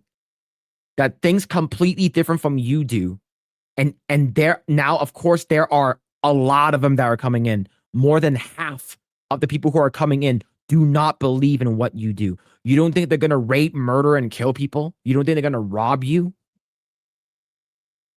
It's scary, man. It's very, very scary what's happening around the world. And like I'm not sure if what's it called again? If what's it called again? If anything is going to happen. But a lot of people are very, very upset at them allowing it to happen. I think a lot of people are just like they're just done with it. They're like, what the fuck is happening? And yeah, it's now it's I don't know what else is going to happen there, but I'm glad I'm not living there. But the fact that not long ago this shit was happening in our own state, our own home state of California, Texas, Arizona, New Mexico, whatever it is. It's scary, dude. Very, very Yep. scary. But yeah, Yep. so what happened was that a lot of people started getting very, very upset and started taking matters into their own hands. Frustrated residents are confronting and pushing migrants back down the border after the government failed to stop the mass influx. When the state abandons its people, the citizens fill the gap. Spain is a warning to all of Europe. And the crazy thing is, if you call this out, you'll be labeled a racist. Mm-hmm. You'll be labeled a xenophobe. And being called a racist is worse than being killed to a lot of people in Europe. Yeah, which They would- is crazy. Yep. They would rather throw your ass in jail than have you say the truth because they don't want to come off as racist.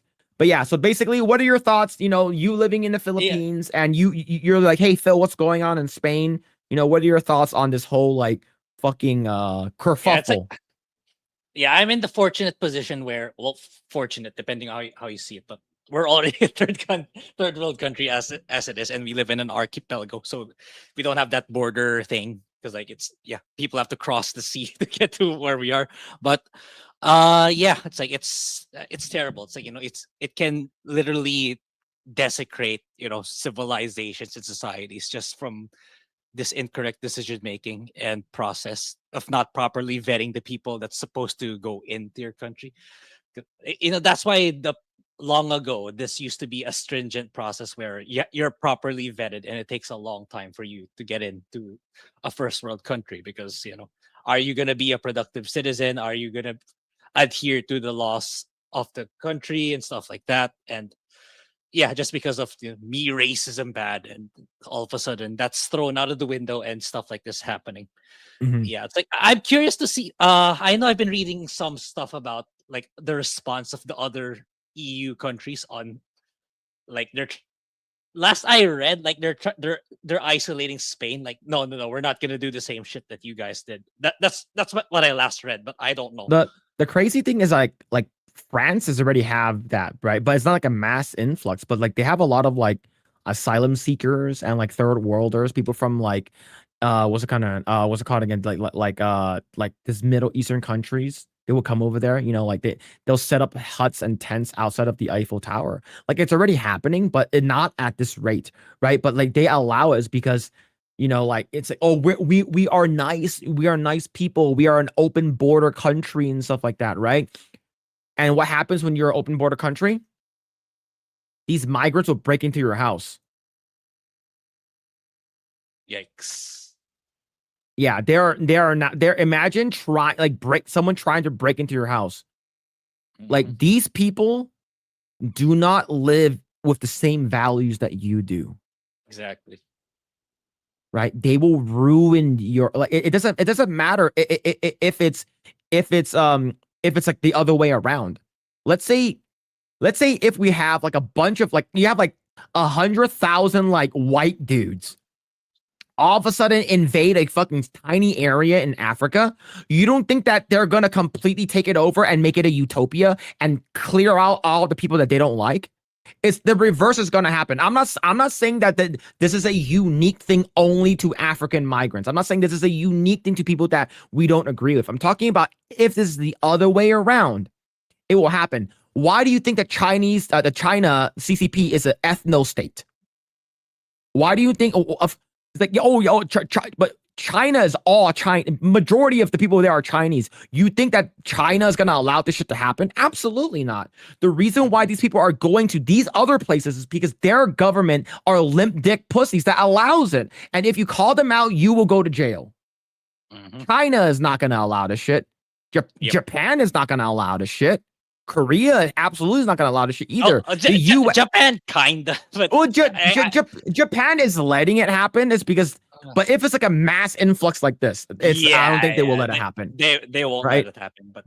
But US, these liberal white guilt Karens, they will be like, oh, let's let it happen. Japan is getting overrun already. I've seen a lot of videos of like a lot of black people in Japan. That's a problem. I'm not saying that black people are a problem. I'm talking about the 13% that do 50% of the violent crimes are the problem. They don't fit into your culture. All right. And it's not even a bunch of them. It's like one or two of them. Like, I've seen a guy over there like doing a live stream, and a random black guy just fucking punches him.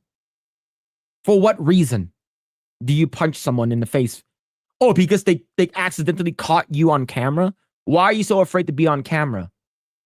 Were you doing something illegal? Maybe. But imagine this on a massive scale. Yep. It's already happening in France. It's already happening in Germany. It's already happening in the UK. Now it's happening on a massive scale in Spain. It happened here in the US, right? And the crazy thing is the illegal immigrants that came in, not all of them are Mexican. Some of them are from China. Yep. See, here's the thing. This guy wrote here, the necessity of the Second Amendment. This can never come to America. Yeah. You got to call this shit out. And what happened? See, if I was a German citizen or like a UK citizen, England, I was born in England or whatever it is, I would be arrested the next day for talking about it. Yeah. Crazy. Yeah, I was in Hong Kong and there was a giant mosque there. Yeah, it's like a decade ago, it's like I wanted to see like what's it like living and seeing Europe. Now it's like, I wouldn't want to go to Europe ever. It's like, given what's happening right now, until they fix their shit. And like, I remember when we had Disparu on, like we talked about like, so what's London like? Already you were saying no, don't go there. It's a shitty. That was like a year and a half ago, 2 years ago. Yeah. It's like when I went to London, it was fine, but it was like prior to COVID. Yeah. Like I literally went like a month and a half before COVID happened. Like I was there like second week of January. And it was fine, but like I don't even want to go anymore, like it's just what we need right now is government to step up and not allow this shit to happen. Yeah, I thought the prime minister was cleaning up their immigration problem. Last I checked with Japan, it's like they got bamboozled when they were running for office. Like they said this, like they were gonna not allow immigration when they were pitching their, making their pitch to run as prime minister and other government positions, but they did the exact opposite the moment they got into power. I know that's what happened with Japan. Mhm. As far as I know, I'm very ignorant, but that's what I have read, and that's what I kind of deduced from the little material I've read. So that's why it happened in Japan. I'm not sure with London. I think it's just they let it happen because of white guilt, basically, Mhm. and not be. They don't want to be labeled as racist. Anything but that, Yeah, man. Yeah, and in a time of need, we need Robert Pattinson. Somebody get these beggars out of here. Doors. Oh shit, man.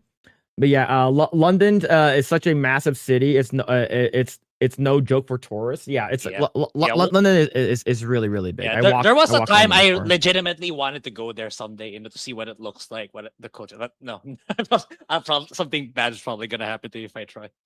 Yeah. Let's see. When I went to London, it was like Kabul, burqas everywhere, halal everywhere. Accidentally booked an Airbnb in a Muslim area of London, so I switched to a white area ASAP. Yeah, see, third worlders. Okay, remember, these people are worse. I'm probably gonna get in trouble for this, but I'm gonna say it. These people are worshiping a prophet that they praise that is the most perfect being in the world, that married a 6-year-old. Yeah. And they said that you should live by that example. They're telling you that if you don't believe their God and their prophet, you are basically primed for a beating.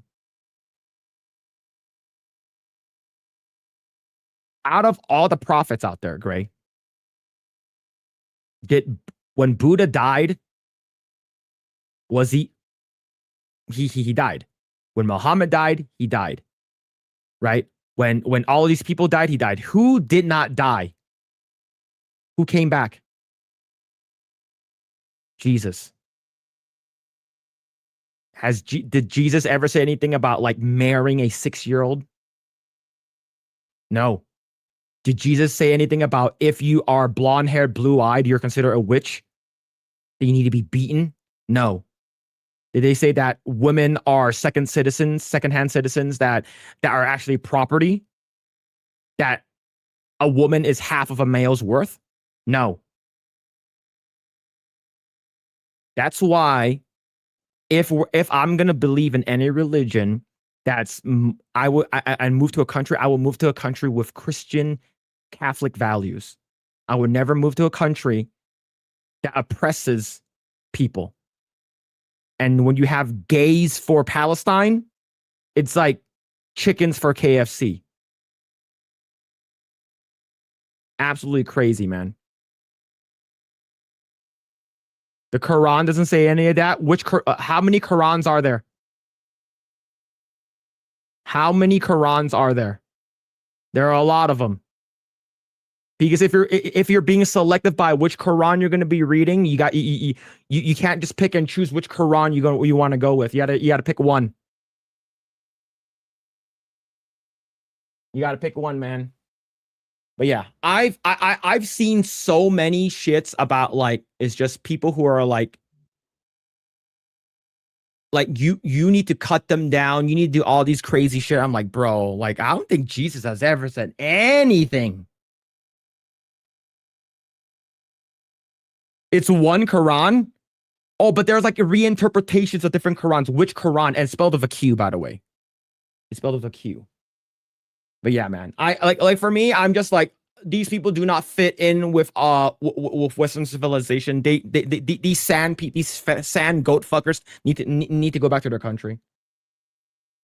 They need to go back to their country. Yeah, it was the Quran has been revised many times. Muslims lie and say it hasn't, but it has. Yep. And I've seen so many times where like Sneeko has been like fucking. He was trying to debate that the age of consent to be like 9-year-old.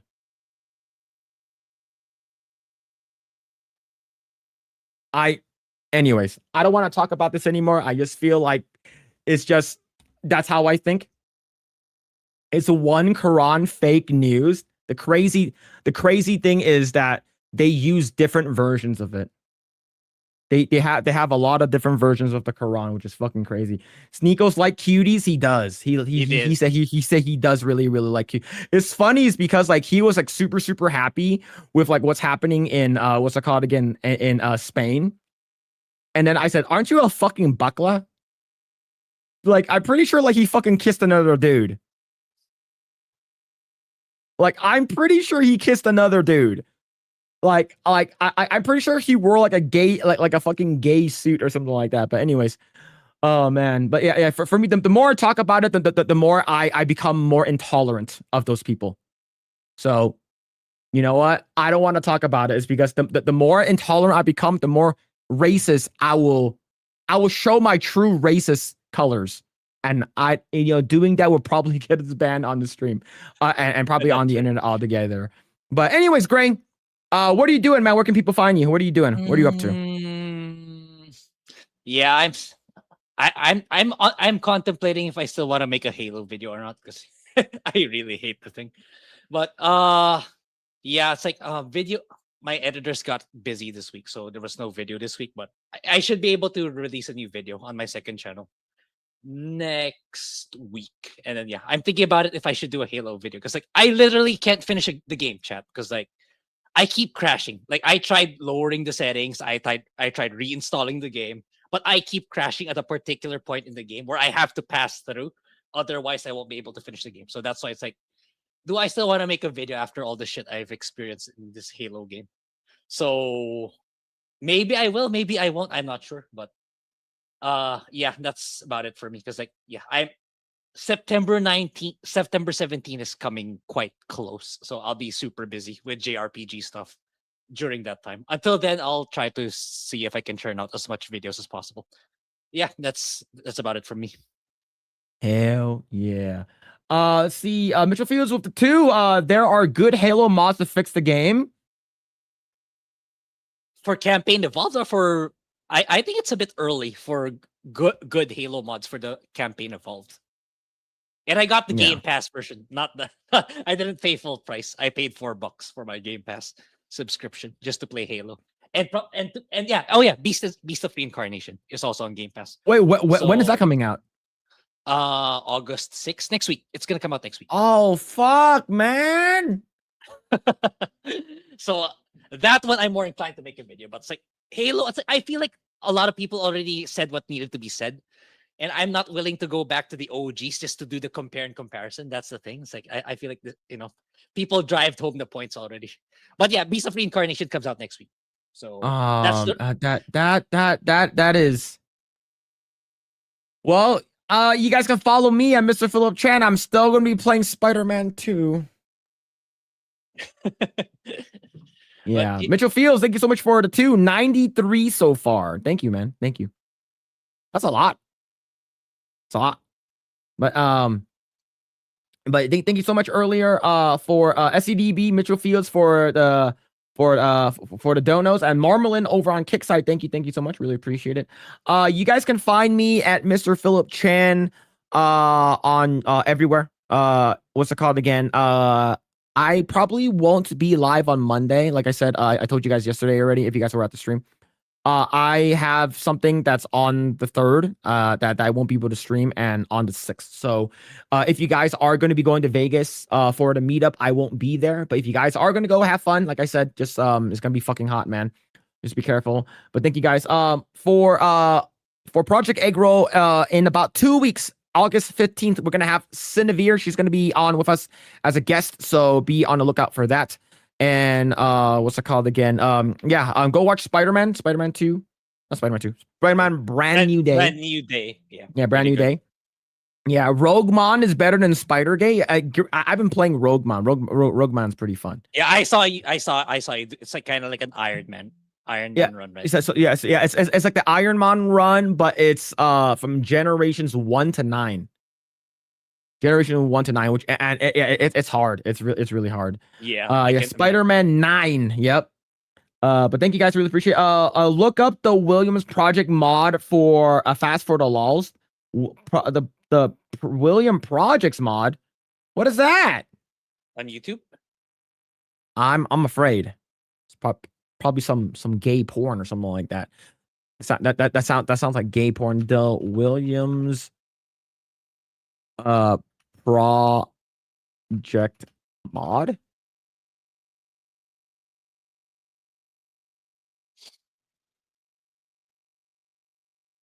It's gonna be gay porn, isn't it? All right.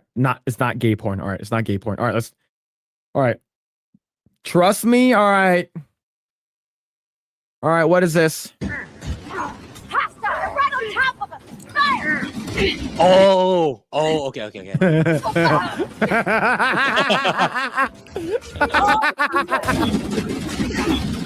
Man, those are the true bad guys. Those are the true bad guys. Okay, I got it. I think They swapped them out to be the girls. yeah, the grunts. Man. Hey, that Grae, that could be your new mod. That could be your new mod. Let's go. All right, man. Thank you. Bullets work now. Yep, bullets work now. Yeah, thank you, Mitchell Fields. All right, chat. I'm gonna call it there. We want us to rate Can Man. Should we rate Can Man? Should we rate him? I'm not sure about that, chat. Should we rate Can Man? Does he even care? But Neurotic 24/7 is live. But Neurotic 24/7 is live, chat. All right. Rate, is Hypnotic still live? He is. Wait, let me check. I- I don't think so. No. And his gaming channel. He's playing. All right. Well, we will. All right, we'll raid. We'll raid Hypnotic. All right, we'll raid Hypnotic Gaming Live, unless he doesn't let us raid him. See. Let me Hypnotic Gaming Live. Let me copy his name, and I'll put it here. Hypnotic Gaming Live. Here it is. Hypnotic Gaming Live. Right? I want to double check. That's the stream. Okay, that's all right. That Hypnotic Gaming live stream. All right. Is that it? I want to make sure. Oh, no, that's upcoming. That's upcoming. Hold on. Unless he doesn't allow it. Oh, there it is. Okay, that was a different one. Okay. He's live now. All right. We'll raid you guys over to Hypnotic. But anyways, chat, thank you guys so much. Really appreciate it. I hope you guys enjoyed the stream. We will be back next week. And I hope you guys take care of yourselves, dudes. And Grae, and any last parting words you want? Any words of wisdom? Nah, nothing. Can't think of All right, anything. there it is. All right. So just don't be gay, and that's it. We'll see you guys next week. Take care, chat.